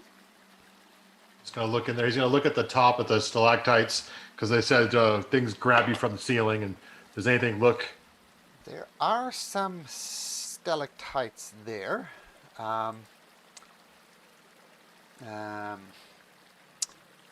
Yeah, and they're kind of stalagmites. Yeah, there's stalagmites going up from the ground. Like stalagmites come from the ground. The stalactites hang tight. Yep, no, not so much stalactites, but there are some stalagmites. Where at? Can you ping them for me? They're all over the place. Hmm. So you could navigate your boat through them. It'll be a little bit tricky, but not the worst. But there's definitely no wall of slime blocking the way.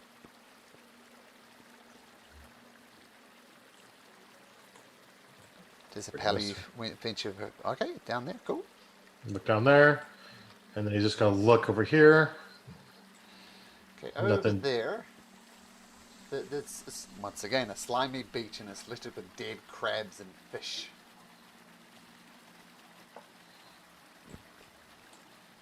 Right. He's just going to pop his head in and look in here. He's not going to go in.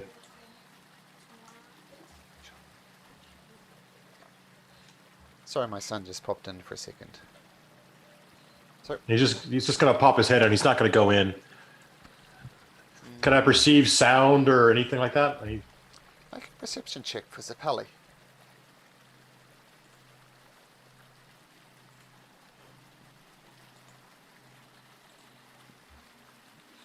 Oops, not advantage. There we go, 14. He does notice something. He noticed some large creatures as big as a horse, 2 of them, lurking under the surface in this room. Okay.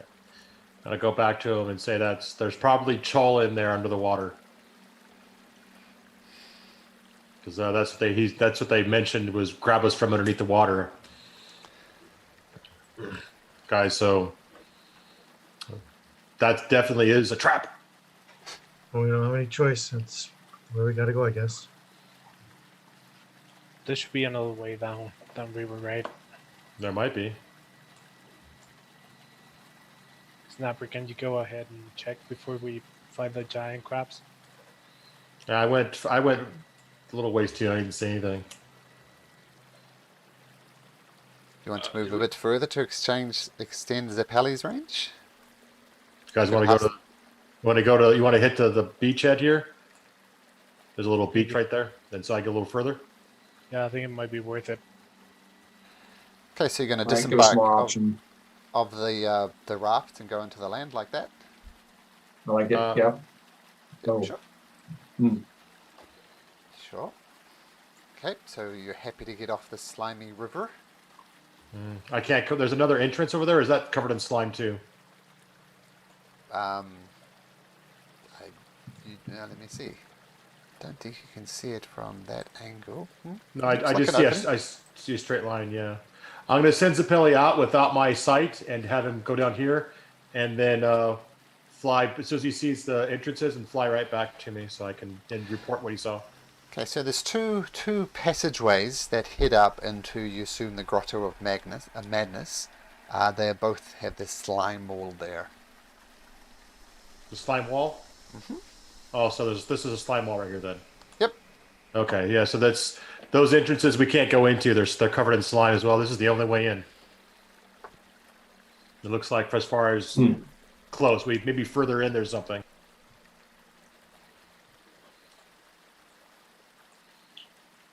I see another entrance. I don't know how far it goes.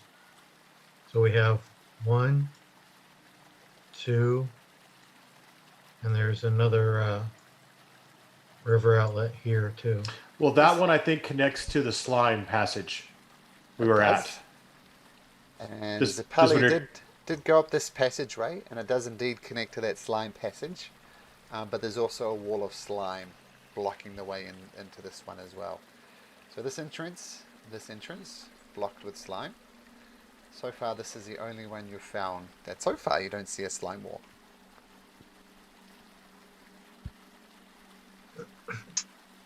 I guess we got to take our chances with the bugs if we don't want to go through slime. Sounds like, yeah.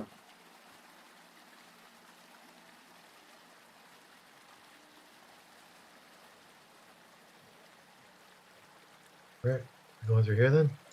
Mm-hmm. Let's do it on the rafts. It's all over there. Back on the boats. So we had Kane. Who was with Kane again? It was Krosk, I think. Yeah, Saeed and Balin were together. Okay, so Syed and Balin. And I'll have Zeppeli in my pocket basically, so he can still blind sense out to 60, kind of just peeking his head out, so he's not like out and about. Okay, we'll assume he's with you, but we'll just move him out of here. Just it's tricky when your tokens overlap. Yeah, and so I'll have 60 cents of blind sight. He'll just give me a heads up. He'll just telepathically tell me. You can see through his eyes, but in the meantime, you yourself are blind and deaf. No, I'm just gonna have him just tell me if there's something coming. Sure, okay. So what do? Quickly turn off Joseph's aura.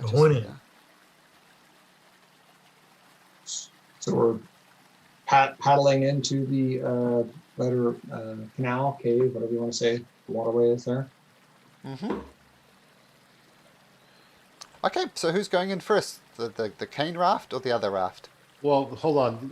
I'm going to say to Saeed, there's something in the water up there in that area. Do we have anything that we could preemptively strike since we know they're there? I can send Zeppeli out a little bit to verify they're still there and strike. I don't have an area of effect that's big enough to do anything right there. I don't believe. Let me look again. I don't either. What I could do is create some plant growth and make them move slower. But I don't know if that would hurt us too in the long term if we want to escape or something. I have Thunder Wave, but I'd like to save my last 2 spell slots if anybody needs Cure Wounds. Yeah. I could just start tossing magic stones in the water or shoot my launcher blindly. They're on the move, guys. Zeppeli's telling me are they coming towards us? Zeppeli? Zeppeli says yes. They're coming, guys. Get ready. And I'll yell to Nugalupa, back up in Undercommon. Move upriver now, move. Okay, they will do that. They'll panic and dash up.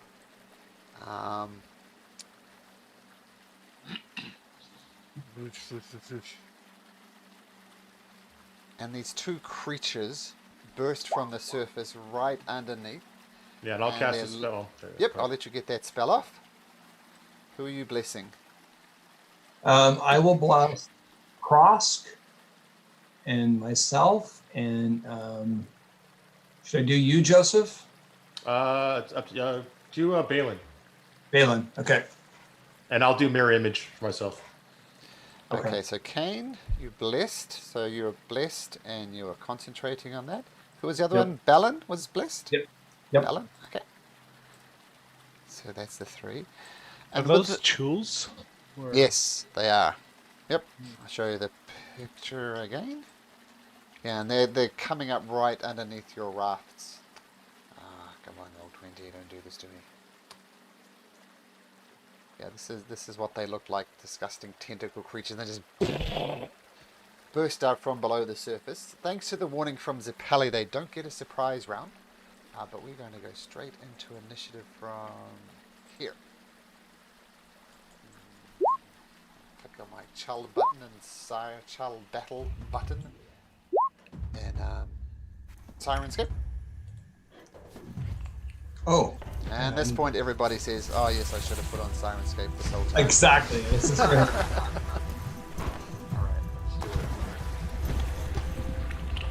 All right, cool. Got some music going on.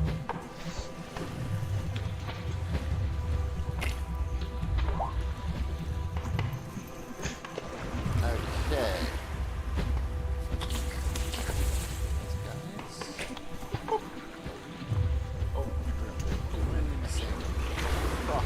Me.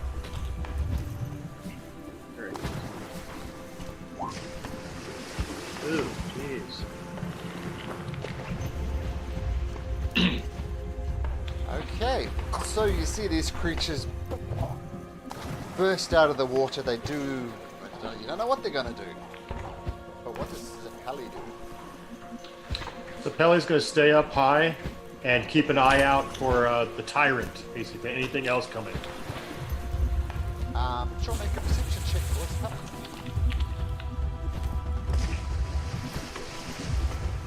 Let me turn off that advantage. 16. Nothing he sees coming. Okay, but every turn he's going to keep an eye out.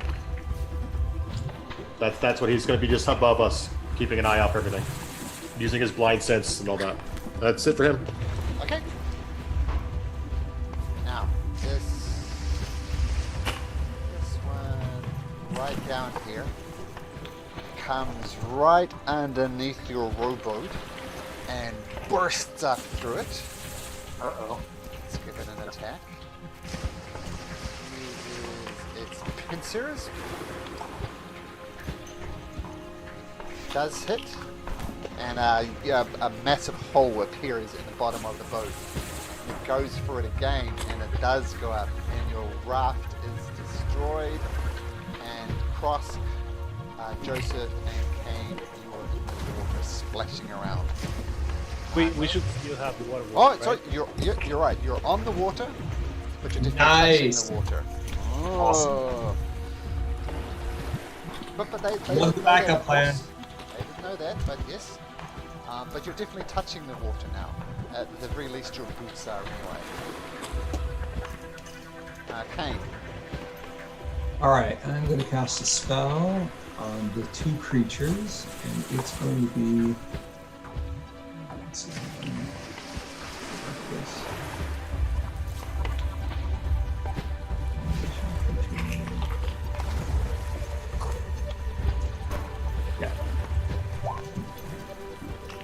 You can't have Bless and Bane. They're both concentration spells.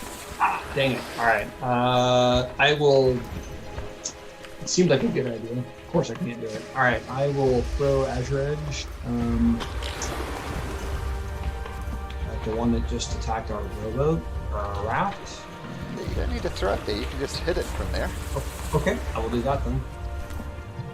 26 hits. Let me make sure. It's not a fiend or fiend, so you don't get the extra damage. Okay. I will attack again. Hit!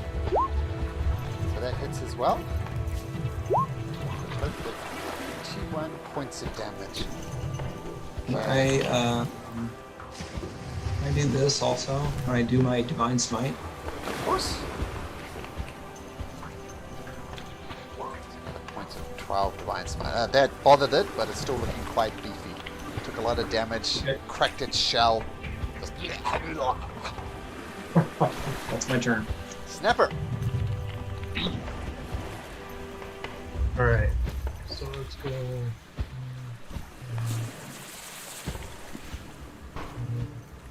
Right there.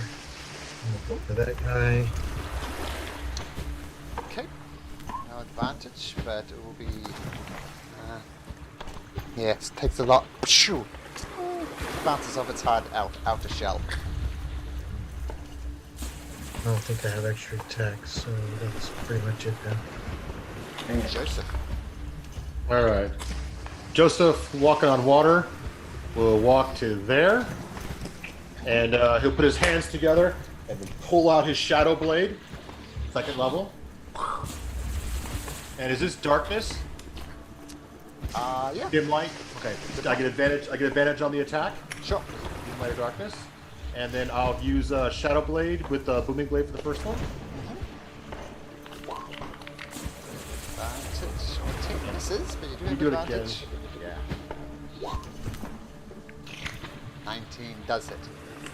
Nice. Shadow Blade. He takes that, and he takes another 8 Booming Blade damage, which is thunder damage. So 18. And if he moves, he'll take 2d8. Okay, got it. And then for his second attack, he'll also attack the same one, just regular. 18, but let's see if I get the 20 for the damage. Get greedy. Oof, 9. Sorry, just 1 second.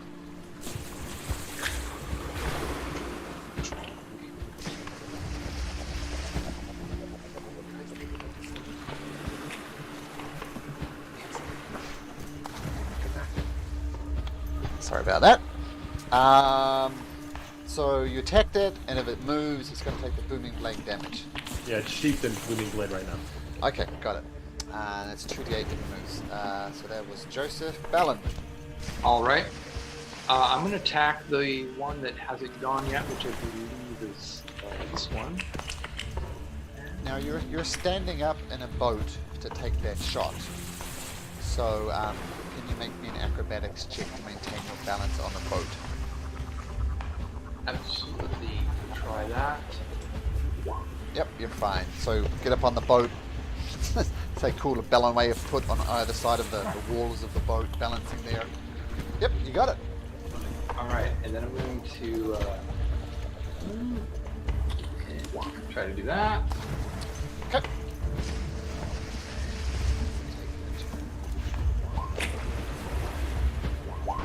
It necessarily needs to be this one if you want to do that, because this one hasn't taken a turn.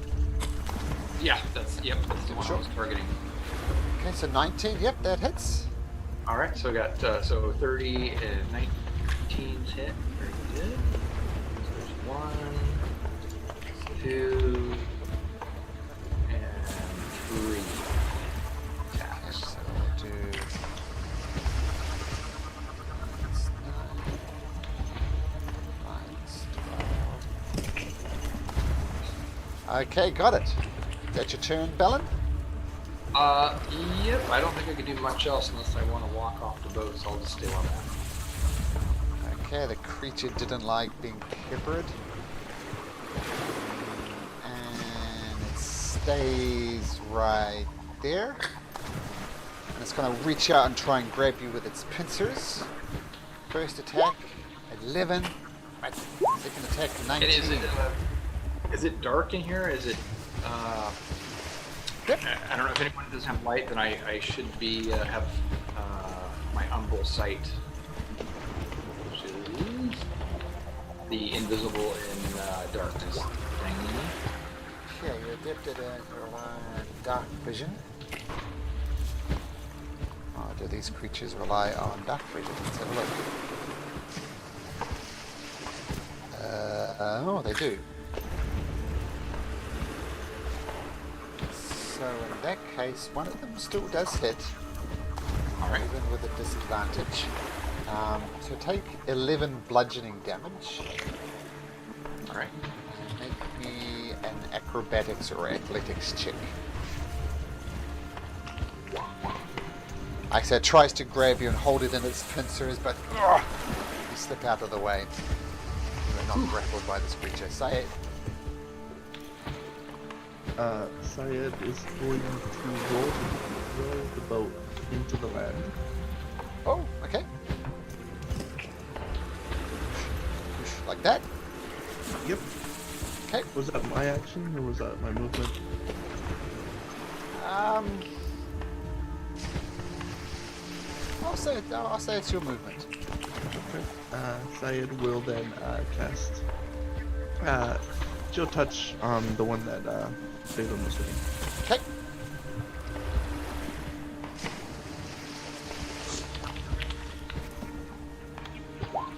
$15 15 does not hit. Okay, that's it then. Okay, cross. So I don't like my position a lot. So I'm going to. I guess I can still move around here. Yeah, you're just walking on water. Again, very Christ-like. That's the big thing. I really like that boat. And I'm going to cast. Should I cast something? I think I'm just going to whack him with my shillelagh. Okay. 11 misses. And So he gets a +4 for the blast. I don't know if that make a difference or not. Yes. If you're going to click your blast thing on. Good point, though, Kane. Still 12, still misses. Okay. Yeah, so I guess with my... Yeah, that will be my turn. Okay. My bonus action was to activate the shillelagh. Okay, got it. Zappelli. He'll zoom around the room and just perceive to see if anything else is coming, like the tyrant, around this whole circuit, this whole area for us here. Make a perception check for Zappelli.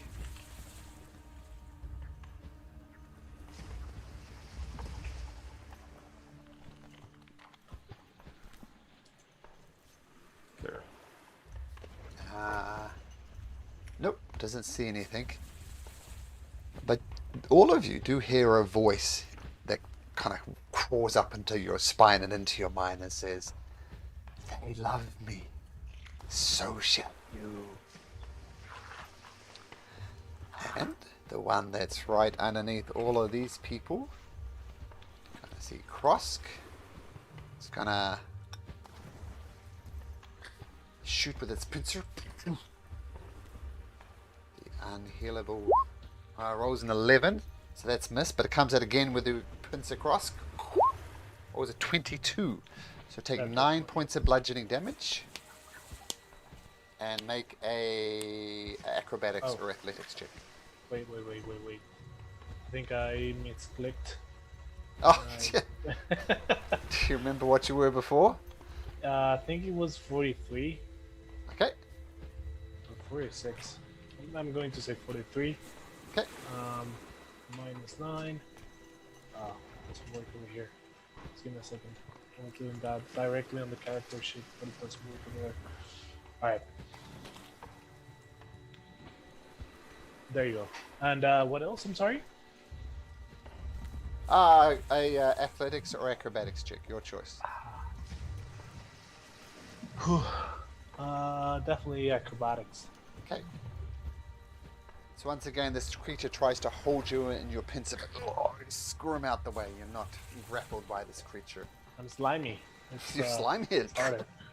Pop out of the pincer. There we go. Kane. All right, going for the one here next to me again, and swing Azure Edge.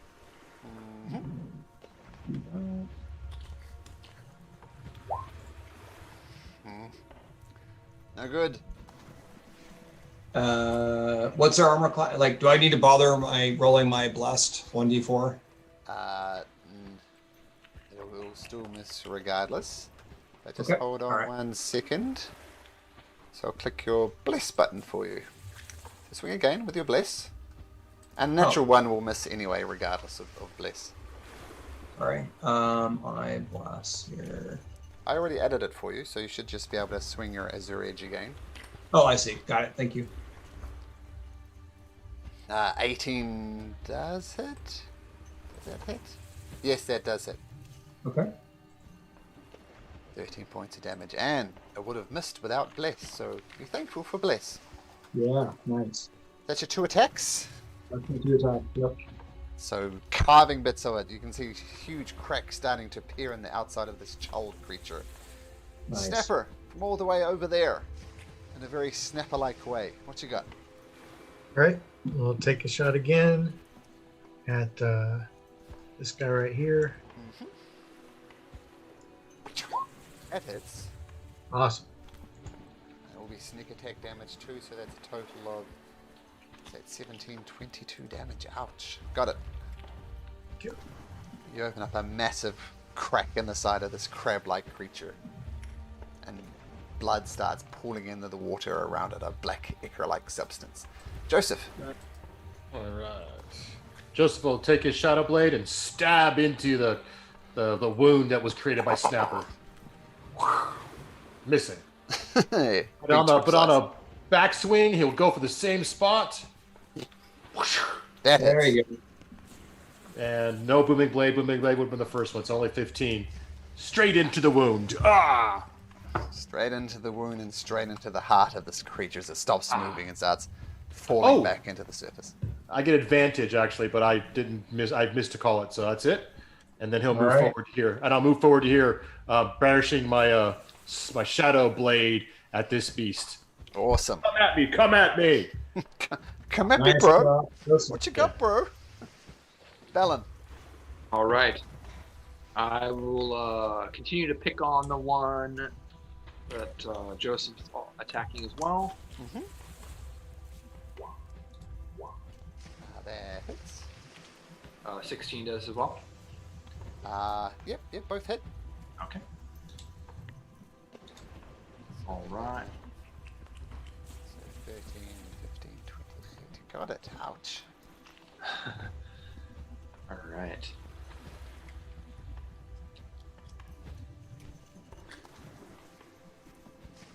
Is that your turn, Bellin? Oh yeah, that's it. Yep, I'll stay on that. Okay, so what did you cast on yourself, Joseph? You cast Mirror Image? Mirror image. So if it attacks me, I get to roll to see if it goes for my image or me. Rolls a 21. Well, I'm rolling. Okay, it's attacking me a D20, a 6 or higher. It goes for an image. It goes for an image. Image has a AC of 13, so I'm down 1 image. Okay. But it does have a second attack. And then I'm going to roll my 20, 8 or higher, and it goes for my second image. Ooh. It's going for me. Wow, that's my unfortunate. AC's 20. That's unfortunate because this one was a natural 20. Ooh. So take 21 points of damage and make me a athletics or acrobatics check. Okay, I get advantage on acrobatics checks with my blade song active. Okay. So 19, and then I'll just throw it again, 20. And You're then fine. concentration also for Oh, my that's- shadow blade. I that's forgot true. to put my marker on for that. Yep, so make a 21. Yep. so make 22 that. for there, yeah. Let me put that on. And I have 3 images left, so I'll put a 3 on me. Okay. So you definitely maintain concentration, so you're good for that in that sense. And that's the Chol's turn. Syed, on dry land. They're still slimy land. All right, Saeed's just gonna take a shot with Chill Touch on it. Okay. 14 misses. Well, that's it. He wants to save his spells. Yeah, I was getting that impression. Krusk, he who walks on water. What do you do? Okay, so seeing that the nasty lobster in front of me is down, I'm going to stay away from the one that is live, and I'm going to start the cooking process by throwing a produce flame. That hits. Okay, so 15 fire damage. Ouch. Ooh, that's Okay, a high one. You're starting to cook this crab from the inside. Starting to look delicious. Zappelli? He'll do the same thing, zoom around our area, and just perceive any other things coming. Okay, doesn't see anything coming. I'll give you that one. Okay. Payne. All right. Let's see. Since we've got the walk on water, I'm going to. All right, that's not working. Let's see here. Let's get a walk over here. Why is this not working? Okay, there we go. All right, so I'm going to attack that guy, and hold on. Shoot back up here. Swing Ezraj. Oh. Taking a while for things to load. All right, swinging. So good. That hits. Okay. Still up. Second swing. 12 misses. And that already had the plus in it, right? That's the +1. Yeah, that's a +1, yeah. Okay, all right, that's my turn. Snapper. can't see it from where you are.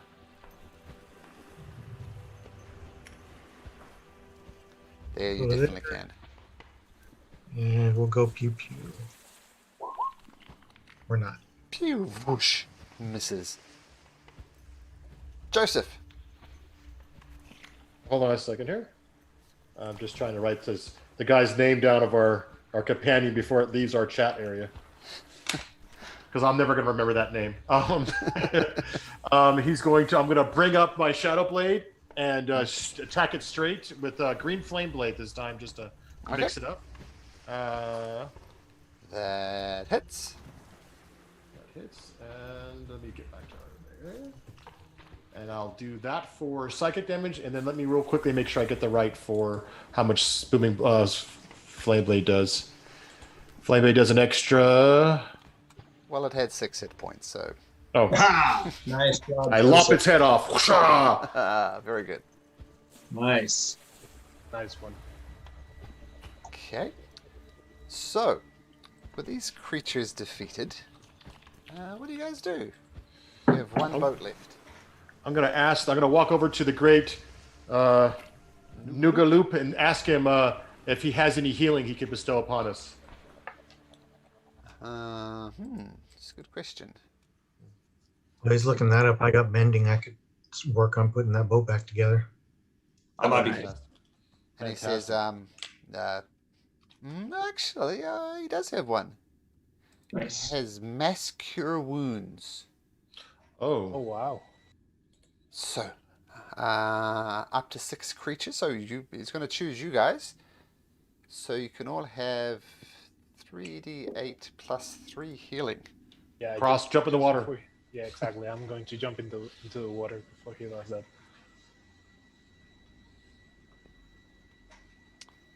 So Cross, you do jump into the water. And you do get that back. Oh, that's good. Now let me just check one thing. We all get that? Yep, everybody. It was a mass cure wound, so up to 6 creatures. So yep, you all get that. Giving Cross because he jumps into the water. Yeah, I'm more worried about Cross than anybody else. Yeah. Tough. Sorry, I'm just looking something up.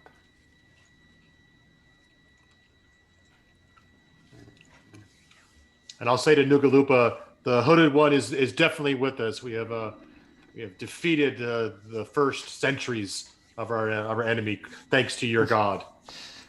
Oh my god, that's great. Cross, can you go underwater when you're walking on water? I guess that's... Do you want to bring up the spell description? Sure, I can bring up the spell description. It doesn't say it, though. Grants the ability to move across liquid surface. Oh. Because that's your call.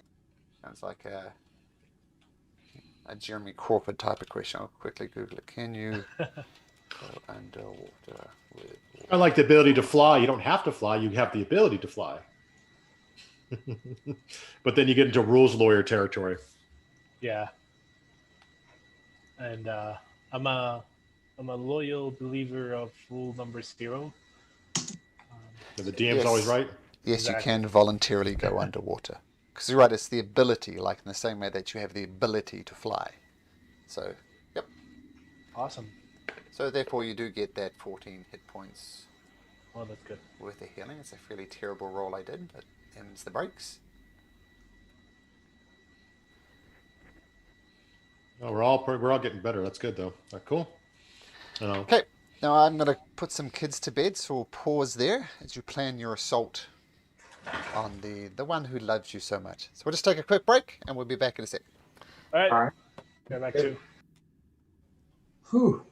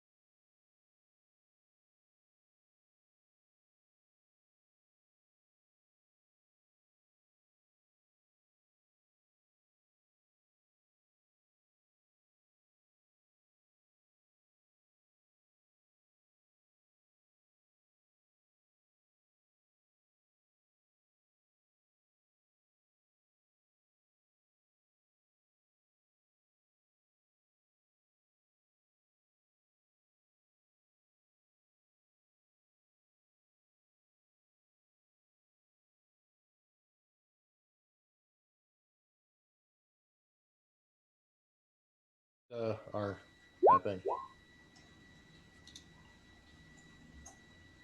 Up to an hour, yeah. Oh There's yeah. concentration, so if you get hit, right? Yeah, but that rarely happens, right? We'll just have to have you in the rear of the gear. You'll be protected. You'll be fine. Back with the with all the supply train. Yeah.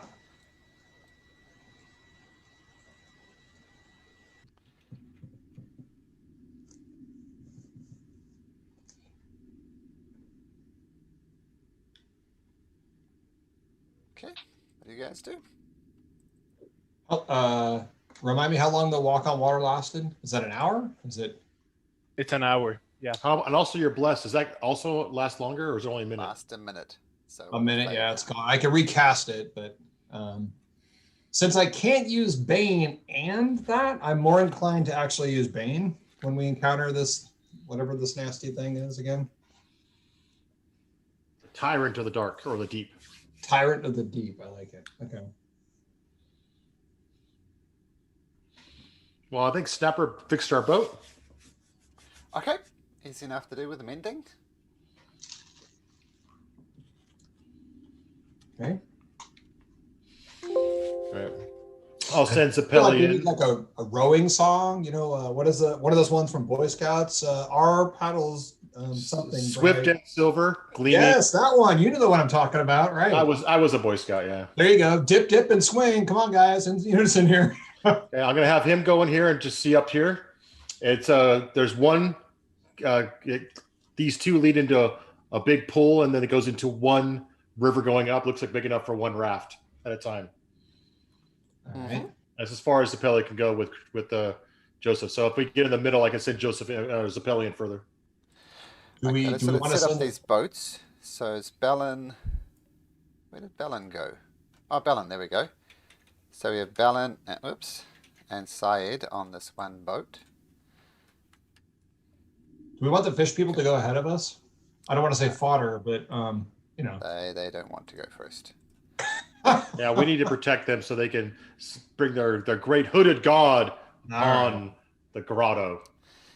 Okay, and we'll do this trick for Joseph again. So you can see what Zapelli sees. This is seemingly important at the moment. Okay, so what do you guys do? Are you setting a raft up? What are you doing? Yep.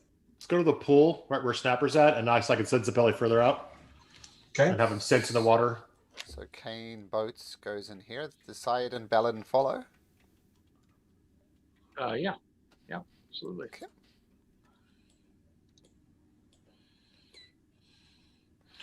Okay, looks like I can get to there, and I can see a bunch of rocks. A bigger thing. Do I sense anything at the entrance of here, underwater or anything? No, you do not. All right. So I'm going to say, everyone, it's clear. We can go forward. It opens up into a much larger opening of water. Come closer, my love. Come to my embrace. Doesn't make me feel good when we hear this. I will give you what your heart desires. And I'll keep Zapelli there to watch the water with his blind sense. Okay. 60 feet. 60 feet. Okay. Yep. Does not detecting anything. All right. We can go ahead, guys, and get to the entrance. Get to the big opening. And I'm going to mention to Cross. Cross, do you want to do your well? You can do your own trick, or do what you think. Yeah. Never mind. Okay. So, guys, let's go ahead. Let's get out there. Okay, so the Cross Kane Joseph boat is going up. Mm-hmm. Yep. So I'll do it this way. I'll just drag you through to here. Okay. And just so we're clear, I'll take these markers off you, Kane, because you don't have them. Right. So you're not concentrating on bless, and you're not blessed. Same with you, Krosk, you are not blessed. And same with you, Bellin, you are not blessed. Okay. So we have Syed and Balin head up to like here. I see land ahead of us. Gentleman where I pinged. Okay. Brings the Zapelli back to me a little bit just so you can cover this area better, so make sure nothing coming at us. Mm-hmm. You guys want to break for land? Yeah, let's do that. Up and to the right. Yeah. The water still Oh, sliding. wait a minute. back I here, see or- something on the land, actually. Hold on, guys. Zapelli sees something. I'm seeing through his eyes. It looks like, is that Hallister? Oh, sorry. This isn't here yet, so my apologies. This is if they place the simulacrum, that's what it would look like. So that's not actually there, so my apologies, but that's where potentially they could put it.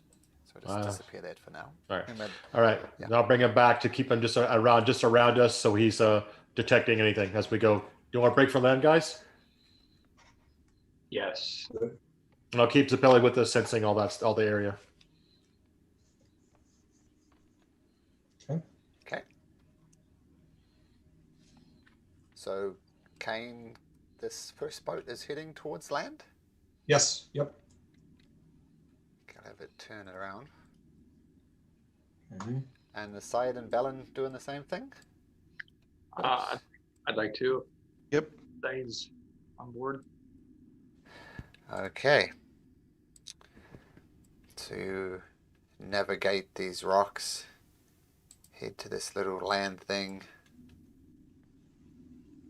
And right as you get about there, you hear the voice in your head once again. Yes, that's it. Come to me. Come to me. And I'm going to get everybody to roll initiative.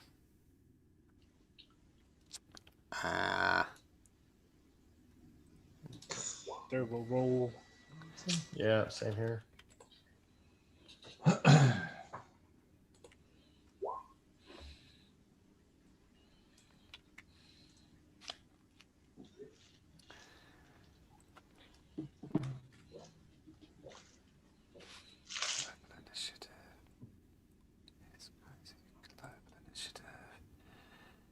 And let's get some metal music. Okay, now let myself get set up because this is going to be very interesting. That sounds terrible. Excellent. Yeah, and as you enter, it's eerily silence in there. Lightless grotto. The only sounds is the gentle lapping of the sliming water against the shore of this little island that you're going for. All is quiet. All but the water is still. And dread, it chokes your heart and your mind. And your mind shatters beneath some looming shadow, a psychic presence you can't shake. A gaze you can't escape. Out from the darkness slithers that velvet voice once again, slipping up your spine and into your very mind. We will be one, my love. And let's have a look. Oh, okay. So the first thing that happens.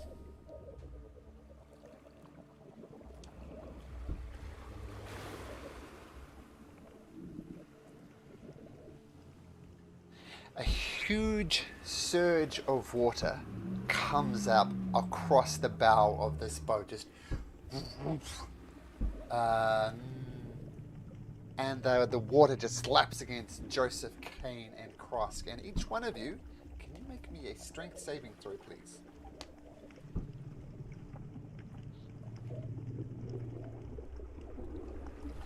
Krosk, Oh, that's no. horrible. Kane, yes. Joseph. So just Krosk. So Krosk, you get pulled off of the boat and land across here. 1, 2, 3, 4. You get the impression that it was trying to duck you down into the water, but you kind of hit the water, skid across, and off the top of the boat. Syed, Zapelli.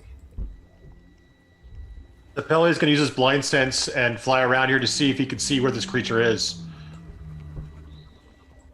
And he's going to go make for land right here. I'm Do I gonna see? say he detects a creature right about here. Okay. And then he's gonna stay on land right there, and keep an eye on it, or keep his blind sense on it. 1 ping, 2 ping. I'm just gonna delete that because it was a momentarily flash. Syed, what do you do? Alright, Syed is going to row the boat as far as he can into land. Okay, so I'm gonna say you could do a dash action and get 30 feet. Okay. 6. So you get onto land, but that's it. Okay. Okay, Snapper. All right. Well, Snapper would know it's a palisade, correct? Correct. Okay, so we'll go 5, 10, 15. We'll go there, and I'll just blindly take a shot at the island then. Okay.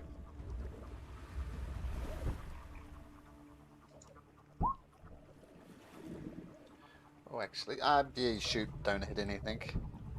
Forgot to roll the Noogaloop in there, so we'll get him in here.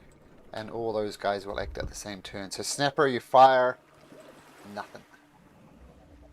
Okay, that's it. Balin.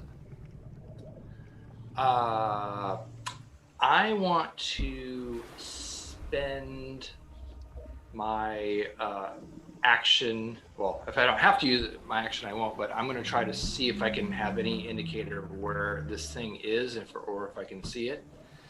Okay, make a perception check. It's going to be a disadvantage because you're trying to spot something through murky water. But absolutely. Ooh.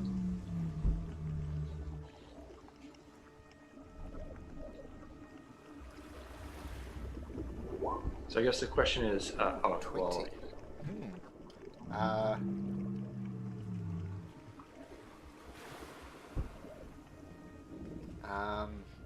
You get a bead on the creature. I won't say where it is, but I'm going to say you know where it is. It's fairly close to you, and you can take a shot if you like. You will be shooting through water, so though it's inherently at disadvantage. Well, first I'd like to mark it. Like with a hunter's mark? Yeah, so I know where it's going to be. Okay. So that's what hunter's mark does. You inherently know where it is all the time. I'll put that up there. Sure. It is. So it helps you track it. So it's here. So if I can see it for that split second, I can mark it, and then I have advantage on perception and wisdom checks. Okay. Tracking it. So it'll be a straight check because you're at disadvantage because of the murky water. But yeah, absolutely, it's marked. Okay, so then I still get to attack it? Yes, but at disadvantage because it's under the water. Gotcha. Okay. I will take a shot. For my shot. Yeah, so that was the first one. Okay. Let's see. Gotta remember to add arrows back when I blade through them. Yep, so does the the first one hits. Okay, so I'll do that one. Oh, I forgot to do Hunter's Mark on there. Let me just do D6. Yep. Let me just do that real quick. Nice. Oh, good one. All right, and then my second attack. Yep. Oh, I'm doing good here. Okay, and then damage on that one. So it's got the Hunter's Mark on it that time. Got it. And then my last one. Oh man. Still hits. Okay. Okay. All right. So, thock, thock, thock, thock, thock through the water. Damage. You see a little bit of bile and stuff coming up. And then I'm gonna step onto the land just a little bit in there, and that will be it. Okay. Now. Let's see. That'd be 3 more hours. This creature pops right up next to you. Who's that? Snapper. Oh, Snapper's on the roof. It's gonna go for Krosk. So pops up underneath the water at you. It's going to go once with its pincer for an 18. Does that hit? That is my armor class. So 12 damage, 12 bludgeoning damage, and a DC 14 athletics or acrobatics check. 12? Oh, sorry. So 12 damage. Just a second, I made the same mistake. Things that I configure my keyboard a little bit different. Like that. So, yeah. And acrobatics, right? Yep. So not good. So you are grappled by this creature that catches you in its pincer. So you are grappled. And then it is going to take its tentacle, and as it wraps around, it starts pumping poison into what it. Make me a Constitution saving throw.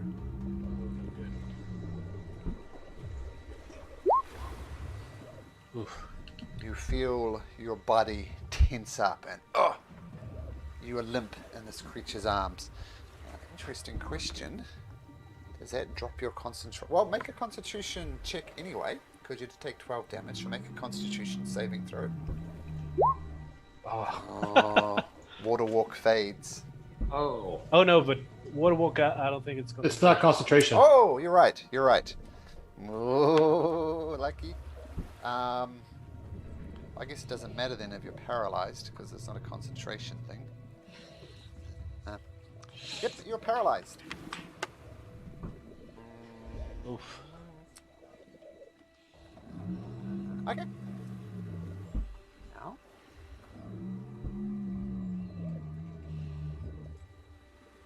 Another creature. It's going to also zoom across. Come up at the water.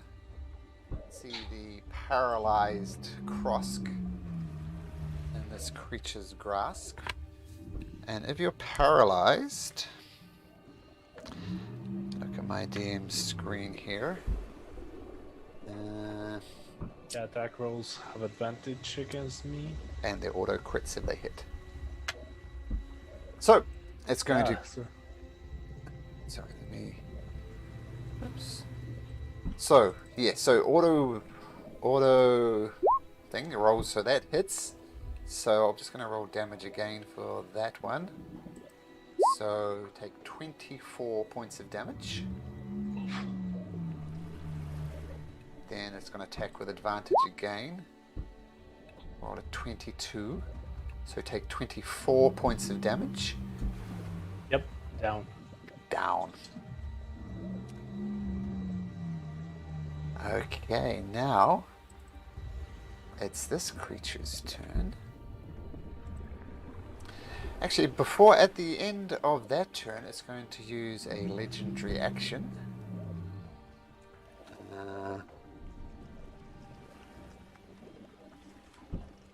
For that, it's going to use a...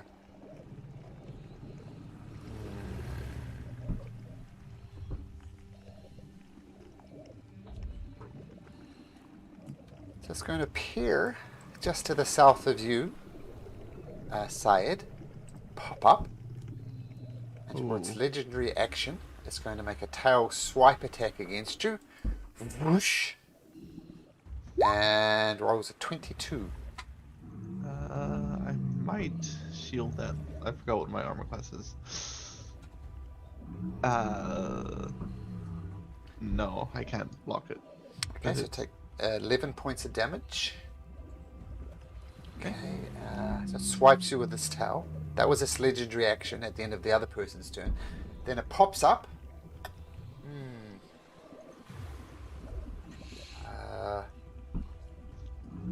Now,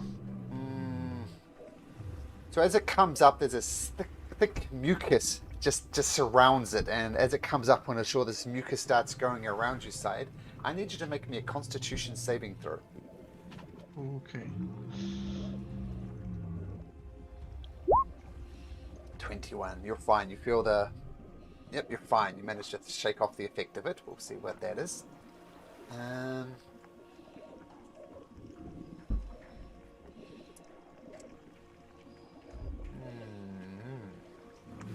and I also am going to need... Actually, Kane, can you make me a wisdom saving throw, please? Yeah.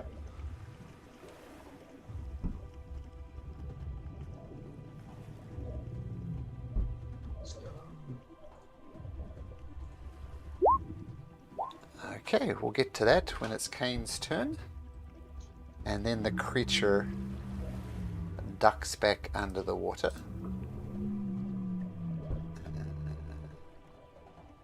Out of sight. And who knows where it went. Noogaloop and his friends are going to dash over to the island, get close but not quite get there. We'll say 2, 3, 4, 5, 6, 7, 8, 5, 6. Okay. Joseph. Actually, Joseph, make a perception check.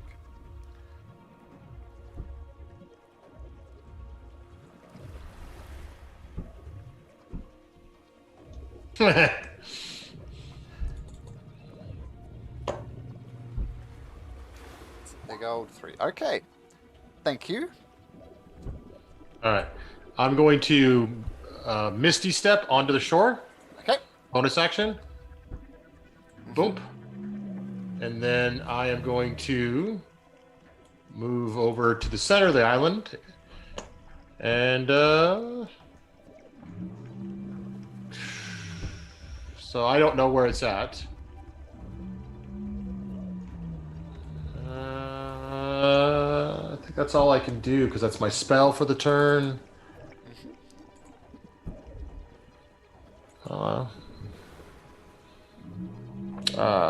Yeah, I will Ray of Frost that bad boy right there. Okay. And yell, no, Krosk! Okay, Ray of Frost against this creature. 17, that does it. Minus 10 to movement. Okay, so 10 points of damage and minus 10 to movement. Okay, got it. Is that your turn? Yeah, that's it.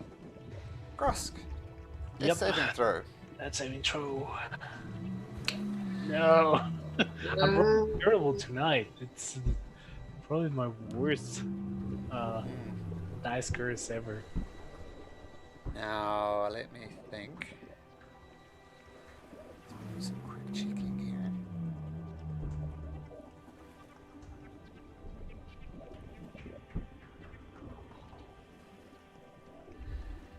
Kane, why don't you go across over on this island? Kane, why don't you take some swings at Bellin? Again? This is a reoccurring theme. Oh, that was the exact same combination. Apparently, I'm a vulnerable target here. Sorry, guys. Sorry, Balin. Okay, well, let's do our best, worst. Mom's not here to save you now. You know what? Well, No, I better save my luck. I only have 1 left, so okay. Let's just take the 12 hit. damage. And again. Minus 12. Ouch. Ouchie. Another 13. Hit me so that I can snap out of it, guys. 13 more. Okay. Ouch, man. Here comes the problem with your high armor class, man. Yeah, that's true. Woo. So, let me just check something. Oop. You're under the something's control. Now, I assume, does Waterwalk still work if Krosk is out? I think it should. Because it's not concentration, right? Yeah, I think it should too. Yep. But okay. Krosk, I was going to grab you and pull you to the land, but I'm not under my own control, so sorry. No worries.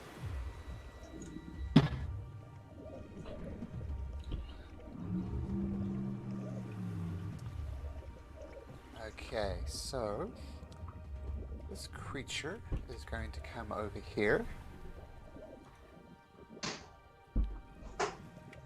And it can just reach you, Snapper, but it's going to have a disadvantage as it gets up on its hind legs and tries to grasp the ceiling. So it is going to try and grab you with its pincers. It will be at disadvantage. 1, 2. Ooh. Well, the good news is it negates both the natural 20s, but one of them does hit you for 12 damage. And make me an acrobatics or athletics check.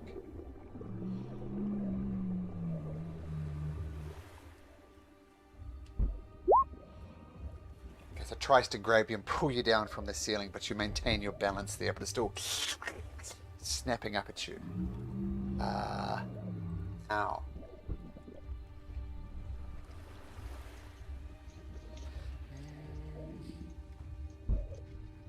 Just 1 second.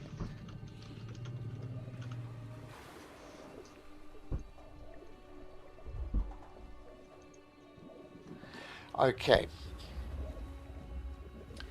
Now you feel everybody who's in the water, which is actually just no, it's not going to do that.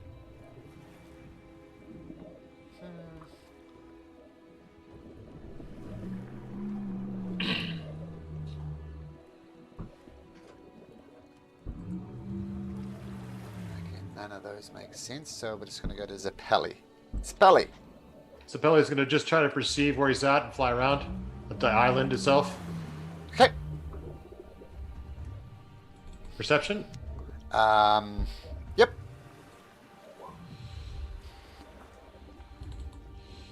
Now, Joseph was the one who hunters marked it, right? No, Balin. Oh, Balin.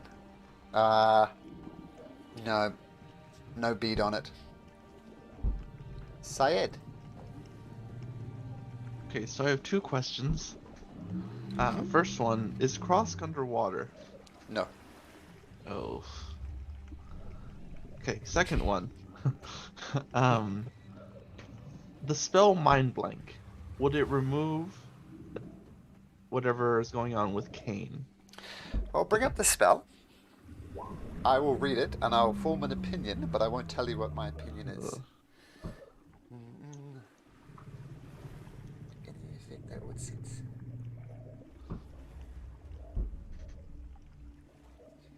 Charmed condition. Okay. Well, I'm going to cast it from my spell scroll that I found earlier. I'll walk up to Kane and I'll cast it on him. Okay, you'll have to touch him. Yep. But Kane, the good news is your mind is now your own. The mind blank Yes! works. Thank you, Syed. Keep in mind that's an 8th level spell, so yeah, absolutely. Yeah, you're back in your mind. Balin thanks you too. Yeah, Kane, what the heck, man?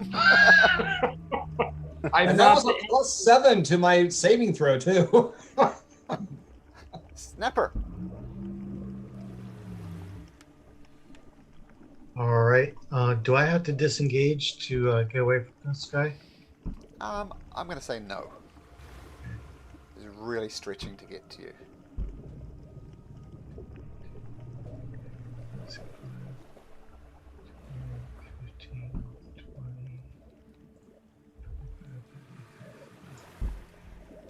I'll do that, and I'll still go ahead and shoot at this guy right here. Okay.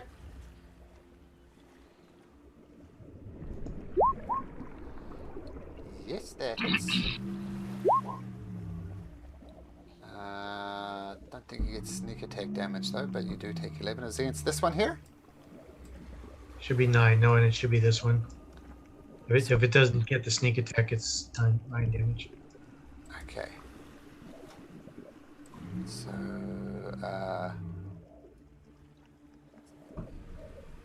okay, got it.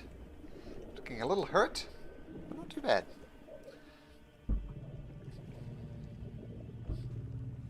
Okay. Balin. Okay, quick question on Crossed. Is it still locked in this creature's claws, or is he just floating or laying on the wall? The creature let him go. Okay.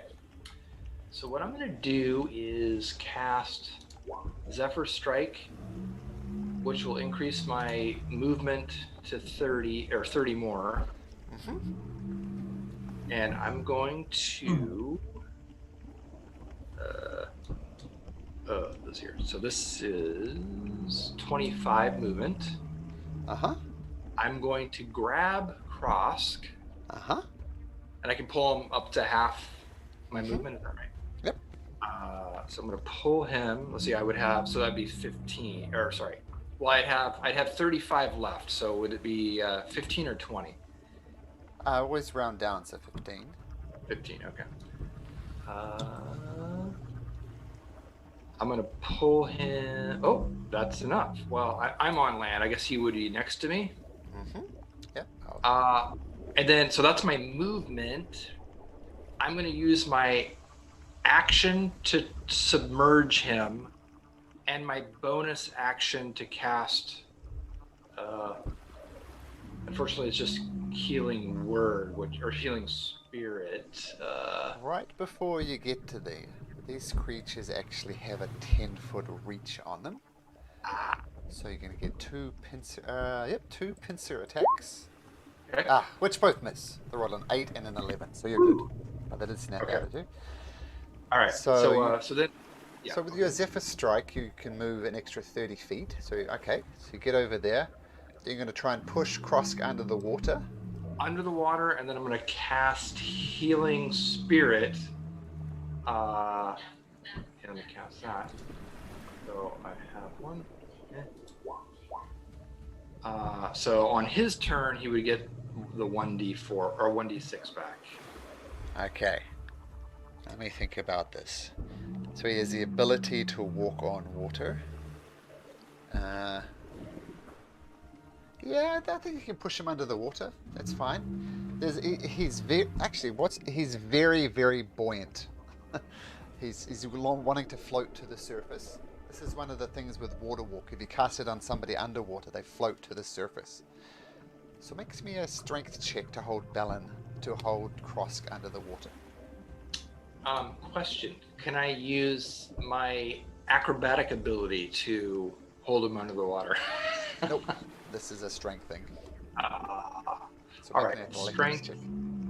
Okay, strength athletics. Strength athletics. Yep, that's good enough. So you do hold him under the water. And we'll put a little icon on there to indicate the Healing Spirit.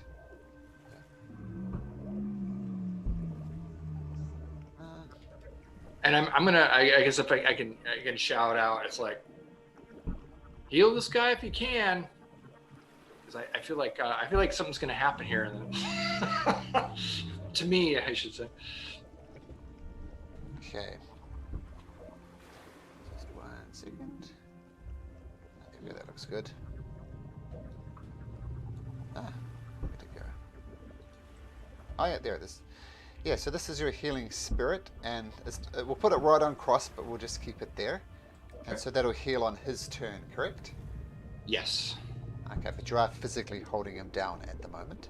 Yeah. Okay, this creature.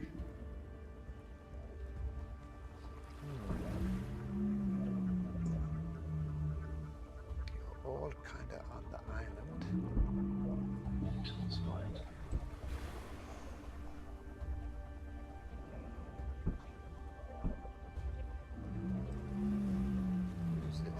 This is Joseph. Yes, it's gonna do a thing. Okay, so this creature lumbers onto the island right next to Joseph. Goes with a pincer once for a 9, so that's going to miss. It's going to go again with its pincer. And I was an 11, which is miss, so miss. This one.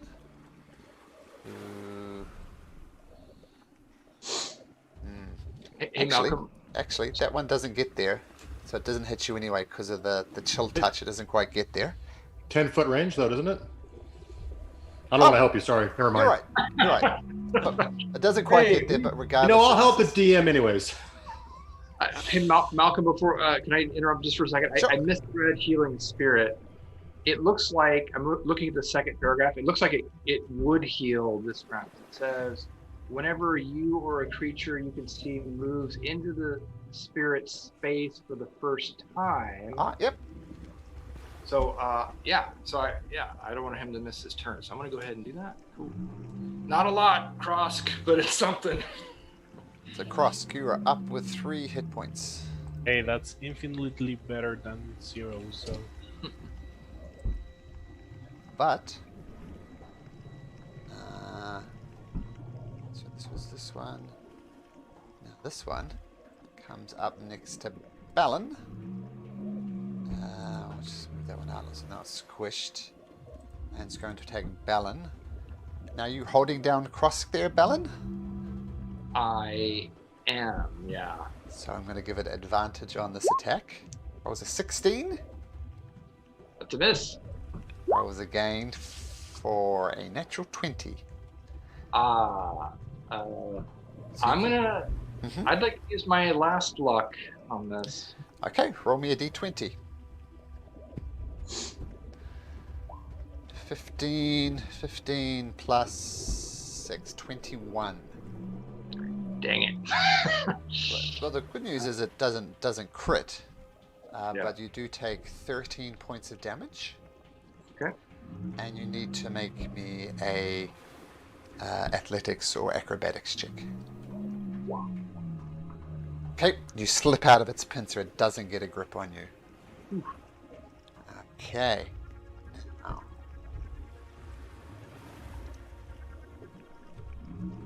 Now, my buddy.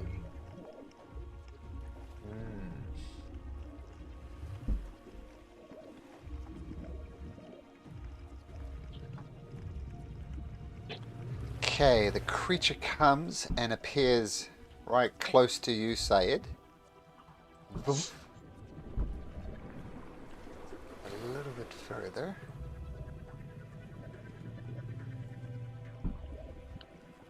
Can you make me a Constitution saving throw as this disgusting cloud around it, Sayed? So,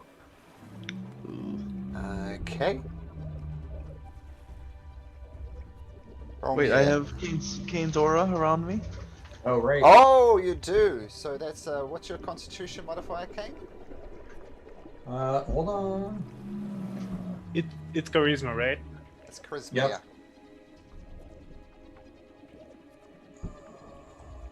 Sorry, I'm clicking on the right thing here. My charisma modifier is 3. 3 is exactly what you needed, Sayed. The DC was 14, so consider yourself lucky. But that's just being close to this thing. But then 3 of these tentacles. Actually, I'll show you. I'll show you a picture of these things. You can look it up later if you like, because this will tell you what it is. The love me creature is actually something called an aboleth. Oh, I know what it is. Oh, you know what it is? Yeah. Yeah. So I kind of showed you this in the chat before, but it's an aboleth. That's what it looks like. And 3 of its tentacles come for you, Mr. Syed. First tentacle, 13. That misses. You dodge out the way. Second tentacle, 21. That hits. Okay, so take 13 points of bludgeoning damage, and make me a Constitution saving throw. Would I still take it if it hits my ward? You still need to make a Constitution saving throw. Yes. Okay, you're fine. Final tentacle attack. There's a 12, so that misses. And then it ducks back under the water. And who knows what it does. Noogaloop and his buddies go up on the island and say, "Make way, make way!" And they start putting this effigy up on the island. And that's what they're working on. Joseph. Okay, which one did I see get hit of these ones here by Snapper and Balin with their attacks? This one here looks by far the most damaged. Okay. And Joseph's going to swirl his hands together and point them all forward and shoot a lightning bolt at level. Make it as I'd lost his character, so I got to pull it out again. Hold on. That's not quite as dramatic now that I have to pull out the character sheet.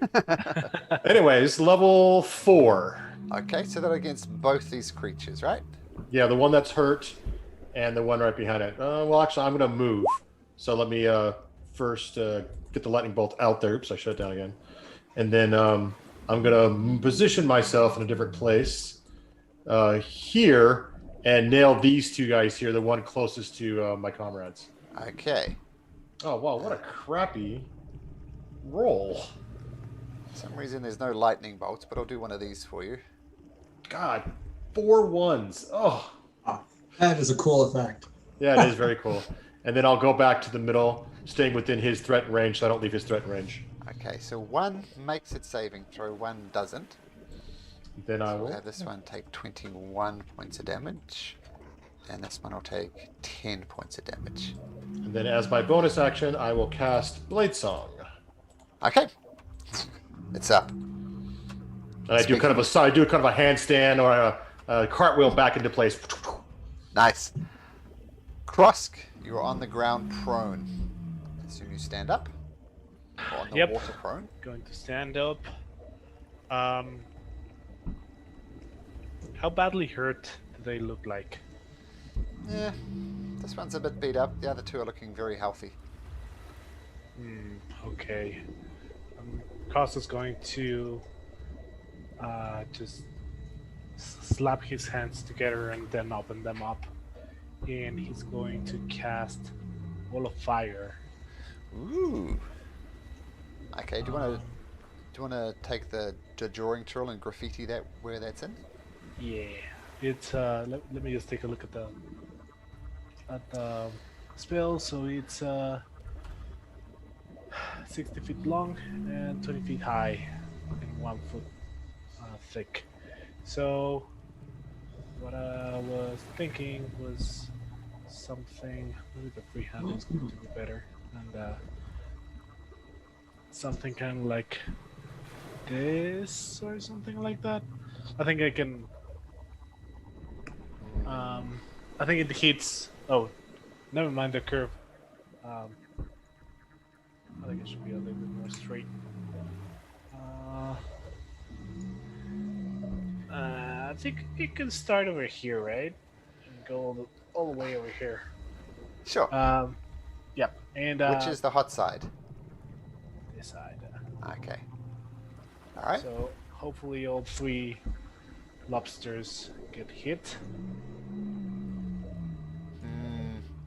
This one's kind of got half into it. I'm going to give this one, an advantage on his dexterity saving throw because they're kind of half in there. Okay. But it rolls a natural 20 regardless, so it's going to take half damage. The other 2 straight dexterity checks, a 17 and a 5. So only this one succeeds. So roll damage, roll your 5d8. It's up there. It's 28. Oh, yep, 28. Okay, so this one takes 14. And these 2 take 28. Nice. Okay, that's turned it around a lot. Well done. Yeah, and with my bonus action, I'm going to use my Hungry Jaws just to bite them. Oh, because why not? Yeah, might as well. 15. 15 misses. Ah, damn it. Okay, so just for this wall of fire,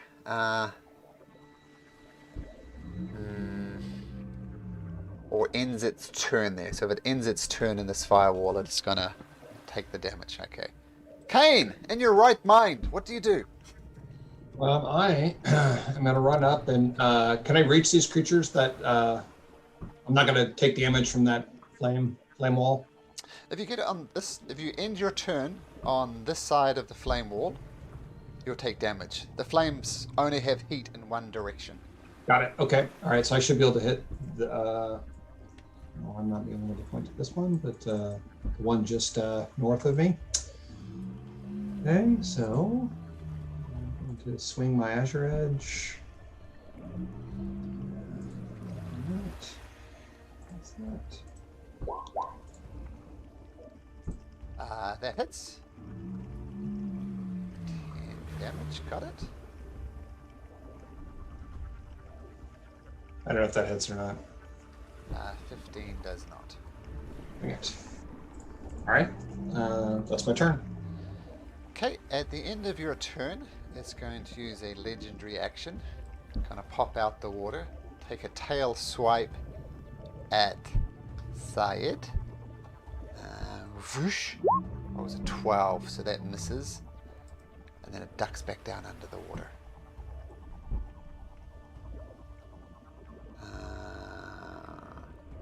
Okay.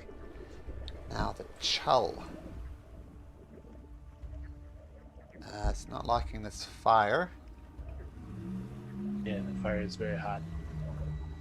It's very hot.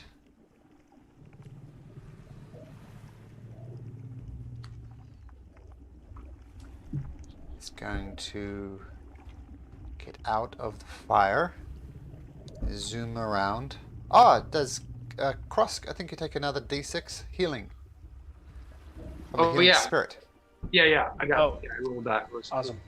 Who's decided? Assuming you're in the water, you just stay in the water. Yeah. And what's your spellcasting modifier, Bellin? 3, so I got one more. One more, okay. So this thing comes around here. I'm going to move down here just to make sure it's outside of their flame. It's going to attack Krosk twice. Oh, man.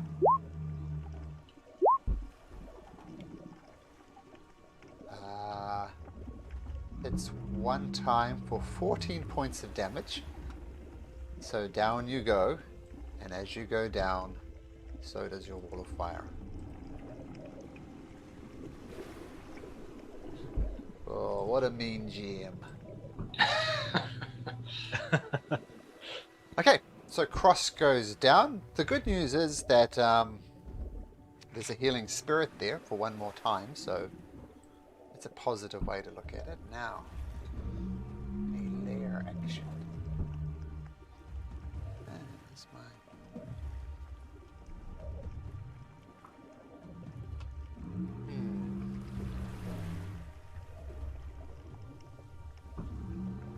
Okay.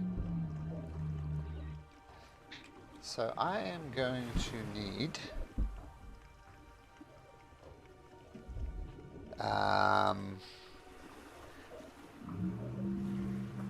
Sorry, I didn't mean to skip this spell. I'm going to need everybody except Snapper to make me an intelligence saving throw. That also include me? No. Uh-oh, this is not gonna go well.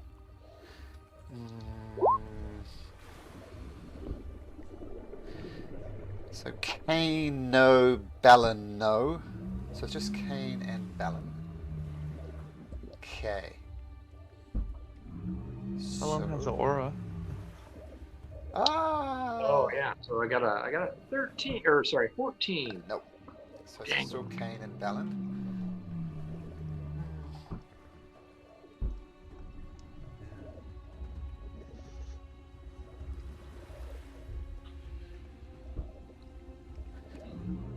Okay, I'm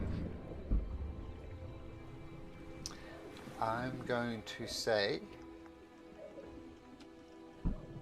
that right in front of, who was it, Kane and Bellin that failed? Yeah. Kane, this massive, I'll make it a smaller one. This elemental creature appears with you and starts reaching out to you, and same with Bellin. This creature right next to you appears and starts attacking you. Hasn't attacked you yet. Do we all see that, or just them? You don't know what they see. Okay. But we don't see anything. You don't That's see all I'm it. asking. You don't see it. So that's a weird thing. But yeah, you don't see it. Zeppeli. He's just gonna perceive to see if he can see where the aboleth is and stay high above. Make a perception check.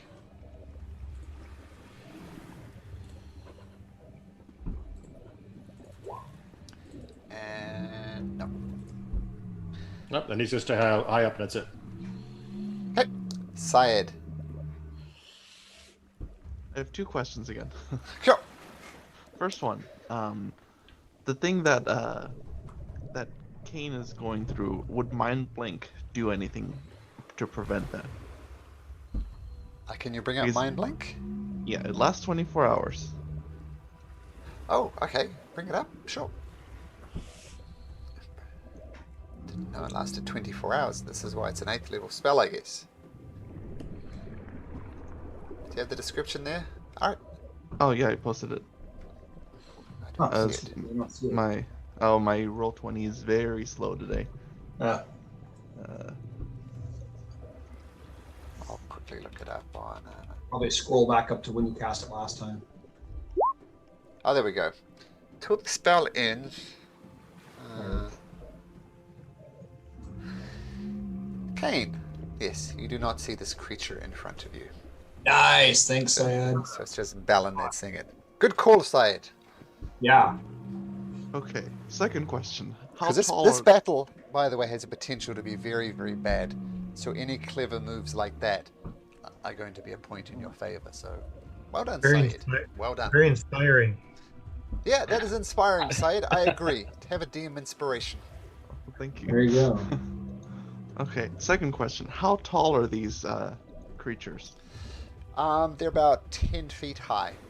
Okay, and Which Cross? is why they can reach up and try and grab Snapper on the roof, but it's at disadvantage.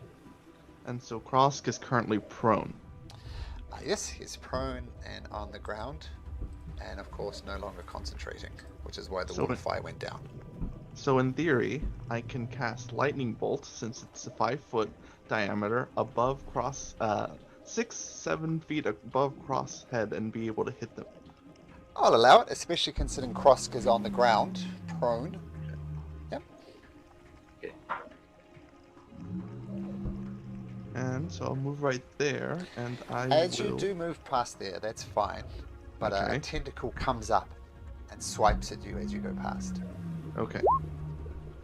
Ooh, for a natural 20. Okay. So take 25 points of damage. Oh, jeez. And make me a Constitution saving throw.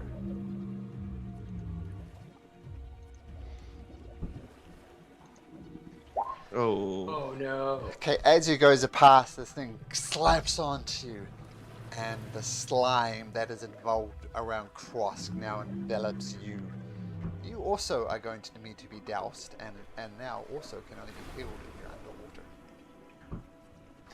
But you may get your lightning bolt off. Okay, I will cast Lightning Bolt and hit all 3 of them. And I'm gonna cast it at 4th level. Roll better than me. Roll better than me. Roll high. Yes. 38. Nice. Very good. 1, 2, 3. Well, one of them succeeds. Since this might matter, I'm going to roll a d6. 1 to 2, it's this one. 3 to 4, it's this one. 5 to 6, it's this one. Who makes it? So the middle one makes it. So the middle one takes 16. This is why it matters, because this one gets fried and dies. This one, wow, that's a game changer. Yep, one of them dies, but the other 2 are up. A nice move, Syed. Hope it's worth the mucus. I know this might be too late, but can I use my inspiration for the Constitution save? Sure. Okay. Thank you. I was doing and thinking about the lightning bolt. 14. Let's have a look. Oops, that's not the right creature. The DC is 14. Okay. So you are not slimy. Okay. Yay. That's it. Nice round. Okay, at the end.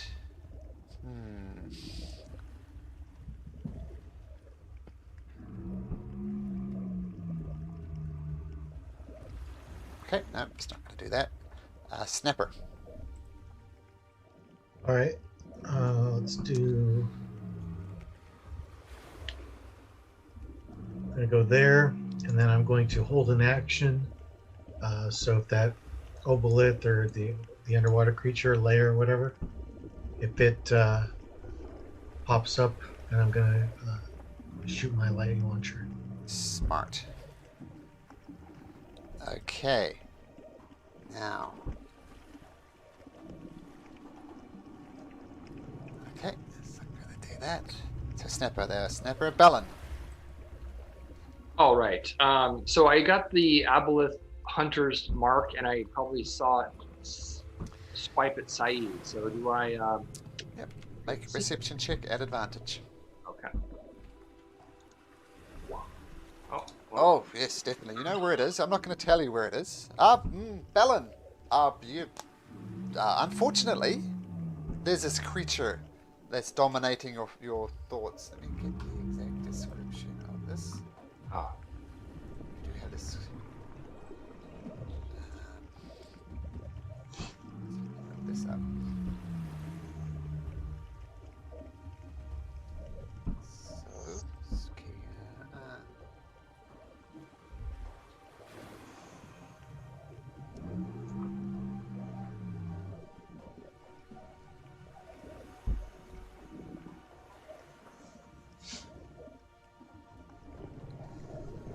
Yeah, your mind is focused on this creature in front of you, so you're going to need to attack that one. All right.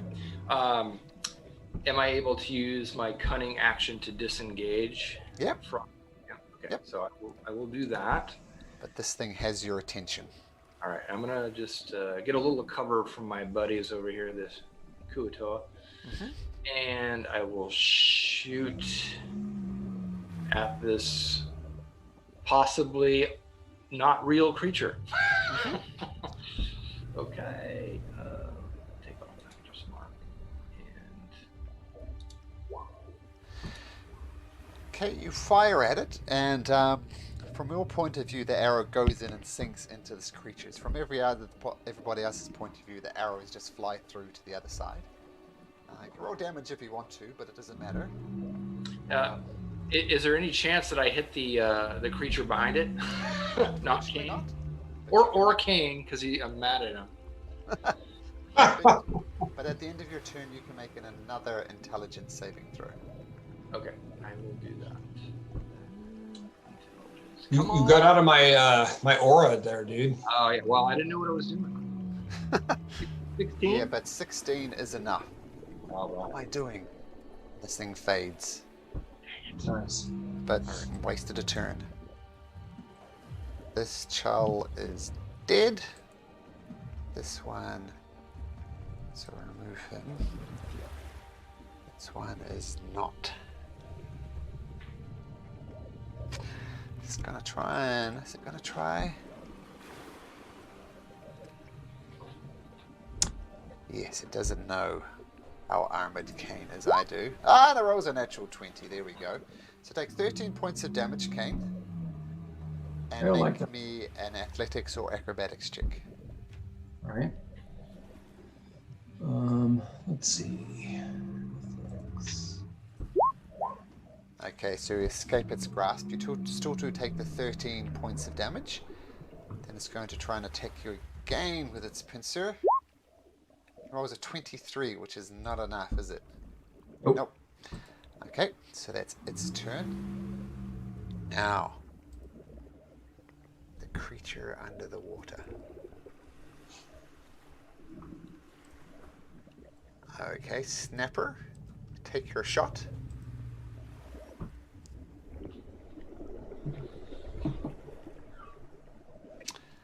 Uh, 17, I think, hits. Yes, it does. So roll damage. And it is next to... so it's 15 plus 7 plus 4.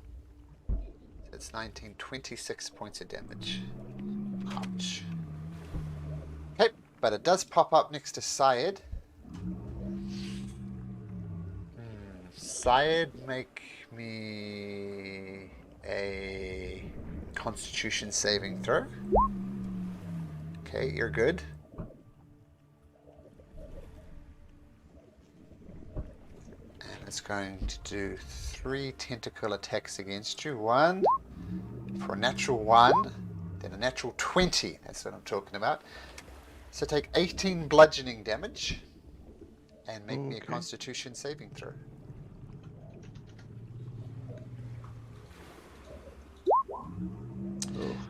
Nope, you're slimed like Krosk is. So that was its second attack. And for its third attack on you, rolls a 28 for 7 points of damage.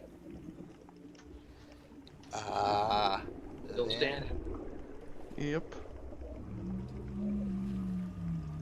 And it's going to duck back down under the water. Technically, that's going to give you an attack of opportunity if you want to take it. Do it. No, I'd rather save it for shield. Shield or something. Ah, okay. Sure. Okay. The Kuatoa continue to strike their effigy to Hallister, it seems. They're almost there, but not quite. Joseph.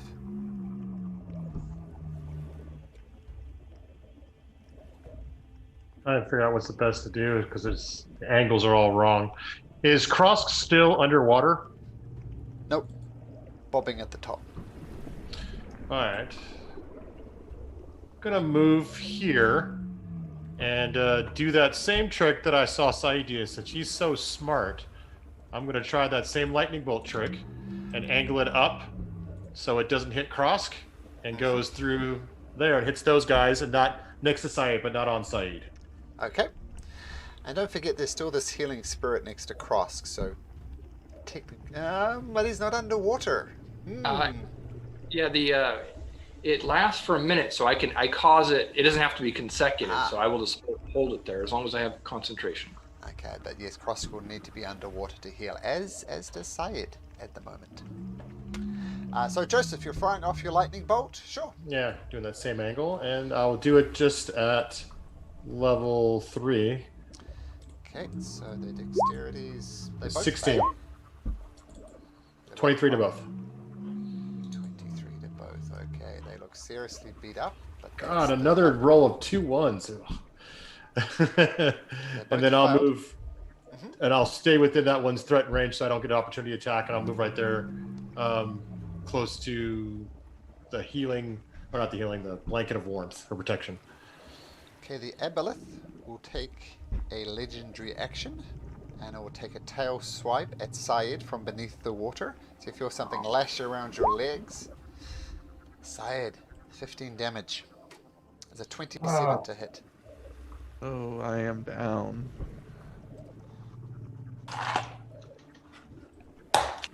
Uh-oh. Krosk, death saving throw. Yeah, just a second. Oh, let me just clear up the previous one. Don't you hate it Oh when my they stack god. up? Kane.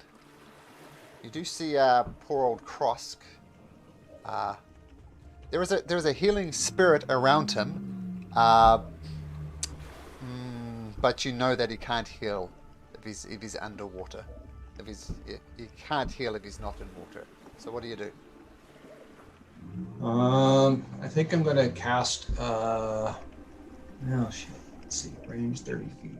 Let me just see something here. So move to here. Yeah. Okay, so I'm gonna move to here, and then I'm going to cast Prayer of Healing. Keep in mind, Prayer of Healing will not work because these creatures are above the water. They've got the slime on them, and they can only heal if they're under the water. So Prayer of Healing will not work on these guys. So if I go over to Krosk and submerge him under the water, then he'll start reaping the benefits of that existing Prayer of Healing or whatever.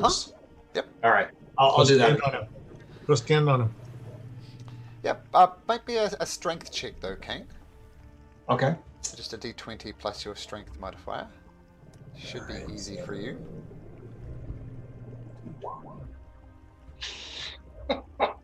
What's your strength modifier? Strength modifier is 5. Okay, I set it at 5, so easy enough to do. Push him under the water. Then your prayer of healing takes 10. At what point does this spirit thing? When does that happen? Beginning of my turn, right? I think it's on Krosk's turn, yeah.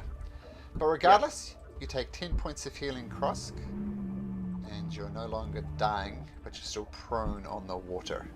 And do we all take get the 10 back? Oh, Yeah. Oh, that is. Yeah, because it's up to 6 creatures within 30 feet of me. I'm within 30 feet. I will take it. Just check something. No, take that all back. Prayer of healing takes 10 minutes to cast. Oh yeah. Oh, right. You could ask them if they could hold off. You could do a cure wounds. That would work. That would do the same thing, but it'll only affect Krosk. Or lay on hands as well. Lay on hands is another option. I'm out. No, you're out? yeah. Okay. I'll do. I will do the cure wounds on Krosk. Okay. I'm gonna find it. Here it is. Okay.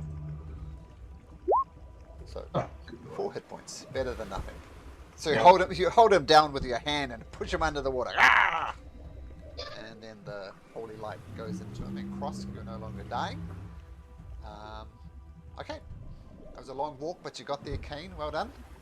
All right. And that would be your turn. Now.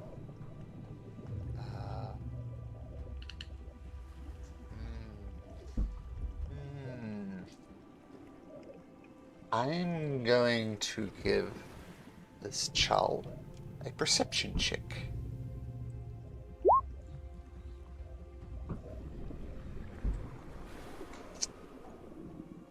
The DM is going to be a bully and is going to attack Krosk twice at advantage because you're prone. 20. Even though he's submerged under the water, because I'm holding him under the water, right? Yep. These are creatures who like moving around in the water. All right. I just would have thought they would have gone after me, but anyway, okay. Well, we'll get there. So Kane, that was at advantage 20, so 13 points of damage to Krosk. Down you go again. Then it's going to reach out its pincer and go for Kane. That misses Kane. Okay, so Krosk is down again. And of course, Syed is still out there as well. I'm going to need Joseph, Kane, and Bellin to make me intelligence saving throws, please. Nope. And nope. And nope.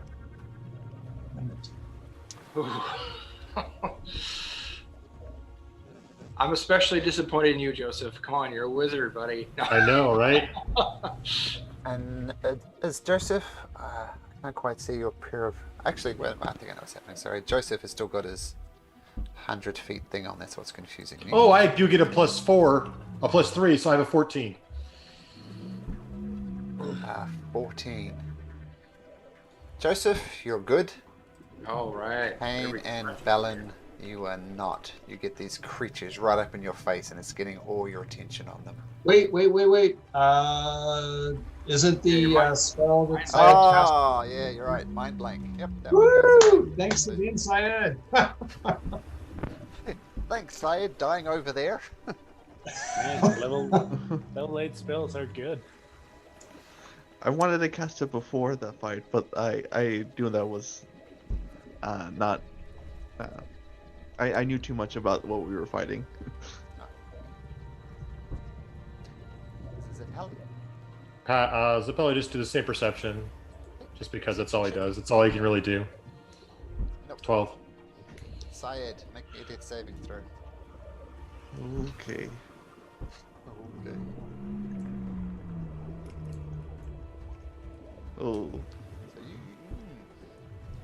If no one gets to you in time, you have a 5% chance of dying, and we all know how that worked out for Krosk. Welcome to the club. So that side, Snapper.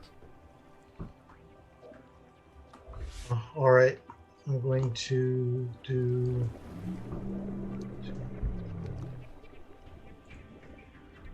that, and then same thing. Hold action. Got it. Pops up. Balin. There's this thing in front of you. You should attack that. Probably.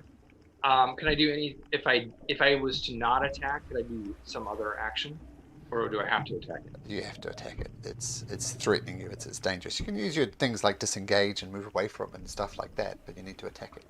Okay.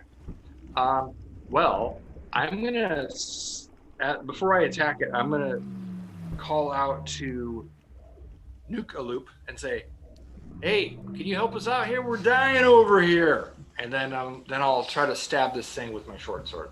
Okay. So you stab it. It doesn't take any damage. Make me another intelligence saving throw. All right. Oh, is you in Kane's thing? No, you're not. That's still there, buddy. All right. Okay, this creature here. See, he's going to go for Kane again, even though this is a very hard shot for it. I'm just going to try. One pincer against Kane. 17. Another one. 22. Miss. That armor class is really paying off. Snapper, take your shot. I've got to work out exactly where it goes for it. Nice. He's down. Ooh. Yeah, roll damage. It's going to take this damage. I'm just going to work out exactly where it goes. So, wow. Snapper. Go 17 for that. And then 15 for that. And then 7 for that. Wow, way to bring out the natural 20. That hurted.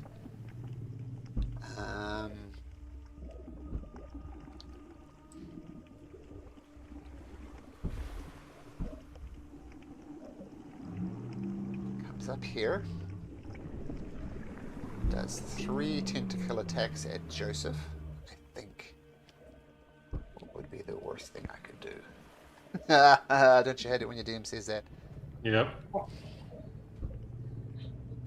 Well, first of all, make me a Constitution saving throw, Joseph. Don't forget your. And Zappelli, actually. Joseph and Zappelli. Zappelli's up on the ceiling, like 30 feet up. Sure. So just Joseph. And what am I making? Constitution? Yep. And I get the +3 for the blanket. Oh! Okay, you're fine. Nice. But still 3 tentacle attacks. 1. AC of 25 with shield, just so you know. Okay, so 20, so that you have to put your shield up. Mm-hmm. So it's a 25, damn it. 19, and a 28. So the last one hits for 14 points of damage. And make me a Constitution saving throw. Keep in mind you have the warm blanket around you.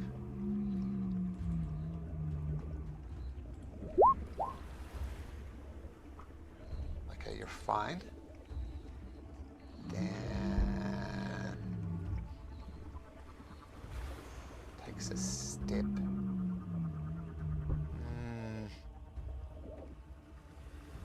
How could it do this? I'm just going to duck back down under the water. Right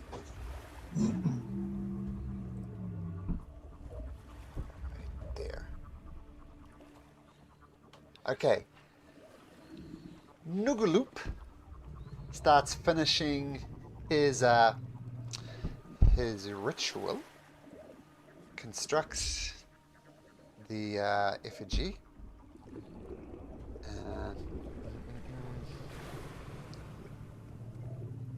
Sorry, just a second.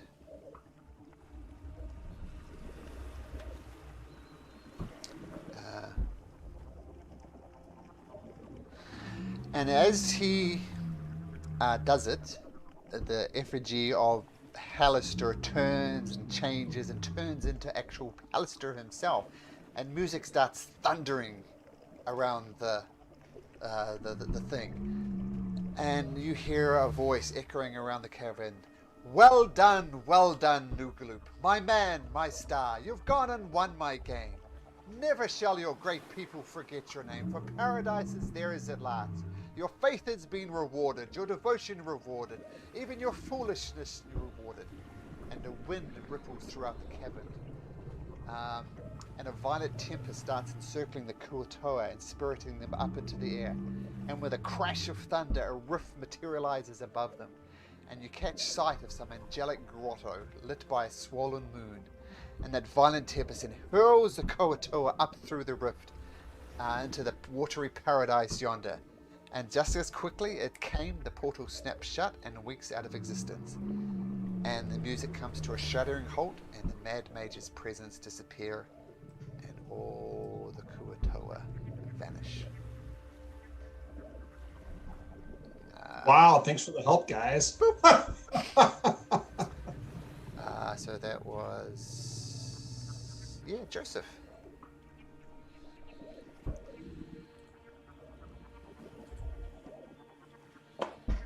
Okay, let's see here.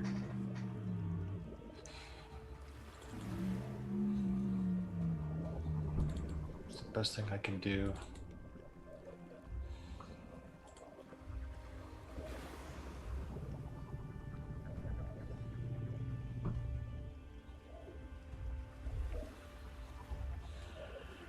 God, there's really no good option. Got spell point down. Let's see here if I can get where I want to go. Go right to there. All right, I'm gonna cast. Oops. That was a long walk. Yeah, no, I'm sorry. It's just trying to measure it out. So I'm gonna cast. Bring my hands together and bring out my Shadow Blade. One more time, but I'm gonna upcast it to level 3. And then I'm gonna walk 5, 10, 15 to 20 feet onto the water there. And then which one? Well, they both, that doesn't really matter. I'm gonna target this one here with the first Shadow Blade and Booming Blade. Miss. Yep. And then I'll target him again just with the 3rd level Shadow Blade and miss again. Whiff. Dang it. Then go right back here. Staying within their threat range, or his threat range, it looks like. That would be 2 attacks of opportunity if you do that. Well, he's still 10 feet would be with her one, so only 1 with this guy, right?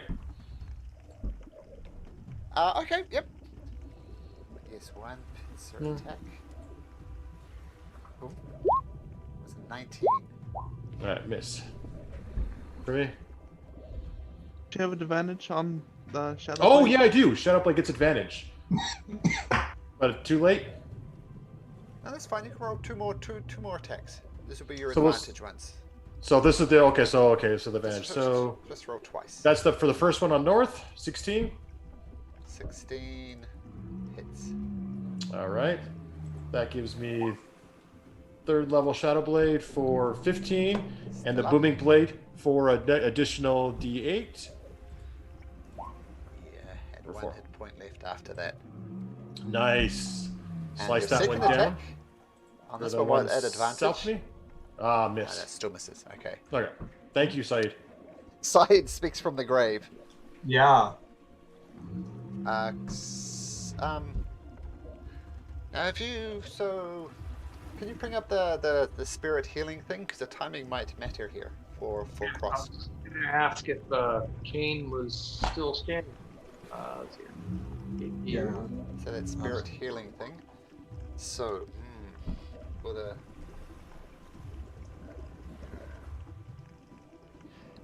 let's see what that spirit looks like. Until the spell ends, it sees or moves in space for the first time or on a turn. It starts its turn there. What happens first? Does a death saving throw happen first? Have you failed one, Krosk? Yep. Oh no, wait. No, because I got. Oh, Kane healed you, right? And then you got knocked down. Yeah. Exactly. So not yet. So I'm all clean.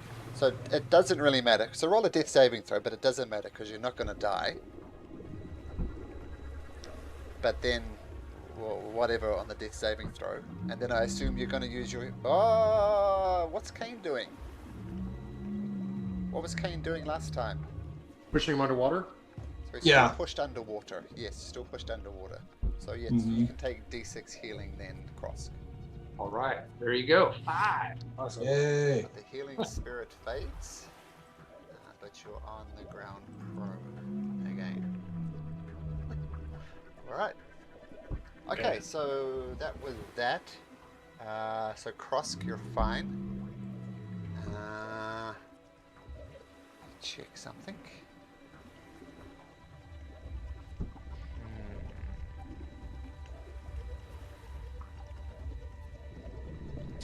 Nope. Kane. Oh, I don't get a turn? Oh, I think you do, yes. You're right. You do get a turn. Awesome. So, what? I noticed that Syed is down, right? Yeah. What I know he has. Make Is a he perception underwater? check. Yeah, you notice he is down and he is covered in slime like you are. Out on the water, right? Yeah, so you know for him to be healed, he needs to be under the water. Okay. Cool. So what I think I'm going to do is actually just... I'm tired of going down, so I'm going to polymorph myself. Ah, now you're talking. What are you polymorph into? Going to take a page from Syed last battle and become either a giant shark or a giant crocodile. Probably a giant crocodile. Crocodiles grapple. Okay. Let me find a giant crocodile for you. Yeah, they're both pretty strong. So what challenge rating can it be up to?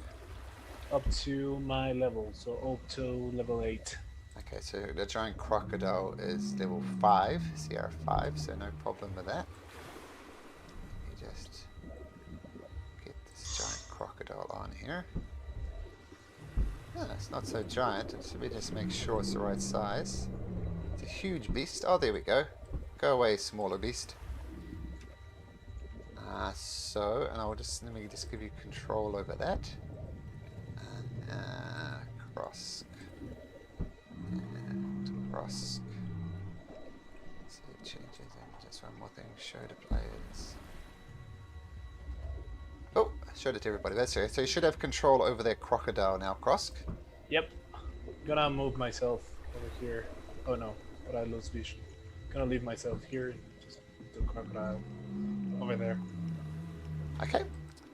So I'll give the crocodile some vision as well. So.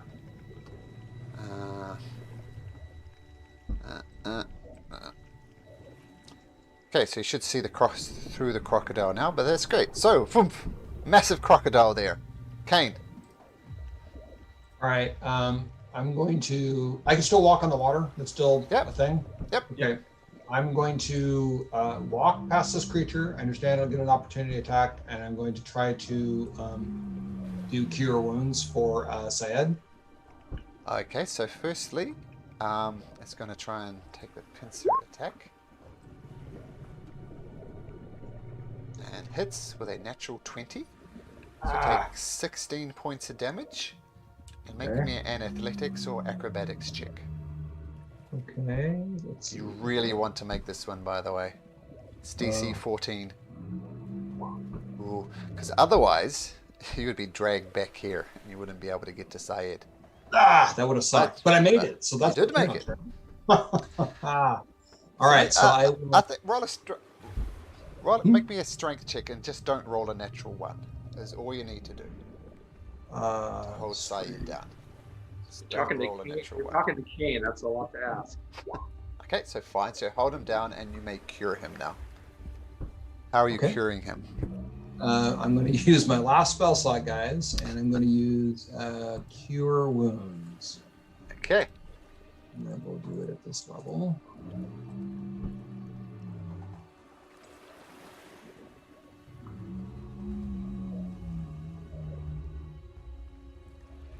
Okay, so 10.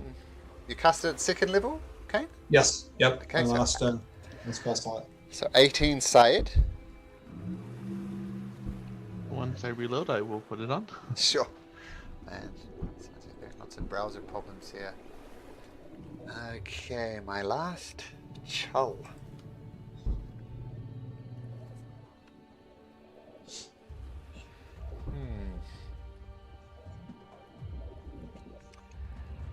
Let's see. Oh, the crocodile's there. Kane's here. It's gonna freak out by this crocodile. It's gonna attack the crocodile twice. Boom, boom. The crocodile's AC is 14. 14. So one hit for 6 bludgeoning damage to the crocodile.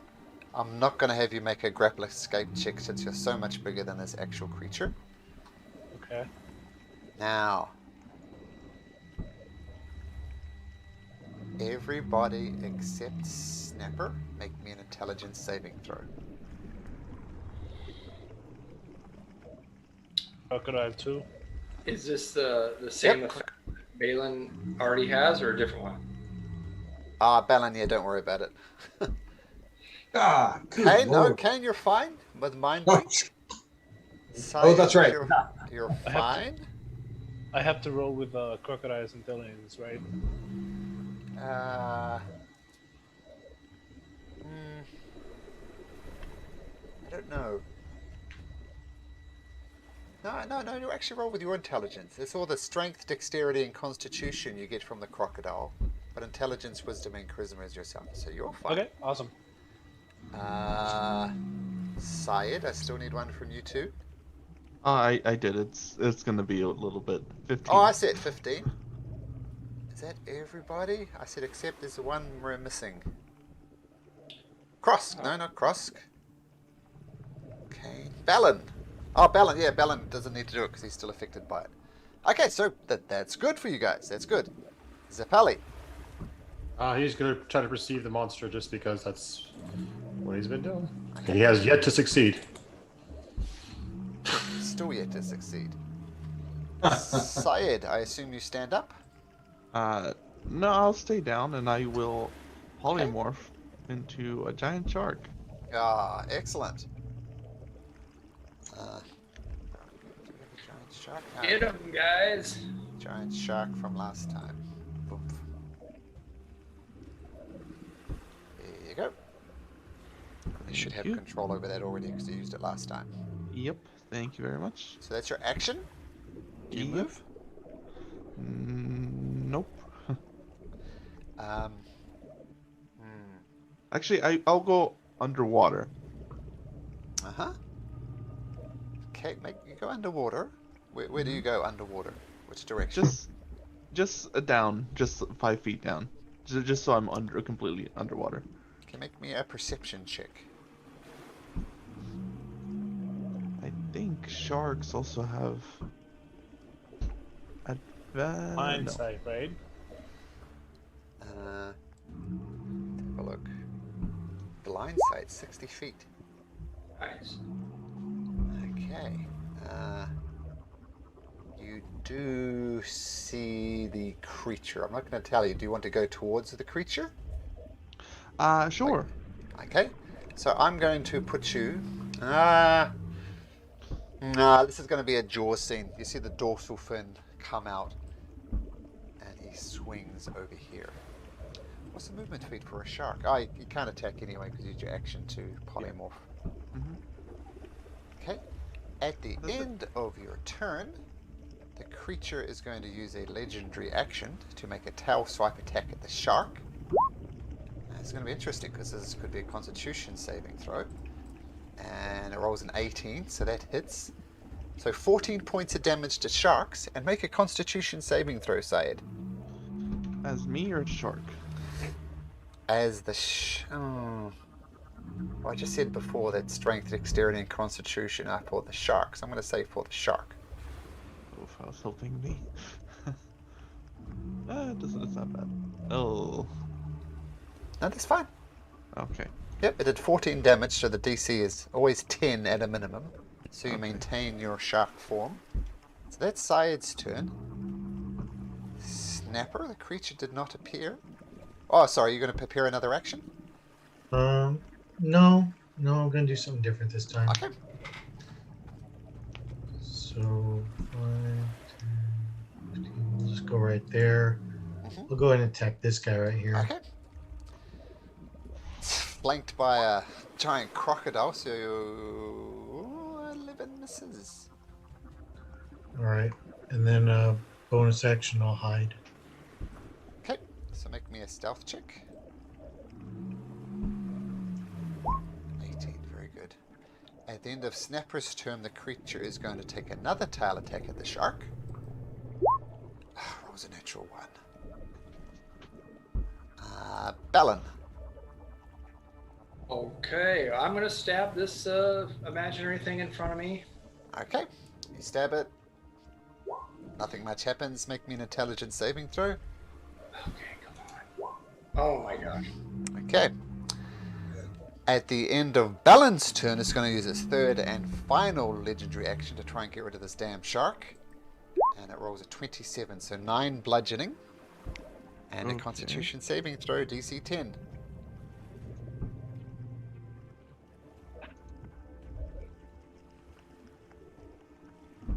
Ooh, no problem.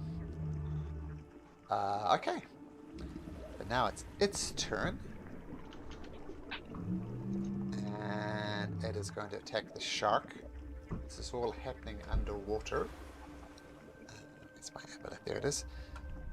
So, first tentacle attack. Boom. That was a 19. Make me a constitution saving throw. DC 10.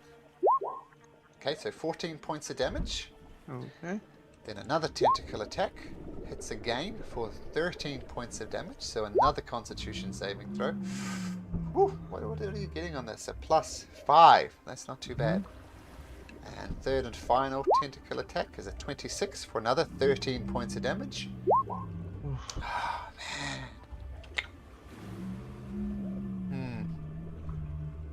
And that is the end of its turn. Joseph. Do I see all this thrashing in the water over here? Yes, you do. Do I kind of know where it's at? I'm going to show you where it's at. Keep in mind that it's underwater, so any attacks against it will be at disadvantage. But you can see it from there. It's right there. I don't need no stinking disadvantage. Because I could cast Lightning Bolt one more time at level 4. Ooh. Straight through it. Okay, let me get it to make a dexterity saving throw. It passes. There's lots of legendary stuff, but it doesn't have legendary resistance, so it's going to take 13 points of damage. Okay. Then, let me take my spell off there. Bonus action for nothing. And that's it for me. Okay. Now this is kind of funny. The shark, you're caught up in the mucus surrounding this thing. I'm going to say it fails its constitution saving throw, and on the failure, the creature is diseased for 1d4 hours, and the diseased creature can only breathe underwater. So, you're a good shark. But at the end of Joseph's turn, it's going to start its legendary actions happens again. So it's going to make another tail attack against a shark for 16 bludgeoning damage. Another saving throw. Man. Okay, Krosk. Bite the hell out of it. Yes, you can attack the creature if you like, Krosk, but it is going to be a disadvantage in your crocodile form because the crocodile's kind of on the top of the water. You can attack, but it's going to be a disadvantage. I actually have a swim speed, so I can go underwater. Let's have a look. Oh yeah, you can hold your breath underwater. Yeah, straight attack if you like. Up Yep, to straight attack. up to 30 minutes. Yeah, I think I'm going to attack the. I have 2 attacks, right? So the bite and the tail. I'm going to bite it. Grapple it. Oh, it's only to the GM. Okay. Yeah, did you see it as well? Yeah. Krosk, how would you like to do it? Ooh, that's good. So I think I'm going to go with the classic bite and roll. And yeah, you see the giant crocodile just biting something and rolling and rolling and rolling and rolling. Nice. So the creature just thrashes around and slowly bleeds out until it's no longer moving in the maw of Krosk. Polymorph, that was a good idea, guys. I tried my best to get rid of the shark, but shark turns out has good constitution. Kane, there's still one thing left. Oh, I also have another attack. Yes. So I can I'm going to use my tail attack after that. Krosk. Yeah, well done. Got rid of both of them. Nice. Whacked him with his tail. That was dicey. Ooh. Oh, well done. Well done. Oh no, Balin, you still got an elemental to deal with. Yeah, I'm still like swinging at the air. You guys, what the? Bellin, make an intelligence saving throw.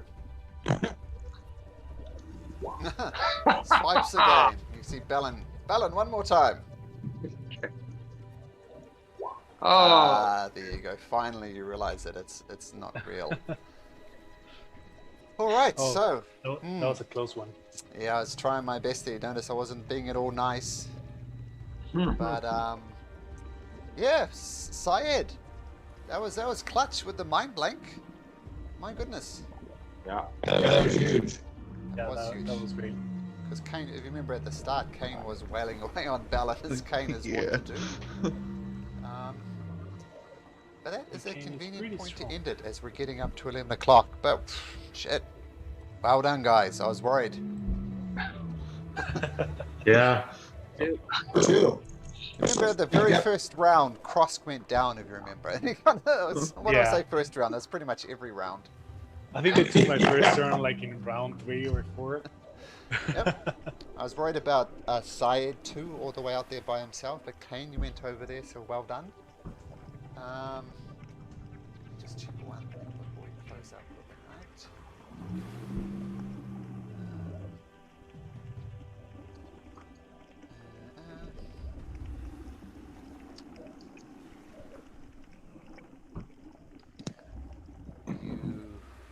Unfortunately, not every one of the levels has you popping up to a level, so you guys stay at 8. So there we go. I know you haven't leveled up for a while, but you're still at 8. So you can explore the rest of the cavern if you like next week, but the big bad dude has gone down. I assume you're going to try and go down at another level, or you're going back up for a rest? What do you plan to do? That's what they did. Yeah, no spells left. Are we still slimy? Oh, you're still slimy. That's true. Krosk and Syed are still slimy, so that's a problem. So I'll assume. Well, do whatever you like. Actually, it doesn't really matter for me. But there is a level below this, of course, which you can explore as well. But well done. Good job. You've finished level 4. Okay, gentlemen. Thank you very much. All right. See you guys next week. See you next week. Take care. Bye-bye. Bye.